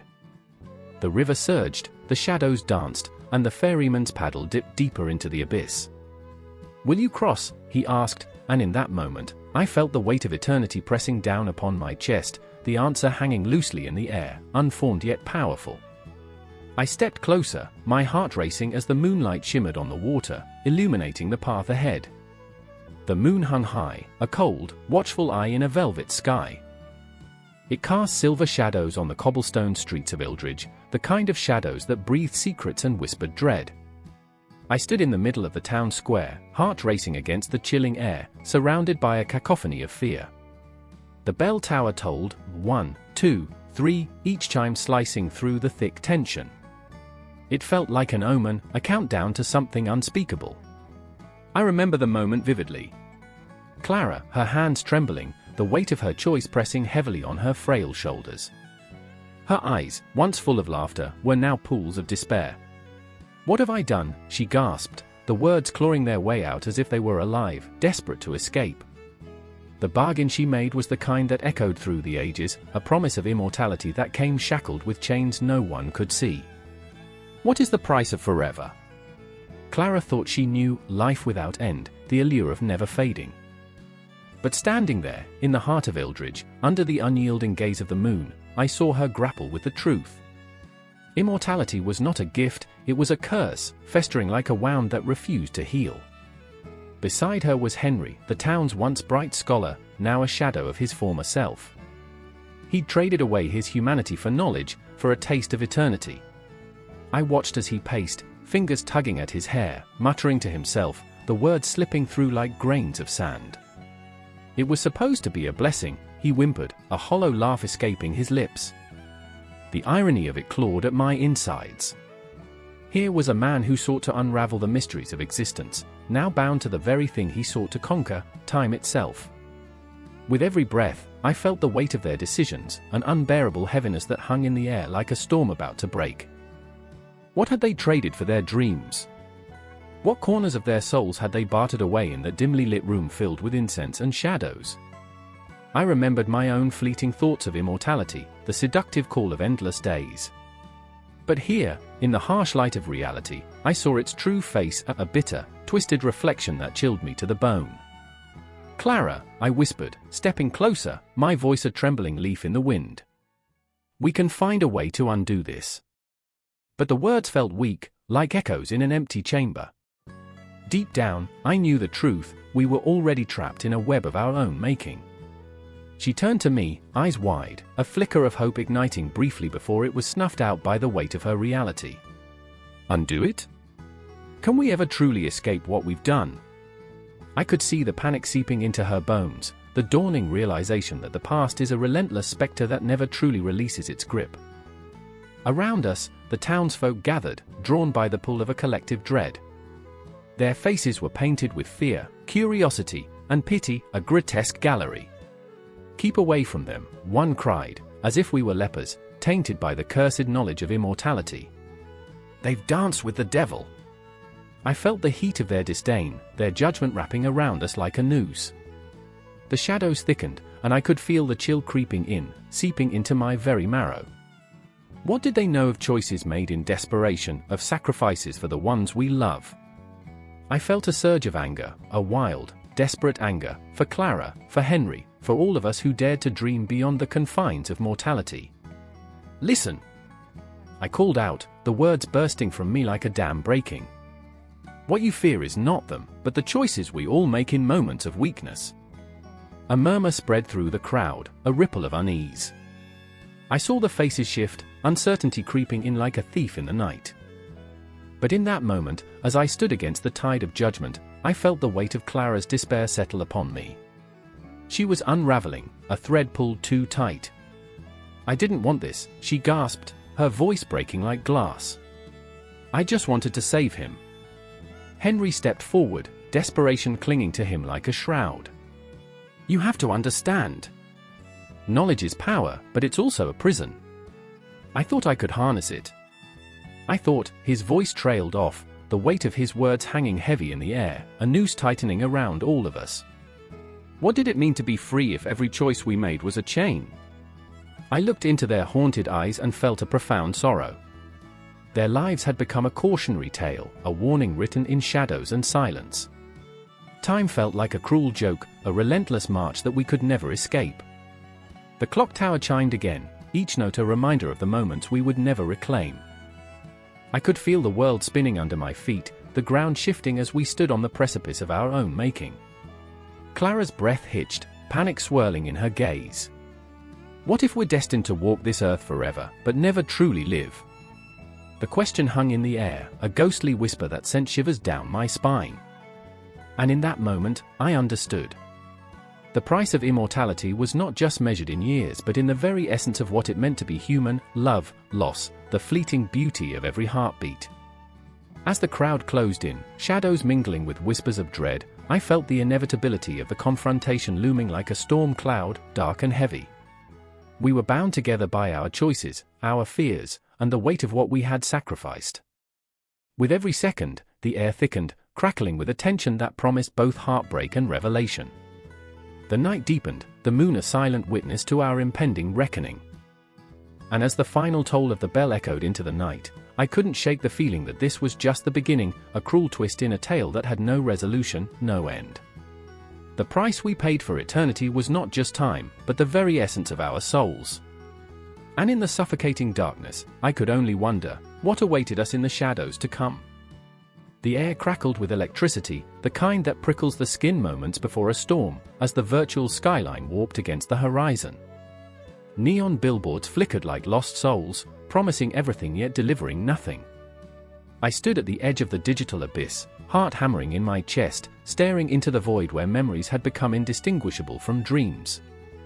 There, in that moment, I remembered, no, I felt, the weight of choices that had already begun to unravel my reality. "Don't go." The voice sliced through the tension, raw and desperate, echoing off the empty walls of the cybernetic alley. Lydia was at my side, her eyes wide, reflecting the pulsating glow of the city lights. She was more than my friend, she was my anchor, though the storm of her own demons threatened to drag us both down. I could see the fear in her gaze, the fear of losing me to the digital tide that lured us with false promises of immortality. "I have to," I whispered, the words barely escaping my lips as the ground trembled beneath us. I thought of all the times we had replayed our lives in lines of code, seeking solace in virtual realms where pain could be muted, where loss could be rewritten. But the ferryman hadn't come for me. Not yet. I was still tethered to flesh and blood, to the haunting reality of choices made. And still, there was a part of me that longed to slip into the eternal stream of data, to be a ghost wandering through endless corridors of light. But Lydia grabbed my arm, her grip fierce, grounding me. "You can't just," her breath caught, and I saw the shimmer of tears in her eyes. "You'll lose yourself, and I can't." I can't lose you. She was right, this was more than just a game. This was our lives, layered like the stacks of servers that hummed beneath the city, pulsing with the collective heartbeat of those who had embraced the digital afterlife. I could feel the whispers of those lost souls, their stories woven into the very fabric of the network, their laughter, their regrets, their screams echoing in the void. I had seen them, avatars of the departed, drifting through the pixelated landscape, haunting the spaces between reality and the dreamlike state of the digital realm. They were the ghosts of our age, avatars tethered to memories, and yet here I stood, flesh and bone, faced with the choice to join them or remain. Every day, I see them, I murmured. I hear their voices in the static of the virtual night. They call to me, and sometimes I wonder if I'm already part of them. What if I'm just a shadow waiting to be set free? Lydia's face paled, and for a moment, I feared I had lost her to those same shadows. But then her face hardened, determination sharpening her features. You're not a shadow. You're real. You're here. With me. But what is real? I felt the question pulse through me, echoing against the walls of my mind. The digital realm held its own kind of truth, where time dissolved and moments stretched into eternity. I thought of the clock on my wall at home, ticking away the seconds as I wasted my life behind a screen, seeking validation in likes and shares, caught in a web of fleeting digital connections. My reality was slipping through my fingers like dust. Suddenly, the ground shook violently, the digital city quivering as an unseen force broke through the fragile barrier between realms. The ferryman. I knew he was coming for me, his presence a dark promise that danced at the edges of my awareness. I felt the weight of inevitability settling over me like a shroud. Lydia stepped in front of me, her body a shield against the oncoming tide. "Stay with me," she pleaded, her voice a fragile thread tethering me to the now. "We can fight this." Fight what? I was already lost in the currents of doubt and despair, my heart a chaotic drumbeat echoing in the digital storm. I remembered my mother's voice, soft yet firm, echoing through my childhood memories. "Sometimes, my love, you have to face the storm to find your way home." But how could I find my way home when home felt like a distant memory lost in the swirl of ones and zeros? As the shadows drew closer, I could feel the cold touch of the ferryman. His presence sent a shiver down my spine, like icy fingers creeping into my soul. "It's time," he whispered, a voice smooth as silk yet heavy with centuries of sorrow. "Your journey awaits." "No," I shouted, the word tearing from my throat. "I'm not ready." But the shadows spun around me, intoxicating and relentless, promising freedom from pain, from the weight of a reality that had long since crumbled. I looked at Lydia, saw the fear etched on her face, and the realization struck me like a thunderbolt: this wasn't just about me. It was about us. About the bonds we forged in the tempest of existence, the shared laughter, the anguish we bore together. The moment hung heavy, suspended in time. I needed to choose. The ferryman was waiting, his icy fingers beckoning me toward eternity, yet Lydia stood firm, a beacon against the encroaching darkness. I felt the pulse of the city, the heartbeat of a million souls, and in that heartbeat, I realized, to lose myself would mean losing her too. So I took a deep breath, the scent of ozone filling my lungs, and the world around me seemed to freeze. I remember us," I whispered, the words a promise, a lifeline. "I remember love, and laughter, and the way the sun filters through the trees in the morning. I can't leave yet." The tension crackled, the shadows recoiling as if the light from my words had burned them. The ferryman hesitated, and for a moment, I thought I could see the flicker of surprise in his darkened gaze.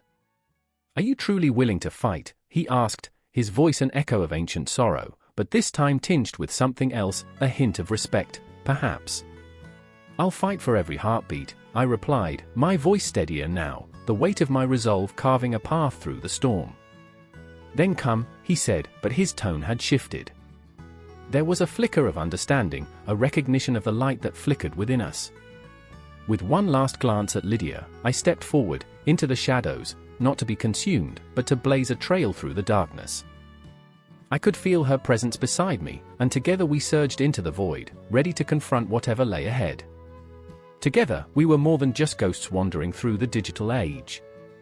We were souls unyielding, tethered to each other by the power of choice, love, and the haunting echo of our shared humanity. And so, the ferryman led us deeper into the unknown, but we would not go quietly, we would fight, each breath a testament to our refusal to fade away. The air clung to her skin like a suffocating shroud as Mara stood at the precipice of the old bridge, the night thick with fog, a spectral blanket that swallowed the world around her. Heart racing, she could almost hear the whispers of the ferryman, the ghostly figure of urban legend that haunted her childhood nights. Just beyond the veil of mist, shadows lurked, and she felt the weight of their presence, an ominous reminder of every fear she'd ever tucked away. Each heartbeat pulsed like a drum in her ears, a rhythm that matched her spiraling thoughts. Was he real? Did he come for the lost souls, or was he merely a figment, a story spun from the threads of collective anxiety? I remember, she muttered, the words tumbling from her lips like broken glass. I remember the tales.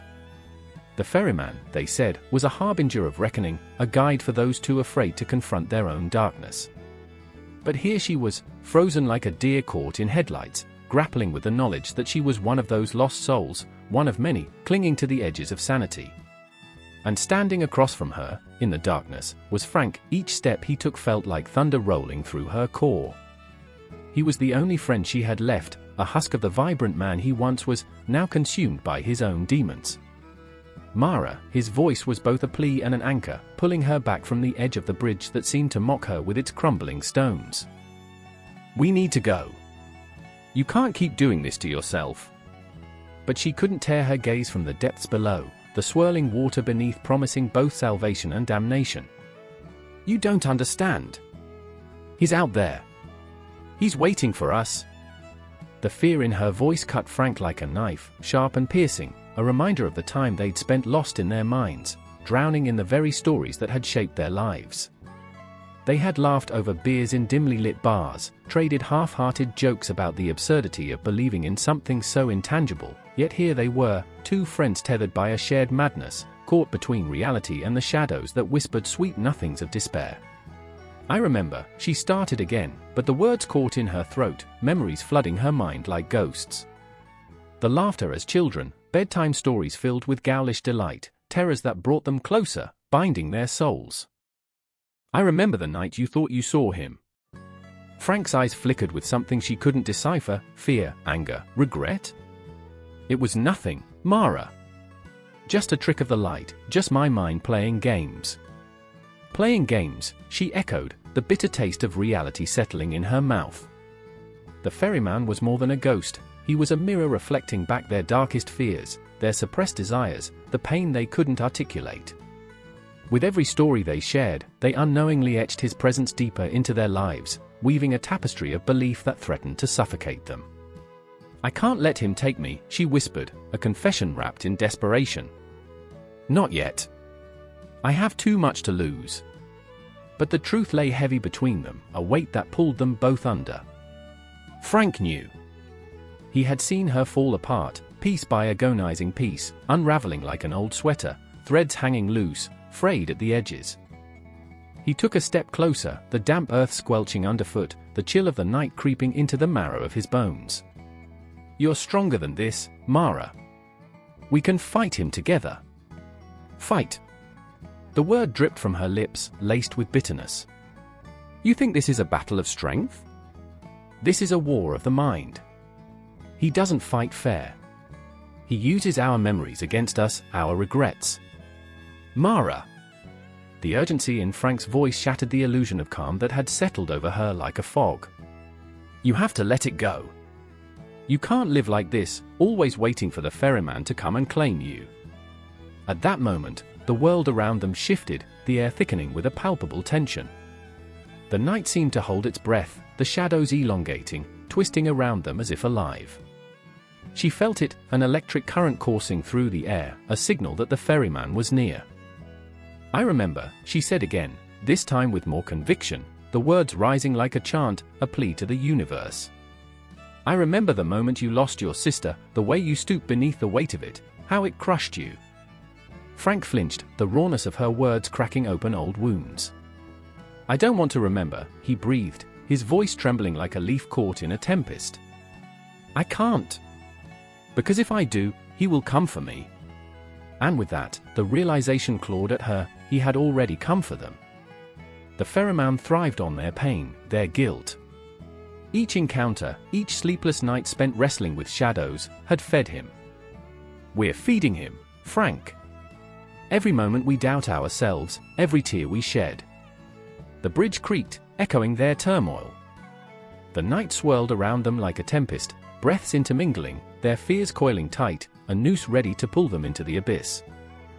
Mara stepped closer to the edge, the water swirling beneath, and she felt the ferryman's call, a seductive whisper that promised release from their suffering. Her soul ached for peace, but peace held the hand of surrender, and surrender invited darkness. "I can't do this without you," she choked, the words raw, bleeding through the facade of strength she had built. "I need you to believe with me, Frank. If we don't fight, if we don't confront him, he will take us." "I don't know if I can," he admitted, tears glistening in his eyes, a fragile ember in the storm. "I'm scared." "Scared is good," she replied, a flicker of hope igniting. "But we can't let fear rule us. The ferryman thrives on it." Then, with a sudden surge of determination, they stood together, hearts pounding, gazes fixed on the void below. They were fragile souls standing on the brink of oblivion, yet a flickering flame of defiance ignited between them, a promise of resilience forged in the darkest shadows. Together, they whispered his name into the abyss, a challenge, a declaration, and the night trembled in response. The ferryman could hear them now, could feel their fear pulsing like a beacon, but so too could he feel their resolve building, shifting like tectonic plates. This was not the end. This was merely the beginning of a confrontation that would echo through the very fabric of their beings, an intricate dance of light and darkness, a battle of the mind where no one would emerge unscathed. The ferryman was coming, and they would meet him, unwavering, unbroken, souls entwined, ready to face the shadows that had haunted them for far too long. The air hung thick with dread, a silence so profound it swallowed sound, wrapping around the small village like a shroud. Night had fallen, but it wasn't just the absence of light that cast shadows upon the cobblestones. It was the fear that coursed through the veins of the townsfolk, a pulse of anxiety that quickened with every tick of the clock. There, in the flickering glow of a dying lantern, stood Mara, her heart pounding in time with the distant echoes of a forgotten river. "I remember," she whispered into the dark, her voice trembling like the flame that danced before her. "I remember the day he left." Her brother, Elias, had vanished without a trace, swallowed whole by the depths of that cursed waterway. She could still hear the river's murmur, a cruel lullaby that promised both solace and despair. The ferryman had taken him, she was sure of it, just as he had taken so many others. Shadows danced at the edge of her vision, taunting her with memories of laughter transformed into haunting echoes. Across the way, beneath the twisted branches of an ancient tree, stood Reese, a man whose eyes held galaxies of guilt, whose flaws were etched into his weathered skin like scars from battles fought long ago. He watched Mara, a storm of emotions brewing within him, silent and turbulent. He remembered how he had warned her, how he had begged her to stay away from the river, but stubbornness ran deep in their blood, like a curse handed down through generations. "I remember," he thought, his mind spiraling back to the day they had stood by the water's edge, daring each other to leap into the dark unknown. "I remember when we thought we were invincible. But that was before. Before the whispers turned to screams, before the ferryman's shadow fell over their lives." Now, he felt like a ghost himself, drifting through a world that had lost its color. The laughter of children echoed in his mind, reminders of a life once filled with joy. Now, every corner of the village held memories, each one a sharp shard of glass digging into his heart. They had all heard the stories, how the ferryman claimed souls and carried them to the other side, how the river could transform the living into echoes of what once was. In the distance, the clock struck midnight, a sonorous toll that vibrated through the marrow of their bones. "It's time," Reese muttered under his breath, a whispered incantation meant only for himself. The river stirred, rippling with a life of its own, beckoning him, calling him to fulfill a debt that had never been paid. He thought of Elias, of the promise he had broken, and felt the weight of it like a stone in his chest. Mara turned sharply, sensing the pull of the water, an invisible tether that connected her to the depths. Reese, she cried, urgency spilling from her lips, a desperate plea laced with fear. We have to do something. We can't let him take anyone else. But could they? The ferryman was more than a mere spectre, he was a legend, a force older than time itself. They had tried to fight against the tide, against the stories that spiraled like smoke around the village, but what could they possibly do? Mara felt her resolve fracture, and with it, a flicker of despair ignited within her.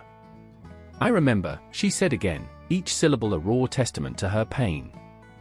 I remember when we believed in heroes. Ree stepped closer, the air between them electric, a chasm of unspoken words and aching regret.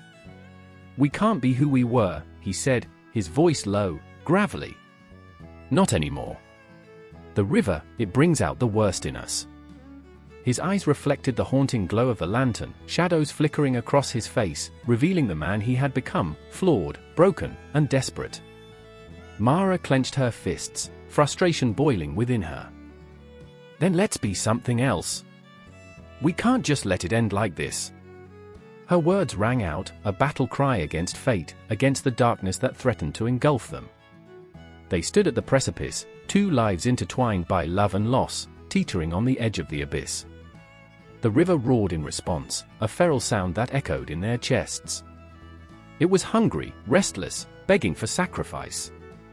Reese felt the pull like an anchor, dragging him closer to the water's edge, where the boundary between life and death blurred like a fading memory. Mara, listen to me, he shouted, the desperation in his voice rising like a tempest. We can't fight the ferryman. He'll take us both. But she was undeterred, a flicker of defiance igniting in her gaze. Then we'll face him together, she said fiercely, the fire in her heart igniting a spark of courage. We owe it to Elias. We owe it to everyone who has been lost to him. In that moment, the silence shattered, the air electrified with possibility. They were two broken souls, bound by grief and love, standing against a tide that threatened to pull them under. The ferryman was waiting, lurking just beyond the veil of the shadows. I remember the stories, Reese said, his voice cracking, as if the weight of their shared history was too much to bear. But stories can change. We can change them. And in that flickering lantern light, amidst the shadows that loomed like specters over the past, they felt it, their resolve hardening, their fears melding into a shared determination. They would confront the ferryman, turn their grief into a weapon, their love into armor. As they stepped toward the river, the water writhed and twisted, a living thing that mirrored their emotions, fear, hope, anger, and sorrow all tangled together in a chaotic dance. The clock continued its relentless ticking, each second pulling them closer to a confrontation that would define them, a moment of truth that would ripple through the fabric of their lives. In the dark embrace of that night, they stood on the threshold of destiny, two souls ready to challenge fate. And so the river would flow, a witness to their defiance, to the legacy of the ferryman that would shape the stories yet untold, the legacy of love and loss, fear and courage, shadows and light. The air hung thick with a silence so profound it felt like a warning, a prelude to something unspeakably terrifying. Shadows danced along the cobblestone streets, stretching and contracting like specters, as ragged breaths echoed in the corners of the night. I stood there, heart pounding, my fingers grazing the cold, damp stone of the old bridge leading to the other side, where the ferryman awaited in the murky depths, a guardian of the lost and forgotten. It was just past midnight, and I was acutely aware of the ticking clock in my mind, each tick a reminder that time slipped away like water through my fingers. I could hear my brother's voice, a fading echo, begging me to come back, his last words haunting me, tethering me to this world while the other pulled with an insatiable force. We could have fought it together, but the darkness consumed him, and now, it threatened to swallow me whole. I remember the dreams that had come before this moment. Those vivid, swirling visions that felt more like memories than mere figments of my imagination. Each night, the ferryman whispered to me in the tongue of the damned, his voice a smooth caress laced with venom, "Come, child of dust. I will take you home." But home was a lie, a betrayal of all we had known. The dreams felt real, too real, blurring the lines between life and the abyss that lay just beyond the veil. Lila, my childhood friend, stood beside me, her eyes wide with dread. She was always the brave one, the wild spirit unafraid of shadows. But tonight, she trembled as the fog rolled in, thick and suffocating, wrapping us in a shroud of uncertainty. "We can't let him take you, you hear? You're stronger than he thinks," she whispered, her voice breaking, each word a desperate plea. I wanted to comfort her, yet my mouth felt dry, my heart a heavy stone.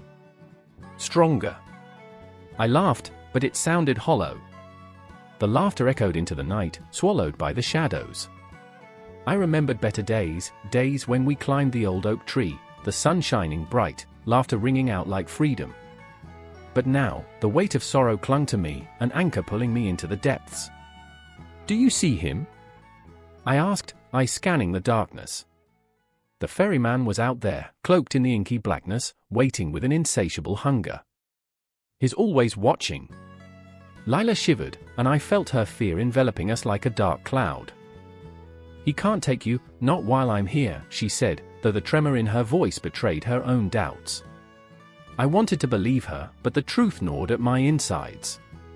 I was a moth drawn to the flame, and the ferryman flickered just out of reach, tantalizing and cruel.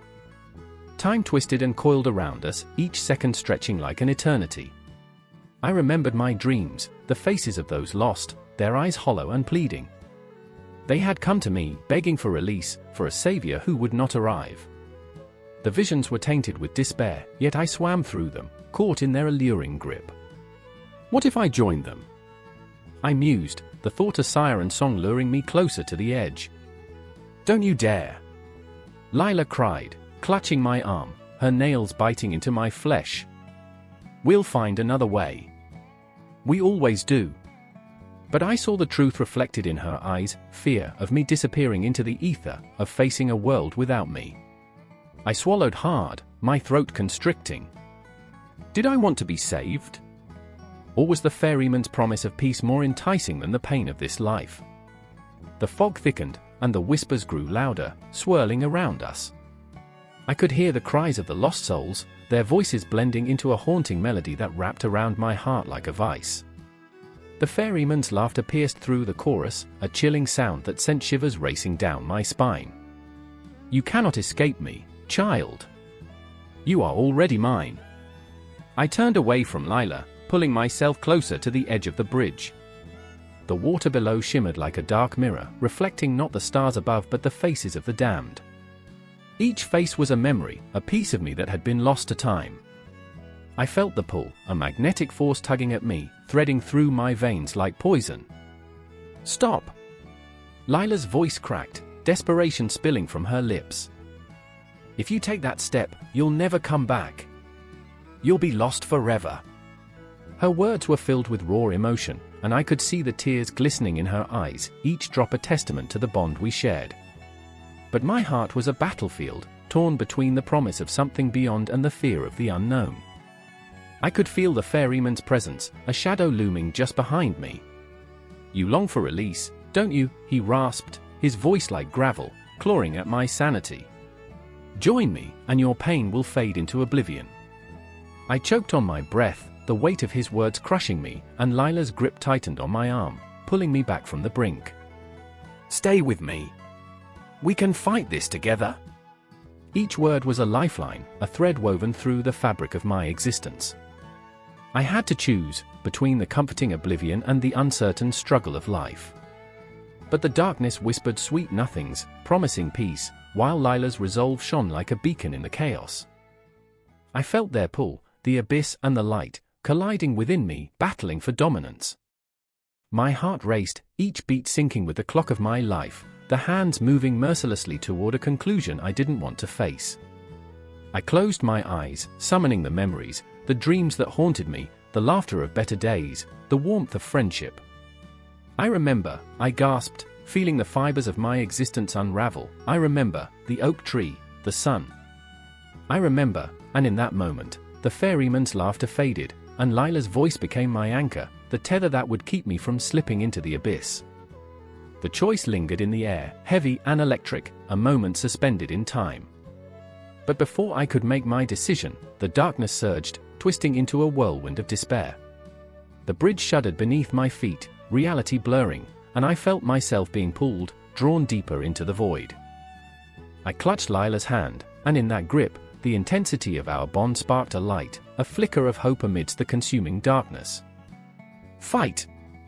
Lila screamed, her voice fierce against the screaming winds, and with that, I opened my eyes to the pulsating chaos around us, a battle between light and dark, a moment that would change everything. The ferryman's presence loomed over us, and the final choice hung in the air, thick and electric, as I stood on the precipice of fate. The water churned violently, spitting droplets of icy fear into the air, as Leo stood at the edge of the dock. The sky was a bruised purple, a fading twilight that seemed to swallow the last remnants of daylight whole. Heart racing, he fought against the pull of the abyss beneath him. The ferryman's toll wasn't just gold coins but something far more precious. He could feel the weight of his choices, heavy and suffocating, pressing down on him like the oppressive silence that surrounded the dock. "Leo," a voice shook him from his trance, cutting through the murk like a sharp blade. It was Mara, his sister, her face painted with stark desperation. "We can't do this.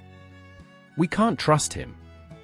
Her eyes flickered with the memories of their past, of laughter that once filled the empty spaces between them, now haunted by the shadows of regret. "I remember," Leo said, his throat dry, "I remember when we believed in magic." The words hung in the air, trembling with a bitter nostalgia. He wanted to reach back into that innocence, to mold it into something tangible, but the ferryman stood waiting, a specter with eyes as endless as the night sky, a figure caught between this world and the next. Mara stepped forward, the wooden planks creaking under her weight. "We don't have to play his game. There's always another way." The tremor in her voice clawed at Leo, a silent plea wrapped in layers of fear and love, an echo of the bond they had forged in childhood. But desperation had a way of distorting reality. He could see it in her trembling hands, the way she clutched the fabric of her shirt like it might tear away the looming dread. "You don't understand, Mara," he said, each word a stone dragging him deeper into the gloom. "What choice do we have? This is the only way to save Dad." Their father's illness had spiraled into the stuff of nightmares, a shadow that danced on the fringes of their lives, threatening to swallow everything whole. Leo had spent nights awake, feverishly searching for a solution, a flicker of hope, until the legends whispered of the ferryman, the keeper of souls, the one who could tip the scales in their favor if they dared to confront him. "He'll take more than you can give, Leo," Mara warned, her eyes glistening with unshed tears.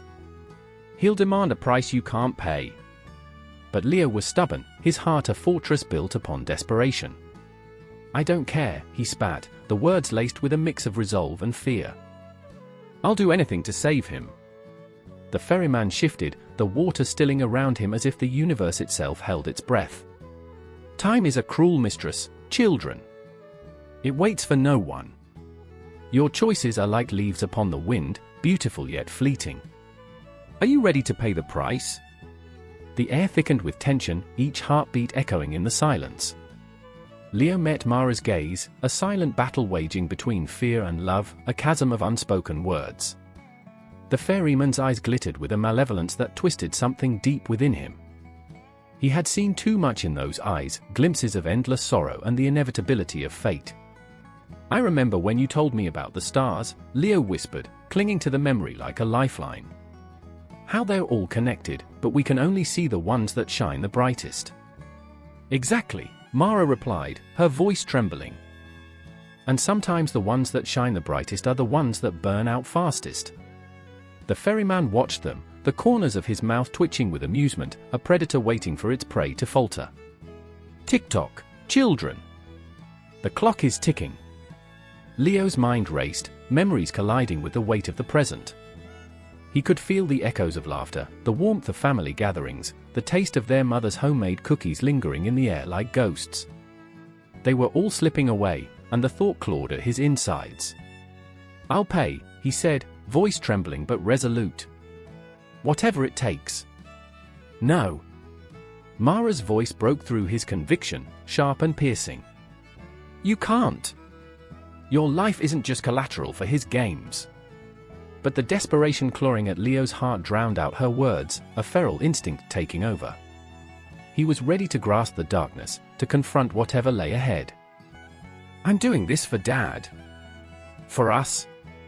The ferryman stepped closer, the shadows swirling around him like an ancient cloak. Fear not, young soul. Your sacrifice can rewrite the threads of fate. But once you cross this line, there's no going back. Leo felt the cold grasp of reality tightening around him, the weight of his choices, the sharp edges of his desperation. What do I need to do?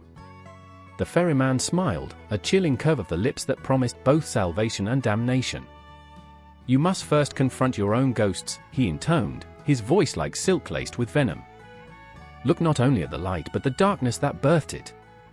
Mara stepped back, her breath quickening, eyes wide with fear. Leo, don't, I remember, the words spilled from his lips, a chant to drown out the chaos, the reality that threatened to crush him. I remember the day we found Dad collapsed on the floor, the panic that swept over us like a storm. I remember the helplessness, the feeling of being utterly lost. Stop, Mara's voice broke.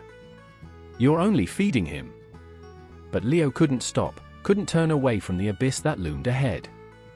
I remember how we whispered promises to each other, how we promised to always fight for family. That's why I have to do this. The tension snapped, the air thickening with the weight of their choices. Shadows flickered around them, ghosts of their past looming closer, whispering secrets of despair and hope intertwined.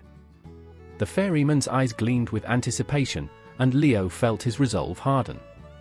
In this moment, amidst the swirling chaos of emotion, Leo understood that the ferryman was not merely a figure of fables, he was the keeper of their souls, a reflection of everything they had ever feared and hoped for. And as the clock ticked ominously, the shadows closed in, he knew the heart of the challenge lay not in the choices he had yet to make, but in the very essence of who they were. Are you ready? The ferryman asked, his voice an unsettling whisper as the waters rippled in response. Leo's heart raced, a drumbeat of defiance and despair. Yes, he answered, though the word felt like a weighty stone in his throat. Mara stood beside him, trembling but resolute, a flicker of determination ignited in her eyes. Together, she whispered, her hand reaching for his, a tether against the darkness that threatened to consume them both. And in that moment, as the night deepened and the stars blinked down with distant, knowing eyes, they stood at the precipice of the unknown, a leap into the depths of sacrifice, redemption, and the haunting echoes of choices yet to be made. Time rolled forward, and the ferryman smiled, a knowing glint in his gaze, as the waters whispered their secrets and the clock continued its relentless march. The air stilled, a heavy silence cloaking the world as I stood at the water's edge, heart pounding like a war drum. Shadows danced in the crepuscular light, weaving tales of dread and longing. The river, dark and unyielding, whispered promises of the unknown, its surface glistening like the eyes of the damned. I could almost hear them calling my name, their voices a symphony of sorrow, a reminder that life is but a fragile ember. I remember the moment Derek stepped into my line of vision, a ghost from my past, a spectre I thought I had buried. His face was ashen, lined with the weight of choices made and regrets held. He was never one to shy away from danger, but today, the danger was not lurking in shadows, it was staring us in the face, a grim reaper with a scythe made of time. We have to face him, Derek said, the tremor in his voice stark against the stillness. I could see it in his eyes, a mix of desperation and defiance, battling for dominance. We have to confront the ferryman. The words hung in the air, heavy as stone. I recalled the stories my mother told me as a child, of the ferryman who demanded payment, who ferried souls across the river to the afterlife. I used to laugh it off, a whimsical tale meant to scare children into behaving. But now, standing on the brink of eternity, I felt the weight of that mythology, a tangible reality I could no longer dismiss. Are you ready? I asked, though the question felt hollow, echoing in the empty space between us. In that moment, I didn't know if I was asking about the ferryman or about the dark corners of our souls, where shadows festered and memories haunted. Derek laughed, a brittle sound that shattered the silence. Ready? I'm not sure anyone is ever ready for this. There was a flicker of something in his eyes, a spark of bravery or perhaps foolishness, an unwillingness to let the darkness win. I admired that in him, even as fear coiled tightly around my heart, squeezing until I could hardly breathe. The ripples in the water seemed to mock us, teasing and taunting, fragments of our past bubbling to the surface. Images flashed through my mind, childhood laughter, first loves, lost friends. But there were darker memories too. I remembered the night we lost our friend, how the world felt like it was collapsing in on itself, a black hole swallowing joy and leaving only despair in its wake. "I miss him," I whispered, the admission slipping out before I could catch it. It felt like a confession, as if saying his name would somehow bring him back. Derek's gaze softened, a flicker of understanding passing between us. "Me too. But we can't let his memory drown in the river of our grief." The river. A mirror to the soul, reflecting our deepest fears, our darkest truths. I could see the ferryman now, a figure cloaked in shadows, waiting on the other side. He was both a guardian and a harbinger, a reminder that every journey has its end. My heart raced, the thought of facing him igniting a primal fear deep within, a fear of the unknown, of what lay beyond the veil. "Do you think he'll take us both?" I asked, my voice trembling like the leaves rustling in the wind. Derek shrugged, a nonchalant gesture that betrayed the chaos swirling inside him. "What choice do we have? To deny him is to deny ourselves." The truth hung heavy in the air. We stood on the precipice of reckoning, two souls grappling with the inevitability of mortality, with the relentless march of time that devours everything in its path. I could feel the clock ticking, each second a reminder of our fragility, our fleeting existence. "Let's go," I said, feeling a rush of adrenaline surge through me. The decision clawed at my insides, toward liberation or despair. The river beckoned me, a siren song promising release from the pain, or perhaps the ultimate surrender. As we stepped closer, the water lapped against the shore, cold and unyielding, pulling at our feet as if it sought to claim us. The ferryman's eyes glimmered with a knowing sadness, a reflection of our own fears mirrored in his gaze.